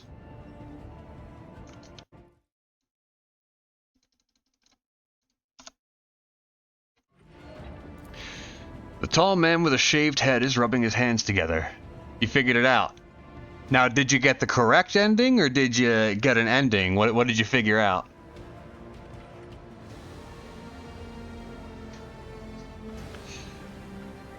His muscular body and his expression is forbiddingly grim. Still, he's trying to put on an air of friendliness. Greetings, you must be. How are you tonight, Flan? Lord von Valancius, your lordship, I heard about your arrival in Footfall, of course, and about Lady Theodora's passing. But I wasn't told you're not on the list. But that's not a problem, of course. Please, come on in. Chaplain is about to begin, but we're waiting for one more attendee to arrive. Fidelio. Without Fidelio, it's all been for nothing. Mumbling, the man excuses himself and joins the other attendees. It's a chill day. I feel that. I tried to have one myself. I found a game that I might start streaming this week. I jumped back onto the old Warhammer Fantasy MMO, Return of Reckoning. I started playing that again and really appreciated a lot of the changes they made. The game looks fantastic. I played it for like, I would say about an hour today, and I really had a lot of fun. I played it like a decade and a half ago, back when it was still alive before it got shut down. I like it a lot. It's a good game. You catch something odd. Before stepping away from you, the man gestures suddenly to a nearby servitor, giving it some kind of command. The servitor quickly removes the bottles of amasec and glasses set out for the attendees from a nearby table. Fun times indeed. They expanded a lot of the racial options, which I'm very happy about. They made, every race has 4 classes now, which is fucking sick. They've all got their own versions of healers, range DPS, melee DPS, and tanks that all do drastically different stuff. I'm super stoked. Hiccup. Lost my streak here, though, so excuse me. Oh, tragedy. It's alright, you'll pick it back up. I think Reen's on like a 26-day or 26-stream streak now. Like, literally almost every stream from the last month, Reen's been here. I think Terra as well. Terra, what's your streak at? Look around. The gathering you found yourself at seems refined with respectable at first glance. Figured out who Fidelio is and the history behind it. Very good, you got it. Okay. My first time through here, I fell for their furnace trap and then popped out and killed everybody. His clothes speak of wealth, and so does location, which isn't far from the Liege's residence. But you notice that most of those gathered are of rather imposing physique. Many of them have scars and military-grade implants. Several of the guests look like they're covering the exit. A few are clearly carrying concealed weapons. I want to see what this is about. Your streak is 14. We're getting there. We're getting big. I think you get another alert on 15, I think. And a shit ton more points. Hell yeah. Touch me! Oh, what a terrible day, sorrowful day. We pay our respects to the life and soul of Footfall Society, a loyal servant of the Imperium, a generous benefactor who spared no expense to keep the fire of faith burning, and an example to all future generations. The most noble and unforgettable Master Bellardo. Oh, baby. This loss The fussy administratum clerk speaks in a strained voice and keeps peeking at his paper with text on it. His speech drags on and on, blending into a monotonous cascade of praises for the late Master Bellardo. Oh, baby. So let us offer a prayer to the Emperor for the repose of Master Bellardo's soul, and the prosperity of his heirs.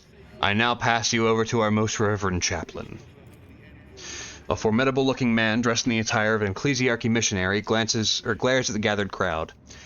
And here you all are, you vultures. Let's offer a prayer then. But if you think that the Emperor, or the messenger of his will, in other words myself, does not see into your vile souls, you are sorely mistaken. Chaplain looks at you and gives a slight nod. I wasn't referring to our esteemed guest, but the rest of you I know all too well. So go ahead and pray for Bellardo's soul. Soon the flames will take him. A fitting end for a life like his. May the Emperor keep his soul. Without another word, the chaplain makes the sign of the Aquila and pointedly turns away from the attendees.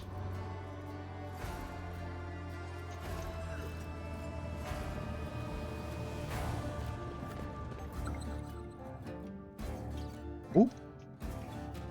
Yoink. Give me... Oh, wait, there's a shredder shotgun. Okay, bet. And efficient armored body glove.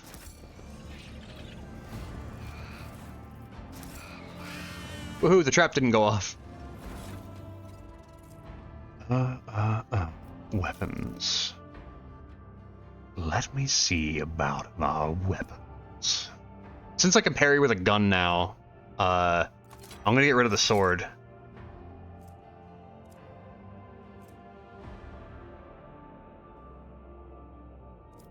There we go. I have close range and long range covered. I'm never taking those parry gloves off, by the way. Where did I put them? Yeah, here we go.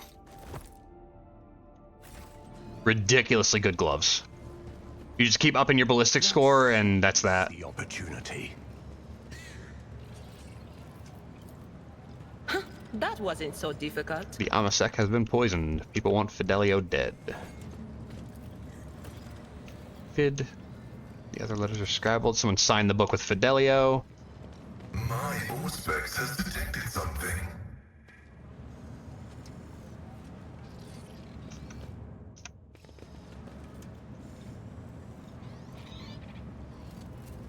Leave that to The Kibbles. Vizier. Would he be proud? Am I? Embrace true. Oh, do I not get? I don't get to go into the furnace if I don't come in here incognito. All right, I'm gonna get Jai. I want Jai. Shifting from foot to foot, keeps glancing around with a gloomy expression. This is an honor, your lordship, such an honor. Could you spare a minute of your time? I have a request to make. What did you wish to speak about? Here's the thing, your lordship. I'll just give it to you straight. I'm sorry, I don't know how to talk to lofty folk. Well, Den said his Bellardo, my old friend and boss, died, and he left all that he had. And he had a lot, mind you, to this Fidelio. That was kind of rude of him. That's no way to treat your friends. I get it, he left his useless his son high and dry. A good thing too, but his old friend? I mean, maybe you can step in and set things right. Intervene in the matter of inheritance. Or, I don't know. Who is this Fidelio? I wish I knew. I first heard the name when Den's kicked it. Maybe Fidelio's a whore who put a smile on his face in his golden years. And so Den's decided to give them the whole kit and caboodle. Why did Den's leave you out of his will? Old age, you know. His head wasn't the same anymore. That's gotta be it. It's just too unfair to fly with him for 10 years and then get nothing for it. And what do you want from me? You're a distinguished sort. You can muscle in on this. You can talk to the chaplain. He's Den's executor. Ask him about the will, or maybe you can find Fidelio and have a talk with him too. I mean, who'd want an inheritance that's not rightfully theirs? More trouble than it's worth if you ask me. And trust me, old Dagon can be of service to you if you need anything. I know lots about footfall and other things. I can help you with information, get you some solid lads for a job. You can use a guy like me. I'll consider it. Did Bellardo ever mention repentance to you? No, but I know what you're talking about. The scribbles in his home, right? Yeah, it happened all right. That writing just appeared out of nowhere on the walls, the mirrors, and always the same word. Repentance. I told him to get a psyker to check his house for sorcery, but he said no. Too pricey, I guess. He said something about that. Now he's already paid the price too much for repentance. Now he's already paid too much for repentance. Dude, I can't fucking read. Not a lot of psychers around, and a single one of them will cost you as much as a team of top-notch bruisers. Hey, listen, friend. How long did that go on, the writing? Anything else strange happening in the household? Flying knickknacks, furniture growing tentacles, people dying for no reason? All kinds of things happen, my girl. Things going flying, people dying too. Servants, that is. Whenever we felt like remembering our glory days and got sloshed on half a jug of the good stuff, that's when it would happen. I remember one time we decided to see who could carve open servitors in the dark the quickest. Dagon grins, then catches himself and glances at you. Alright, serious talk. Nah, nothing like that in this house. Nothing sorcerous apart from the writing. As for when it began, Xenos knows. 10, 12 years ago? Idira shakes her head. It'd be good to take a look at that writing, but if I had to guess, it doesn't sound like warp influence to me. If something really did happen, if something really did take up residence in that house, it would have made a bigger splash in 10 years. Like a dozen corpses big. That amasec you ordered your servitor to remove was poisoned.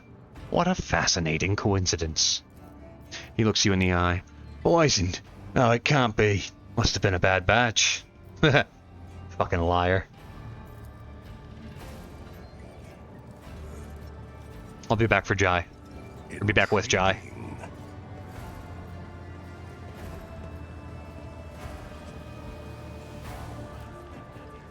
You gotta be careful, you can miss a shit ton of loot here.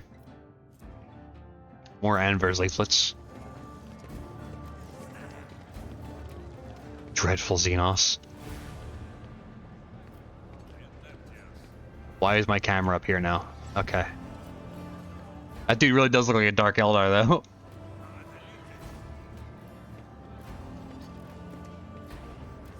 Dull, cold stare of the creature in this cage is unmistakably inhuman. Yaldari behavior, duplicitous, aggressive habitat, woods, diet, infants, 2 to 3 a week. Fears the Emperor, righteous people. Durukara, behavior, wait, hold on. Yaldari, it's Eldari. He's Eldar. The camera wanted to have an upper angle, clearly. Durukara, behavior, villainy, malice, habitat everywhere. Hides among people, diet, doesn't eat, feeds on blasphemous thoughts, fears the Emperor, prayer, and righteous thoughts. Punish the Xenos, a coin for a go.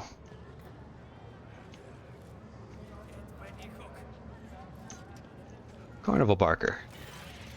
The young man is clearly making every effort to look dapper. His fashionable clothes are practically new and his hair is well groomed. What ruins the impression is that poorly scrubbed off oil stains from a leaky implant and the fit of his jacket, which was clearly made for someone else. He gives you a beaming smile and says, his voice ringing, "Your lordship, what an incredible honor. This humble collection is hardly likely to impress you, a rogue trader, conqueror of the stars, but it's the best one on footfall." Press and hold the button that sends a jolt to the exhibits.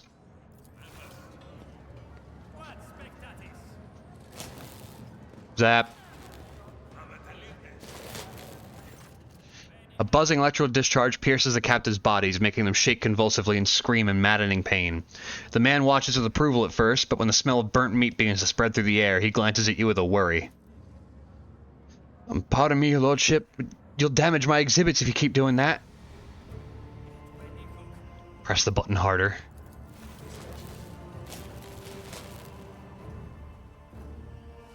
The captive's screams become utterly intelligent.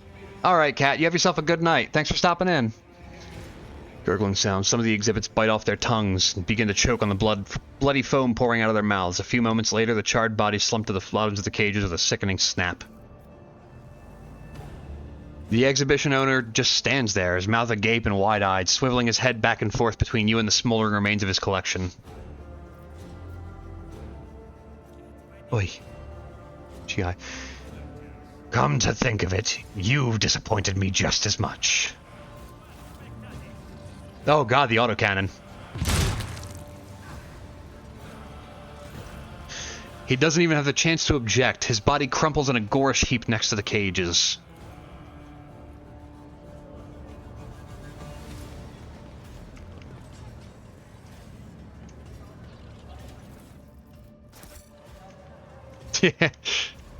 Oh, we're here for everybody. Fuck them all. Vladime will be as slippery as a snake, like any seasoned operator.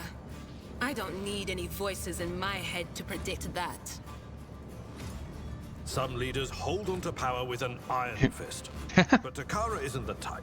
He's an opportunist. A brilliant opportunist. We out here fucking everybody. Over.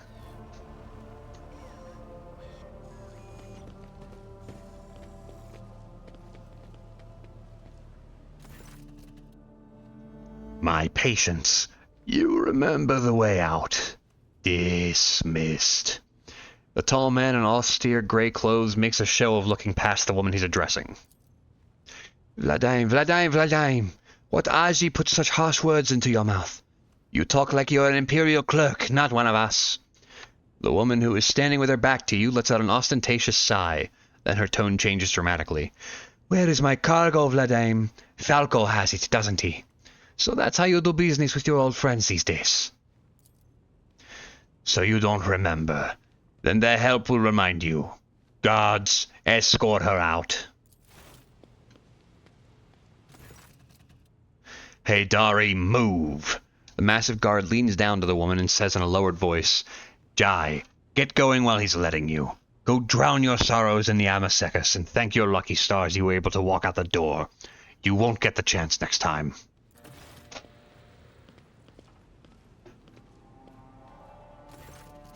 First an insult, and now threats.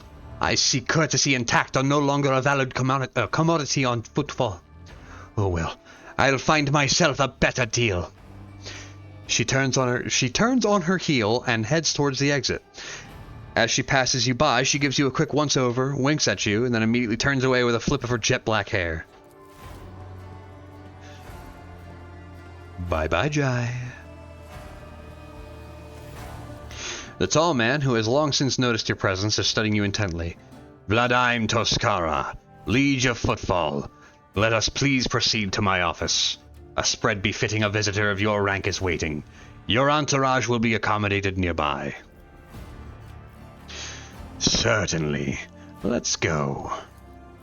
Please follow me. While you're engaged in small talk, you get a chance to take the measure of Liege Tokara. His expression is aloof and focused, his gestures curt and firm, and his speech calm and quiet, as though he's used to people always listening to what he says.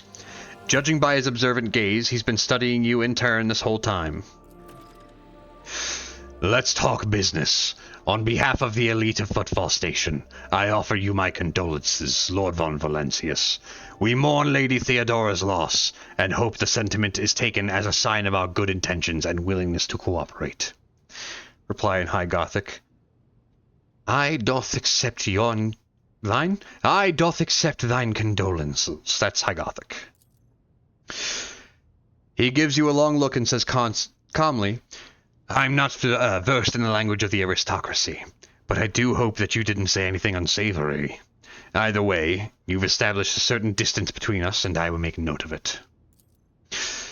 It was a bold move on your part to announce yourself as the new rogue trader of the von Valencius dynasty, despite not yet having your status confirmed by anyone of import from the Imperium. I appreciate such traits in people. It's good to understand who you're dealing with. I'm going to turn more snaky and hissy for him to make it easier on my throat, because that's a very similar voice to my character that I do, so.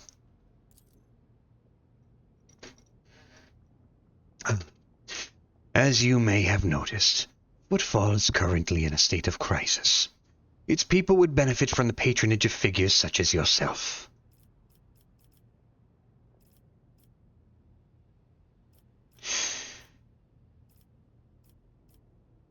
What sort of patronage do you seek from me?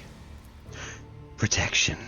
Not military protection, but a different kind of security. You have, of course, already encountered difficulties with warp navigation on your way here. I am afraid the scope of these difficulties extends far beyond this area. Reports of disrupted routes and ships vanishing during short jumps are coming in across the entire sector.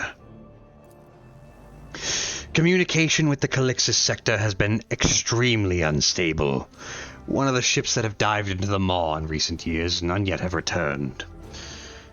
The last ship that came through the maw from other side was struck by a temporal anomaly. This jump took almost 2 decades in real space-time. You've heard of periods of warp instability, including cases where the maw would become completely inaccessible for navigation for years on end, thus temporarily cutting off the Cronus Expanse from the Imperium. Even so, Vladime's words are particularly alarming. It seems that something has had a profound effect on the maw. Yeah, it's the Cicatrix Maledictum, I thought so. And this brings us to our main issue. Footfall is a repair shipyard and a trading post. We barely produce anything ourselves and are largely dependent on incoming shipments, especially food shipments. The station naturally has some reserves, but the supply issue didn't start yesterday. Footfall would be obliged if House von Valencius would assist us by signing a contract for food deliveries. I can't be the only one you've asked for help.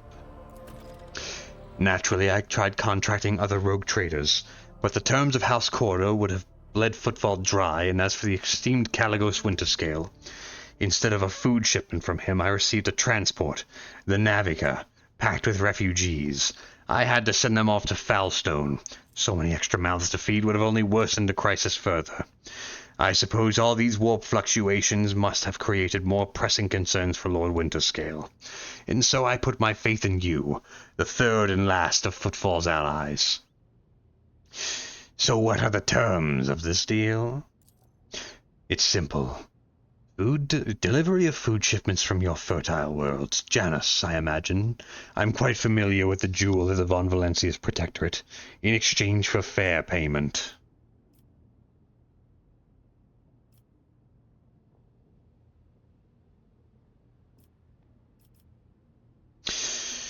The payment will be unfair, as I will be robbing you blind, but you will remain in charge. Do we have a deal? Why would Footfall agree to such a deal? By accepting it, we would anger the esteemed Incendia Cordia without gaining anything. Let's discuss more realistic prospects for our partnership.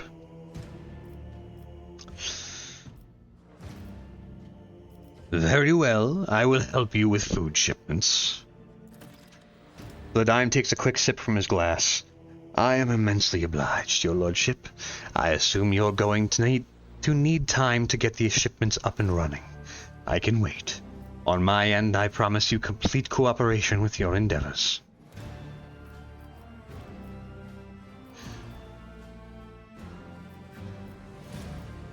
I would like to know more about the Anvers gang. Why haven't they been dealt with yet?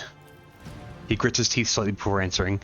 I've been using all my resources to delay the moment when the station is hit by famine. I haven't gotten around to the Anvers yet.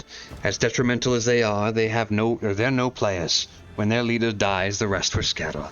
Scatter? Christ, I can't read!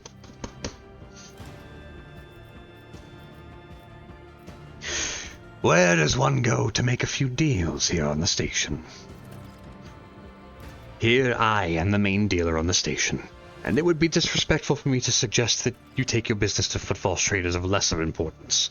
Still, you might be interested in a few people of note, for example, Reverend Hieronymus Del Rosso. The servant of the ecclesiarchy is rumored to purchase sacred relics from captains, and other traders don't seem keen on becoming his competitors. If you're looking for goods that can entertain you, find Octaviana in the establishment called the Adeptus Amasecus. The chemical bliss that she offers is refined and possesses a satisfactory degree of purity. Just don't ask her to pour you her signature drink. It's meant for common Footfall rabble, not discerning clientele. Let's get down to business. I'm interested in your wares. I am at your service. You can expect the most generous discounts. Stub revolver, bunch of medkits. peripheral visor. That's good for Cassia.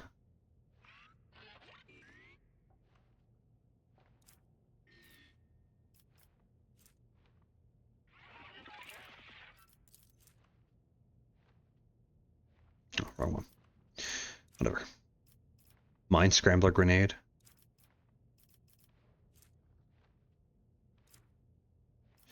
A Drakari Clave.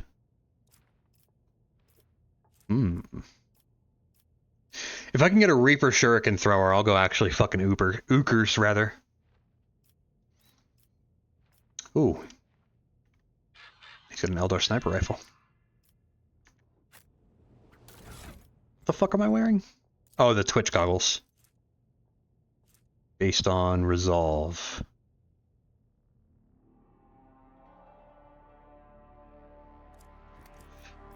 Let's get some other goggles out there.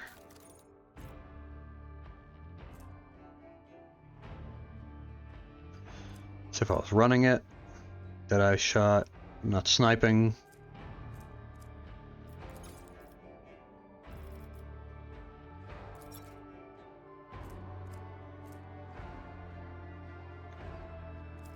Babble Snarl, you need a ring.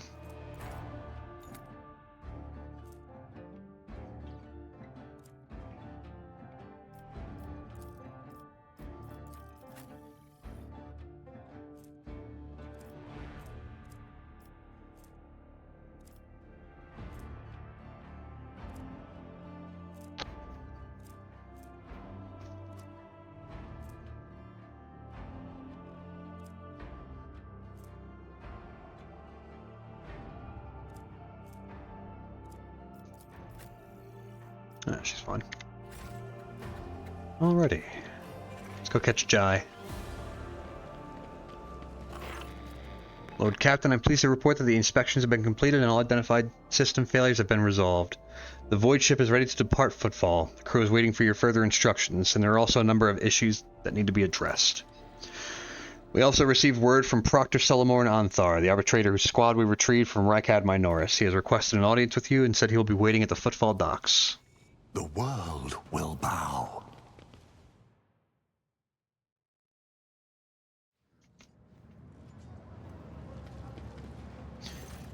Bastion Corda. A well-groomed young man calls out to you. He's clean-shaven and dressed in clothes that are expensive but unshowy, with a bright aquila embroidered in a prominent spot.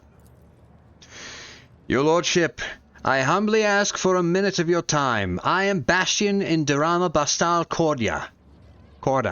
Fuck. The youngest cousin of House Corda, envoy of Incendia Bastal Corda, rogue trader of the Coronis Expanse by the grace of the most holy emperor. Corda, They are some of the most influential rogue traders in the Coronis Expanse, but not on Footfall. This station is under the control of House Winterscale. Something tells me we're about to hear a most curious offer, says Abelard under his breath so that only you can hear him. What did you wish to speak with me about? A matter of utmost delicacy, you see. You've been to the residence of the Liege, Vladaim, almost certainly appealed to you for assistance in the arrangement of shipments to Footfall. The Von Valancius Protectorate is famed for the abundance of its main agri-world, Janus. It would be odd for him not to seize on such opportunity when Footfall is on the verge of famine. Oh, fuck! Yo, alright, I was sitting here kinda hungry, but just remembered. I remembered to get mayonnaise with my groceries this time. So, my family are, like, pretty consistent jailbirds. So, making prison food is a very, very common skill for a lot of my family. I've been taught, I haven't been to jail myself, thank God, but I've been taught a lot of the better foods, a lot of the better recipes. So, I was going to make something I haven't made in a while because I've been out of mayonnaise. It's some good jail food. You take ramen, you make ramen, you mix in... Oh, yeah, that's a whole thing. I think my generation is the first in about 3 or 4 generations where none of the sons have seen prison time. But that's neither here nor there.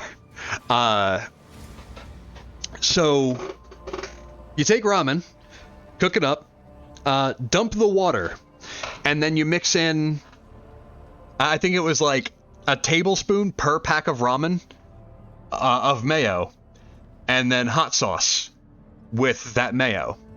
I don't remember the ratio. I kind of just add that one to taste and color. And then you add the flavor packs after you stirred the mixture in. So you add the ramen flavor packs afterwards. And what I'm going to do tonight for protein is I'm going to put some chicken nuggets in the air fryer and throw them bitches in the ramen. We're living like prison nobility tonight. Appeal to you for assistance in the arrangement of shipments to Footfall. The Von Valencia's protectorate is famed for the abundance of its main agri-world, Janus. It would be odd for him not to seize an opportunity when Footfall's on the verge of famine. Prison nobility. However, the Scrotor dynasty pursues its own interests on Footfall. We've already announced our terms to the Liege, but he's stalling. I imagine in hopes of getting a better offer from you. The Scrotor dynasty believes, Bastion smiles and gives a slight shrug, that cooperation would be preferable for both rogue trader houses. If you refuse Vladime, thereby forcing him to agree to a deal with us, the Scrotor dynasty can promise you a share of the profits from the future future contract, as well as certain other perquisites. Everybody benefits. These hiccups are sneaking up on me. Behind your smile, Master Bastion, teal shadows swirl. Others may not see them, but your worry cannot escape my eye. What are you afraid of? Your house's wrath should these negotiations prove fruitless, or the wrath of House von Valencius? Idira, who was yawning in boredom a moment ago, flinches and clutches her face, her fingernails digging into her skin. They are coming. Again. Brothers are the ones who came before. I just don't get it. Do they all have a death wish? I appreciate the warning, Idira. What? Bastion stares at you in surprise, then turns around.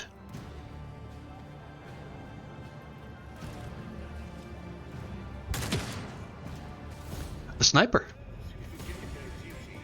The absurdity of your struggle amuses me. Babblard. Babblard. Who goes first? Cassia. The sniper does first, so everybody get the fuck out of his line of sight. Old Kibbles can handle this over here. Idira. Cover there. Pascal. Cover there. No, cover there. There we go. Cassia. Babblard's out of the sniper's sight here, but Babblard will go early, it'll be fine. And me. Looks like we're gonna need another Timmy. Yeah. Man, these rogue trader scions are just dropping like flies, aren't they? Let's get to it. Palpatine. Oh, you dickhead.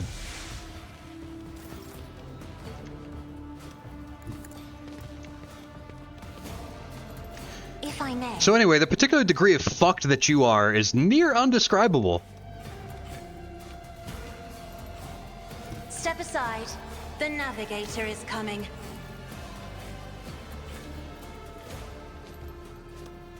I am a navigator. Fury of House Orcelio. Abelard's panicked outcry. Blasphemous powers! Isn't this a job for the serfs? Time to slaughter someone. Weapon at the ready. How about a gun, bro?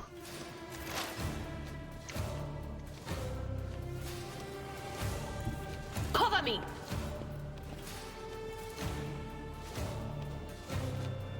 Put the Bertus there. Yeah, there. Let's see what you can do. Alright, Bertus, buff everybody. Will do. On it.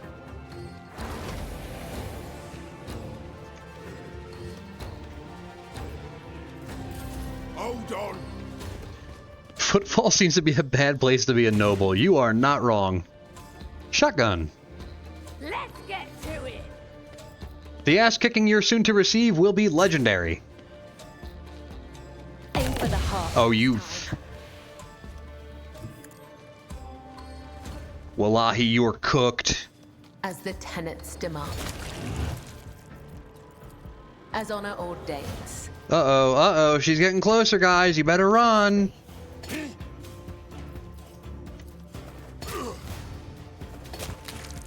Killing. Bitch, will you aim at the fucking guy who's still alive? Death is a blessing.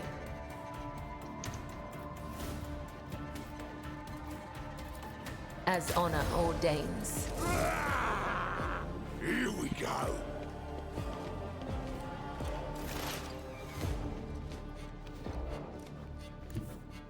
As the tactical imperative dictates. The Omnissiah Gaze should upon interact us. with such energies. And buff everybody. Take a perfect spot.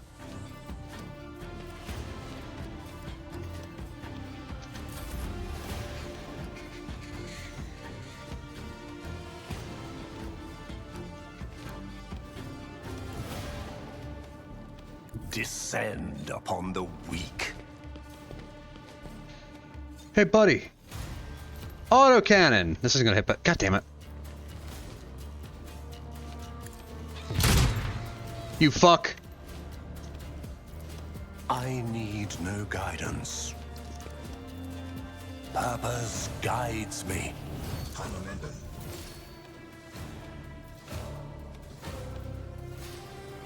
Victory is imminent. No matter the cost. Boop. He's not gonna hit from there. God, I didn't even shoot. Okay, cool. It will be done. Using the Raven of group buff turn 1, and then I send out to the middle of the enemy Evil Eye and the electric. Ah, that's a good idea. At your beck and call. Do you like big ass crits, bitch? Do you like big ass crits, Is at the fort. bitch? I will do my duty. Guiding light of holy terror.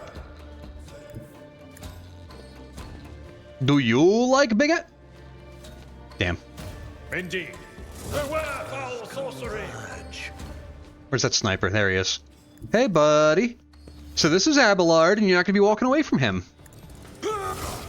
Oof. Don't that just suck? The sound approach. Now you're gonna stay right there and think about what you've done while I have Abelard systematically take you apart. Ruin beckons. Target well struck. Oof. An exemplary. Oh my god, Abelard. Let him fucking have it, big dog. Scared yet? Oh, please do it. I took care of this. Stupid ass. Reduced to dust. And then our last man standing. Worse battles than this in my time. Oh, I know there's one by Cabela still. It will be done. I took care of this one. Interact with such energies. Open your eyes. Abelard! Open mine. Oh no, I left the guy over there. Fuck. Follow my lead. I didn't see that guy. At your beck and call.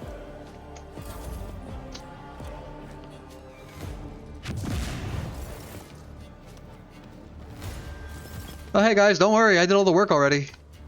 Guy, I guess. One, singular. Dickholes.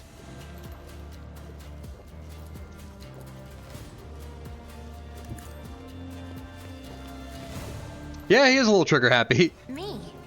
If you insist, Lord. Abelard does love to blam a motherfucker. The shadows will let your soul be purged. Let not the righteous fear. May their blades be sharp. Killing brings me no pleasure. Follow my lead. You guys can walk back up to your posts. This guy's dead.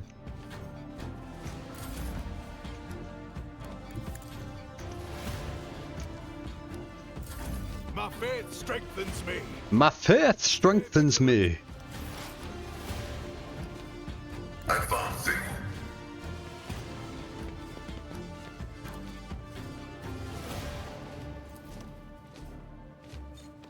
Can't see him. Competences are not that universal.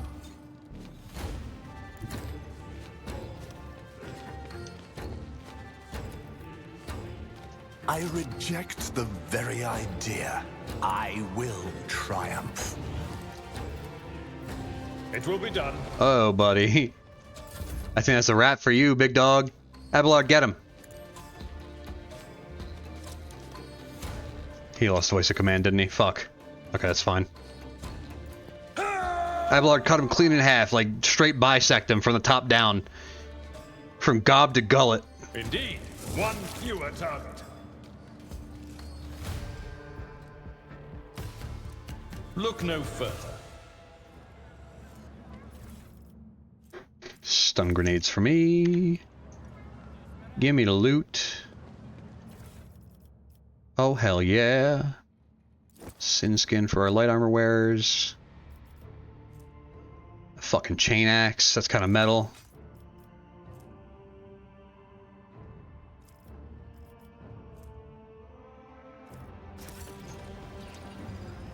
That's gonna go on Abelard. I think Abelard's got the highest awareness of the whole party. Or not.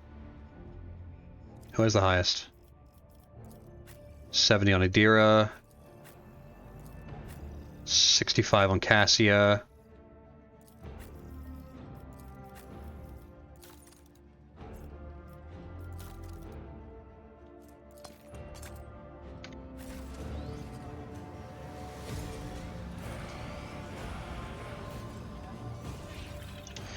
Alright, let us go get Miss Hidari.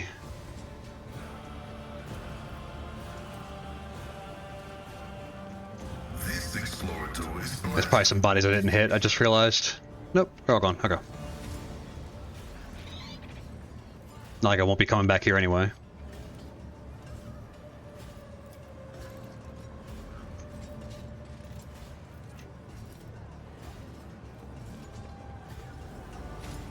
The machine god grants me insight.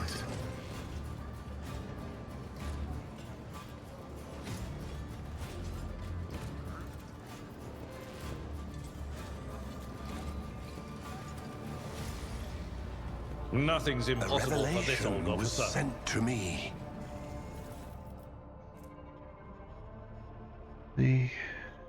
Makes an attack during an extra turn deal. Okay, Abelard, Abelard, Abelard, we got some new goggles for you, big dog.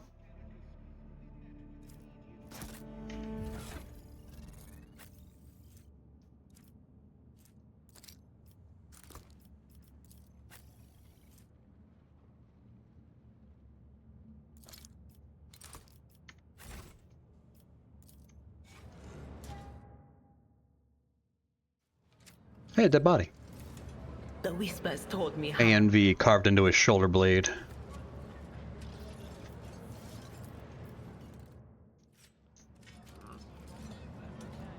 Powers unseen cover my path.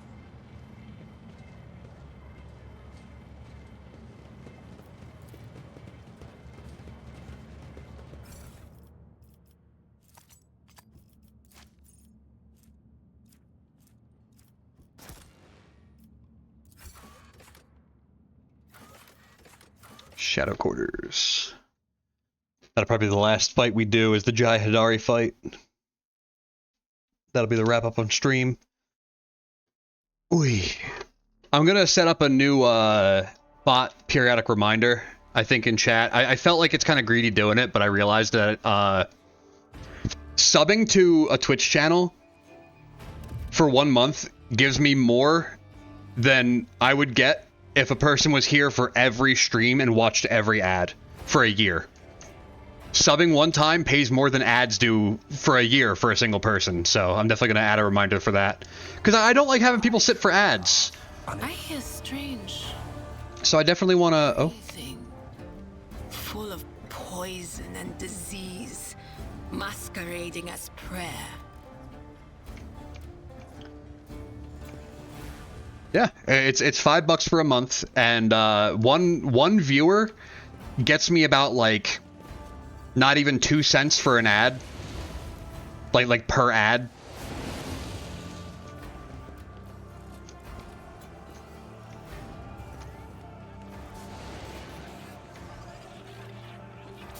I just don't want to come across like a fucking, like, you know, money hungry and greedy. That's the last thing I want to do. But, like, it really helps, like, you know, keep watch of the content. Right, going for Jai, going for Jai.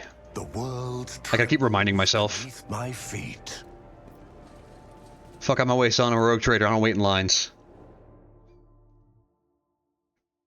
I do the same shit at furry conventions. Hee-hoo, hee-hoo, hee-hoo. Fuck waiting in lines.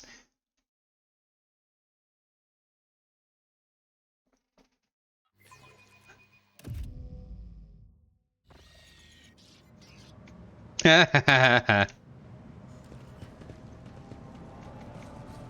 my, this place has so many colors. Every shade I can imagine is floating in the air. Colors, you say? Next, she'll be asking us to take her on a tavern crawl. Spare me.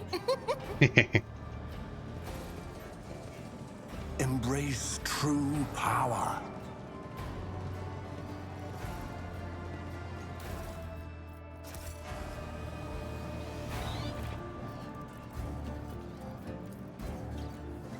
This Scrotor is blessed with multifunctionality.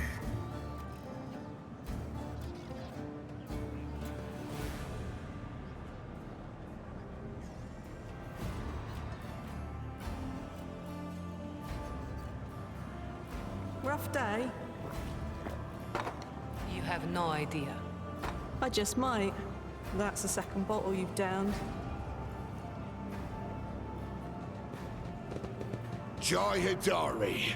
Falco sends his regards. And what does that unholy scion of a Grox and a Brahan want from me this time? Oh, wait, I don't really care. My sole plans for tonight are drowning my grief in a sea of Amasak.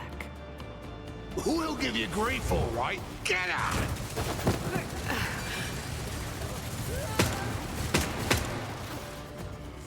Don't think so, Ashmag. And tell Falco to come himself next time. Hidari, I am tired of your mess. Out! Get some sleep. We'll talk about settling up later. Okti Shireen, light of my eyes. Can't you see my soul is full of sadness? Have you no heart at all? Let go of your material concerns and let me grieve in peace. Have we met somewhere before?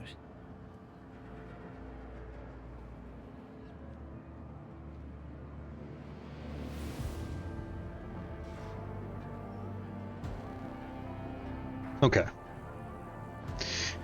The woman looks at you with glassy eyes of a drunk, and you notice the 2 empty bottles that have been keeping her company before you arrived. She looks completely out of place in this dingy, smoky bar. The fancy attire, the abundance of jewelry, the implants plated with precious metals.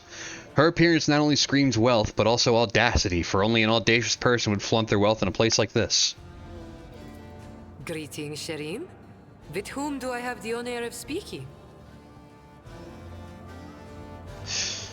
Rogue traitor Arta Ere von Valancius. Von Valancius. My deepest, humblest regards, your lordship. I never would have imagined I'd be standing at the bar, in the Amasekos, next to an honest-to-God Emperor Rogue trader. Jai Hidari at your service. Professional trader, shrewd commercial broker, and, may he steal my tongue if I'm lying, the most honest dealer on footfall. Nonetheless, we all have our problems, and at times even one's many merits aren't enough to solve them. Perhaps it would be no trouble for a person with your kind of power and standing to assist someone with my kind of predicament. I have heard a great deal about how open-minded the members of the von Valancius dynasty are, and Lady Theodora especially.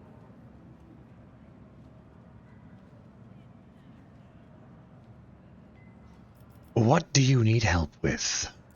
You see, Shireen, there's one cardinal rule on footfall. Anything goes as long as it doesn't get in the way of business. I'm someone who's been able to exploit that rule to the fullest. And in recent years, I've hit it so big, I've become a speck of sand in someone's green eye. They used to throw small wrenches into my dealings here and there. Well, now they've decided to really put their backs into it. Some rat's stolen my cargo. and dragged it off to the seediest part of the Shadow Quarters. A crummy place even for connoisseurs of Footfall's unique atmosphere. When I asked the Liege for protection, we had a mutual misunderstanding. I believe Vladium, in a most lamentable fashion, has forgotten his duties as guardian of the downtrodden and wronged. So I'm in desperate need of a new one. And you, Shireen, fit the bill perfectly. All I need is for you to drop by one dark corner of Footfall's Shadow Quarters and pound it into the thieves' heads that taking Heydari's property carries certain risks. Jai appears to be a serious operator on Footfall. The Liege's refusal to help means the loss of a potential ally, so Jai is encroaching on his turf. If Vladium is not responsible for the disappearance of Jai's cargo, he will certainly benefit greatly from it.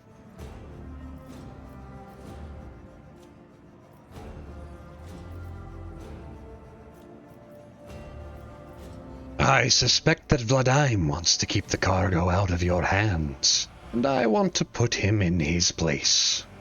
May the Exalted One bless you and your progeny. Then here's what we'll do. We shouldn't be seen together before we make it to the safe house. I'll head there first. I'll take my own special route so I won't be spotted. Right. Here, that's where those ashmags are keeping the stolen cargo. Out the bar, over the bridge, and to the left. There in the depths you'll find a small courtyard, through which you can get to the place. I'll be waiting nearby. You can come when it suits you, but the sooner you do, the better. I'll see you then, Shireen.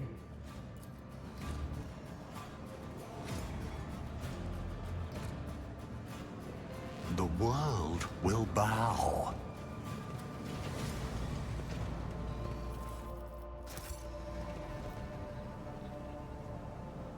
There she is.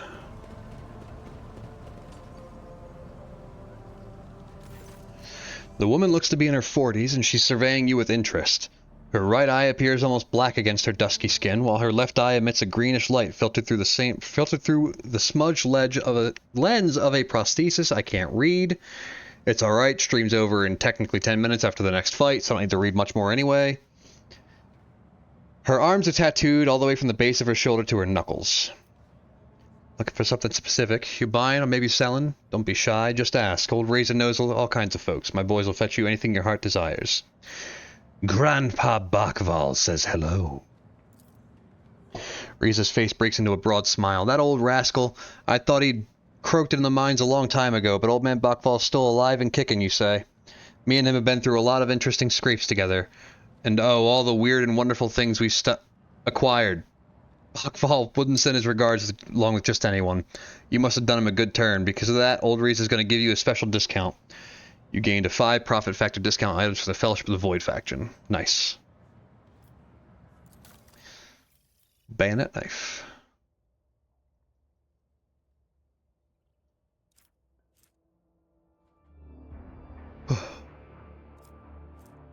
Serrated greatsword.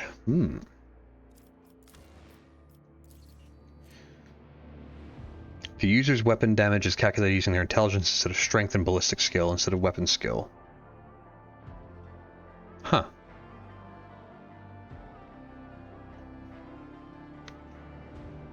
Reduces my toughness. I might actually wind up using this, like, on myself.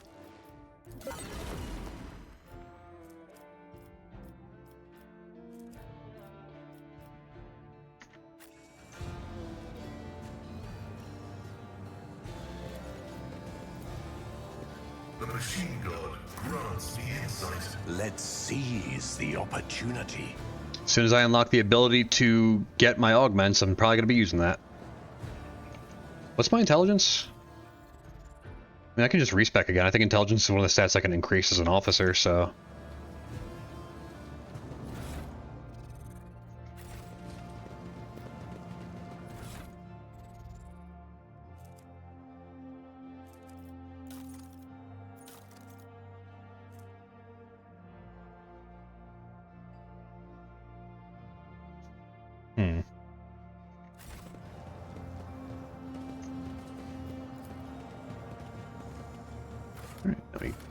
Shadow quarters, and we cross the bridge and to the left.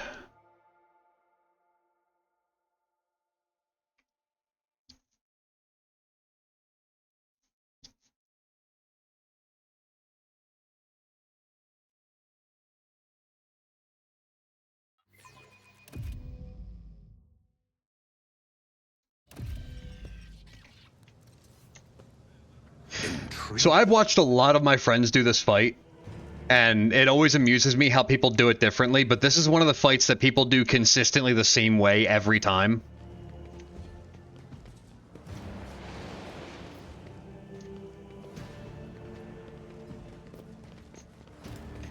And they do it wrong. So I'll show you how to do the Jai Hidari fight.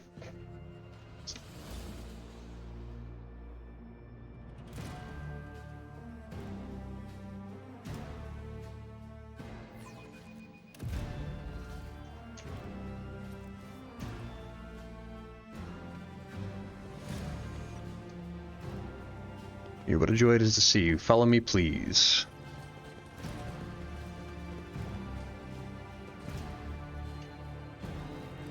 The world trembles beneath my feet. Lord Captain, do you think this enterprise is wise? I wouldn't be surprised if this all turns out to be a trap. I concur with Master Viserion. This place reminds me of the maintenance modules on Urak 5. All the colors are so grubby. Your struggles are in vain. Show them no mercy.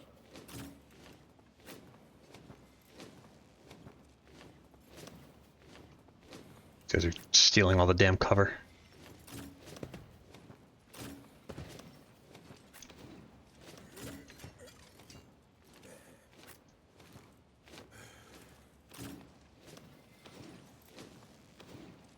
Actually, I can probably go there if I can reach.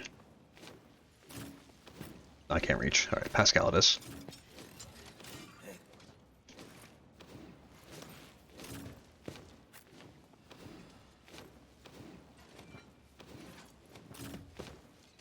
I really don't want to put anybody over this fucking barrel, but I really have no choice.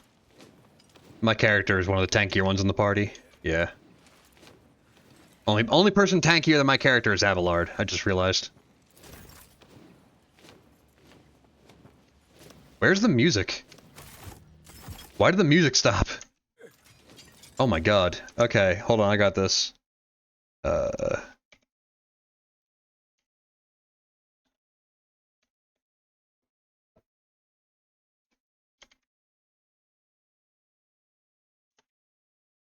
Okay.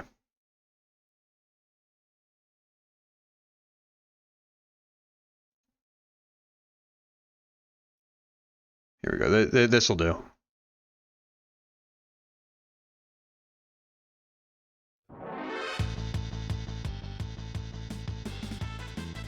Alrighty. It doesn't work at all.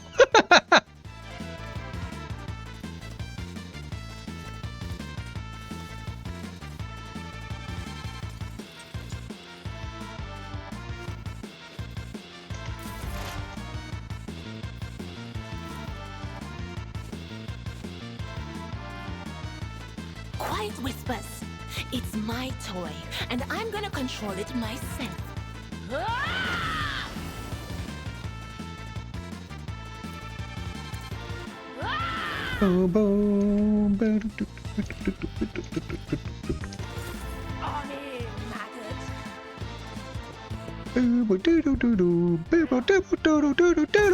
Nice. Ah, they can walk through that. Fucking excuse me? Let's get to it. They weren't able to do that before.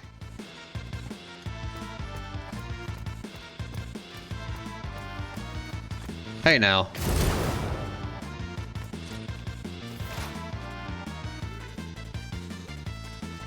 I'll fucking see you jabronis later.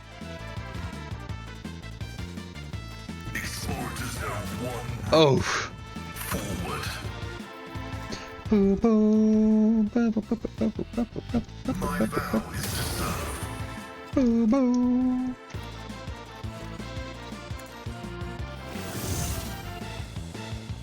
Request approved. Out of my way.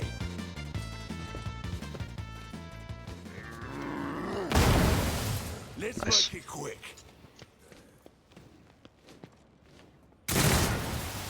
Too bad I never leave debts unpaid.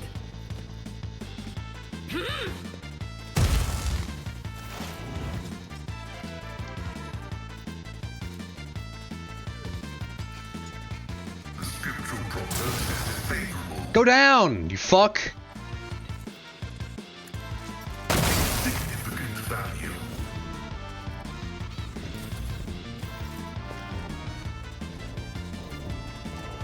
If I may, Oh, the music finally came back. There we go.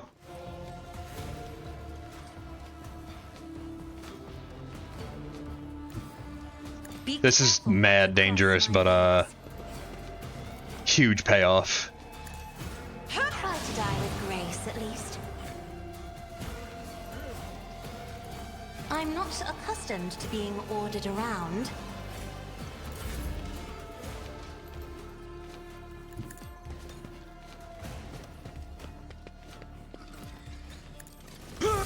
Hearing the calling to me.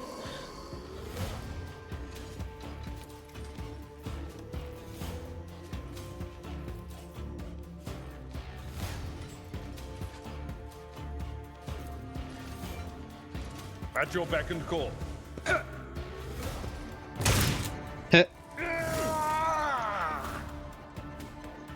Victory is imminent.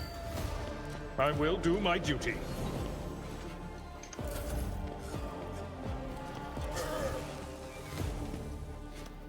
Let's get to it. Let's get to it. Okay. Oh, and he shoots the barrel.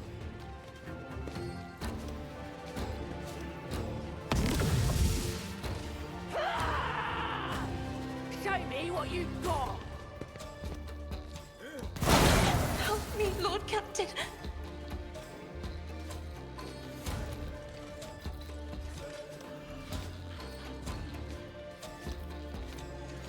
One step closer.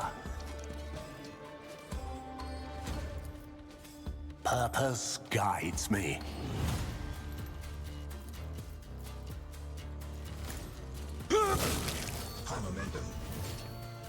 Will rule the stars themselves. My place is at the fore. It will be done.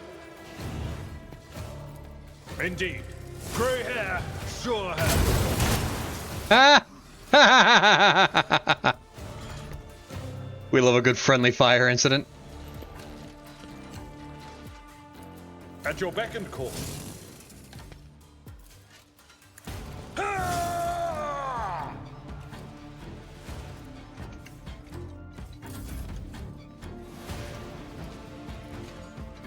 Get him again, Abelard. Beckons. The Emperor approves of birds. He does indeed. Ain't you seen it? The symbol of the Imperium's a bird. We all birds here.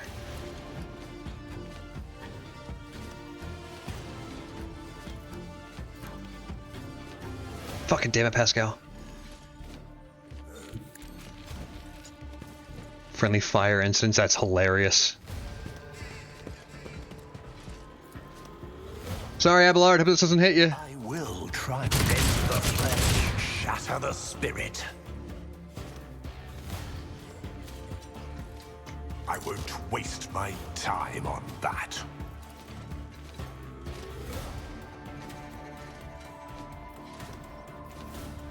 Purpose guide. Damn.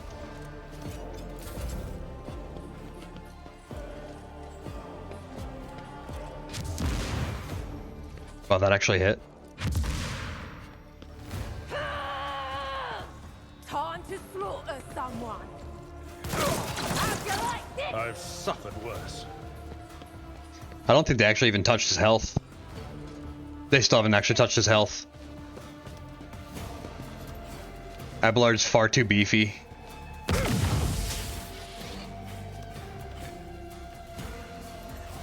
Alright, let's get kibbles and bits in there. A dance of blades and shadows.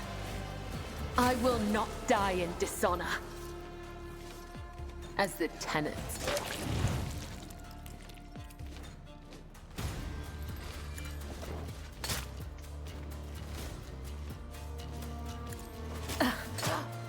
There is only death, yours or mine.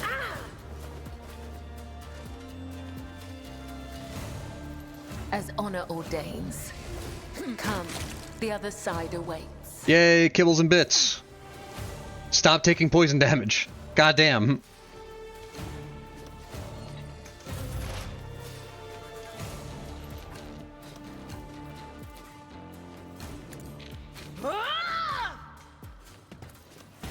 But of course.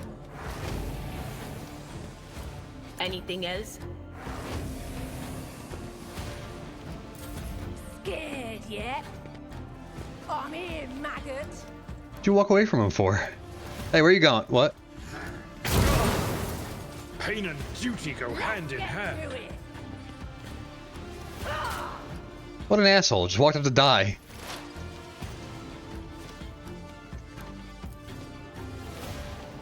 Running binary override. Ha! 95% Pascal? You fuck. Setting target parameters for tech familiar unit. Hold on.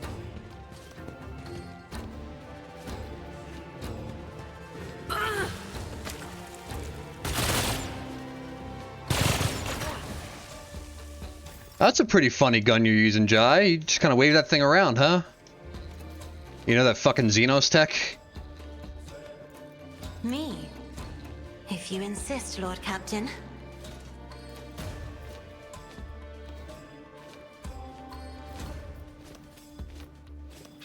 I am a navigator, not a servitor. I will triumph.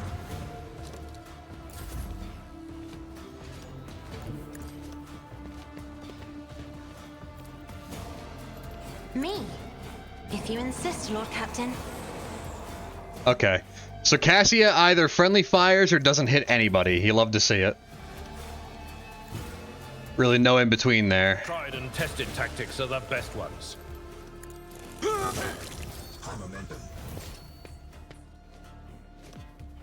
I will do my duty.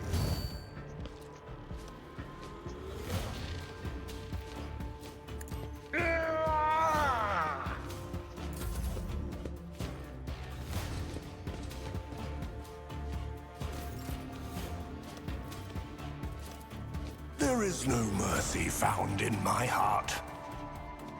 It will be done. Victory is in one fewer target. Hi there, guy with no cover anymore. A tactically sound approach. Hey, remember you shot me a whole bunch a minute ago? Yeah, I remember. Indeed. Grey hair, your hand.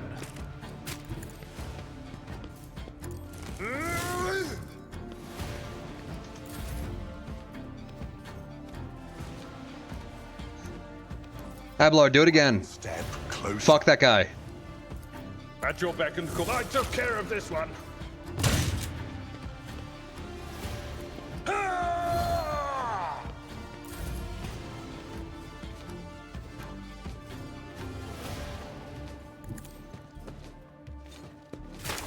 Fuck.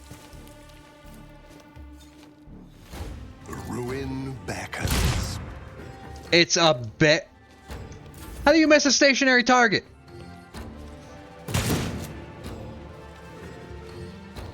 Show me what you've got. Oh, there's a guy there. Oh, fuck. Is that my blood? Probably.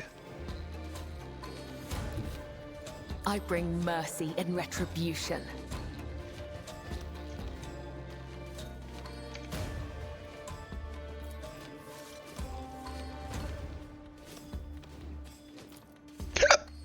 Hiccup. Trust me. Kibbles. Please. I know what is to come. Will do. Farewell. Here we go. Core blimey. Ugh! Kasa! Jai! She friendly fired her own boy out. At the throne, we didn't come here with just the three of us. Yeah, right. Fucking A.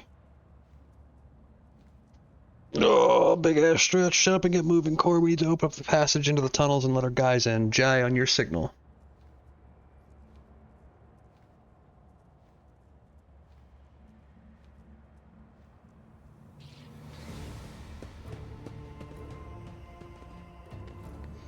These ash mags dared to touch something from the cargo. 2, 3, 5. Thank you, or thank the Exalted One. Those ash mags didn't have time to make off with anything yet. Jai carefully inspects the containers emblazoned with markings from some unknown freight operator, then smiles and touches the comm bead in her ear. Give me 2 minutes, Shireen. I'll send the coordinates to my loyal crew who will deliver my property somewhere safe. And done. Jai removes her hand from her ear and turns to you. We are good. Now, how about we relocate to a more pleasant and private space to discuss the details of our deal? Specifically, payment for your efforts?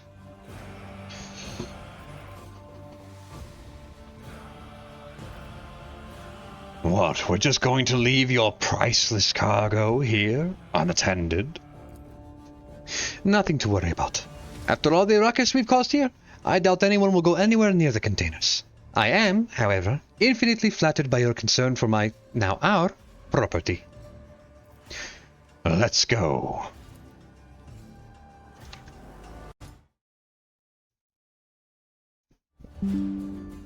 A friend of mine just launched Tekken 8 who I didn't know played fighting games, so I'm about to go fuck him up something fierce. Jai opens her mouth to reply when you hear the sound of many footsteps behind you. Stop right there in the name of the Liege! The gaunt, pale-skinned, and grimy clerical robes glances at you, and immediately falls to his knees obsequiously. Your Excellency, please forgive my vehemence. Most noble Artaeri. I never expected to encounter such eminent persons in this corner of Footfall. I am Vladaim Tokara's personal agent. The man hesitates, choosing his words carefully.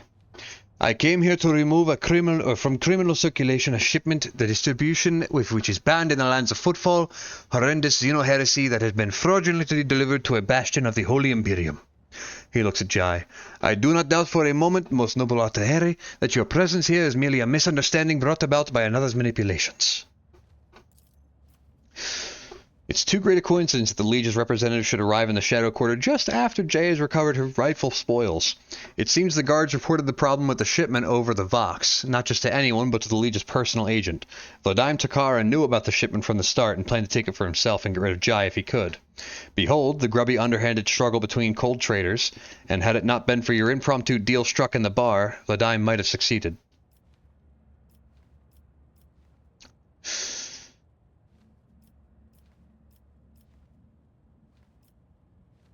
Jai Hadari, the owner of this cargo, is presently under my protection, under a rogue trader's protection. Tell your masters that he should think twice before crossing her from now on. And don't forget to tell him that I'm not mad, but I will be collecting the debt sometime. Jai watches him hurry away, then looks at you. I wish I could see Vladaim's face when he finds out he almost stepped on the toes of one of the most powerful people in the Expanse. Listen, Hata, I am genuinely sorry about this confusion. Vladaim and I had our difficulties, but I never thought he'd want to clean me out and do away with me in some dark corner. At least, not so soon. If you hadn't agreed to our deal, Shireen, my gang and I would already be floating in orbit around one of Footfall's asteroids. And yes, my shipment contains Xeno artifacts, possession of which is a death sentence for a commoner. But you, Shireen, do not strike me as a commoner. If I had told you directly, you would have become, shall we say, complicit. But since these illicit words did not escape my lips, you would merely be agreeing to help an unfortunate soul, me, to recapture a few containers. My sincerest wish was to protect you from any unnecessary trouble, Shireen. I swear by the Exalted One, and I do hope that this is a misunderstanding. Will not affect our future cooperation? This statement is true. With the exception that you yourself are an uneducated laywoman and a thief who ought to stay away from the technological perversities of non-humans, I am now requesting your preventative disposal. Haha! Pascal says killer. Uneducated? Me? I've held things in my hands that you cog-for-brains could only dream of in your oil-soaked data fantasies. Stop hiding behind piety and law. You are simply defending your clique's monopoly on anything and everything of interest and monetary value. Executor. If you want us to stay partners, no more secrets, Oh, half-truths. Or I'll treat her nicer. A rogue trader could use some... No, I want to be direct with her, fucker. I swear on the goodness of the Exalted One. Jai makes the sign of the Aquila with an unexpectedly solemn expression. Domina Teheri, if it is indeed your wish to let this heretic into your retinue, then allow me to carve a vow of service into her tongue. Let the pain prevent her from uttering words of deceit and remind her of obedience. Maybe you a freak. Don't even think about it, you Chris Keshka. Unless you want me to add a few extra bits of lead to that metal adornment on your on this sulky mug of yours. Abelard gives you a look of reproach. You sully the Von Valancius name by inviting people like her into your retinue, Lord Captain. The decision is yours, but do not be surprised if unsavory rumors start to spread on Footfall. I don't care about Footfall. I'll fucking nuke the station with a lance cannon. Catch me giving a fuck. Either way, I am entirely willing to join your retinue. From now on, my knowledge and experience are entirely at your disposal. Oh, and one more thing. If you're interested in a rather lucrative offer, one that can give the Von Valancius Protectorate a leg up, I'd say now isn't the time to be thinking of such things. But once we get back to your ship, perhaps you could spare me a minute or two, Shireen. Alrighty. Goodbye, Kibbles. Goodbye, Pascal, actually. There we go. Alrighty, and that'll be the end of stream. That's the wrap. I'm gonna save right now. Thank you folks so much for tuning in. It's been an absolute blast, an absolute pleasure. And I'm looking forward to doing it again tomorrow night. I'm probably gonna be doing Dawn of War again. We're gonna move on to Soulstorm. But, Marvel Rivals is very much in the cards. The new season has me excited. I like it a lot. I was playing it all day yesterday. So there's a big maybe in what gets streamed tomorrow. But thank you folks very much for tuning in. Your company is always appreciated, as is your patronage. Thank you very much for being here, Reen, over and over and over again. You guys have yourselves a very good night, and stay safe. I'm gonna now bring up some music, because I forgot to do it, while I was saying my goodbyes again. Fuck. Let's do my roommate. This is my roommate's music that's going to be seeing us out for this stream as soon as Spotify updates. Oogie fucking boogie. Oogie boogie. Come on, damn it.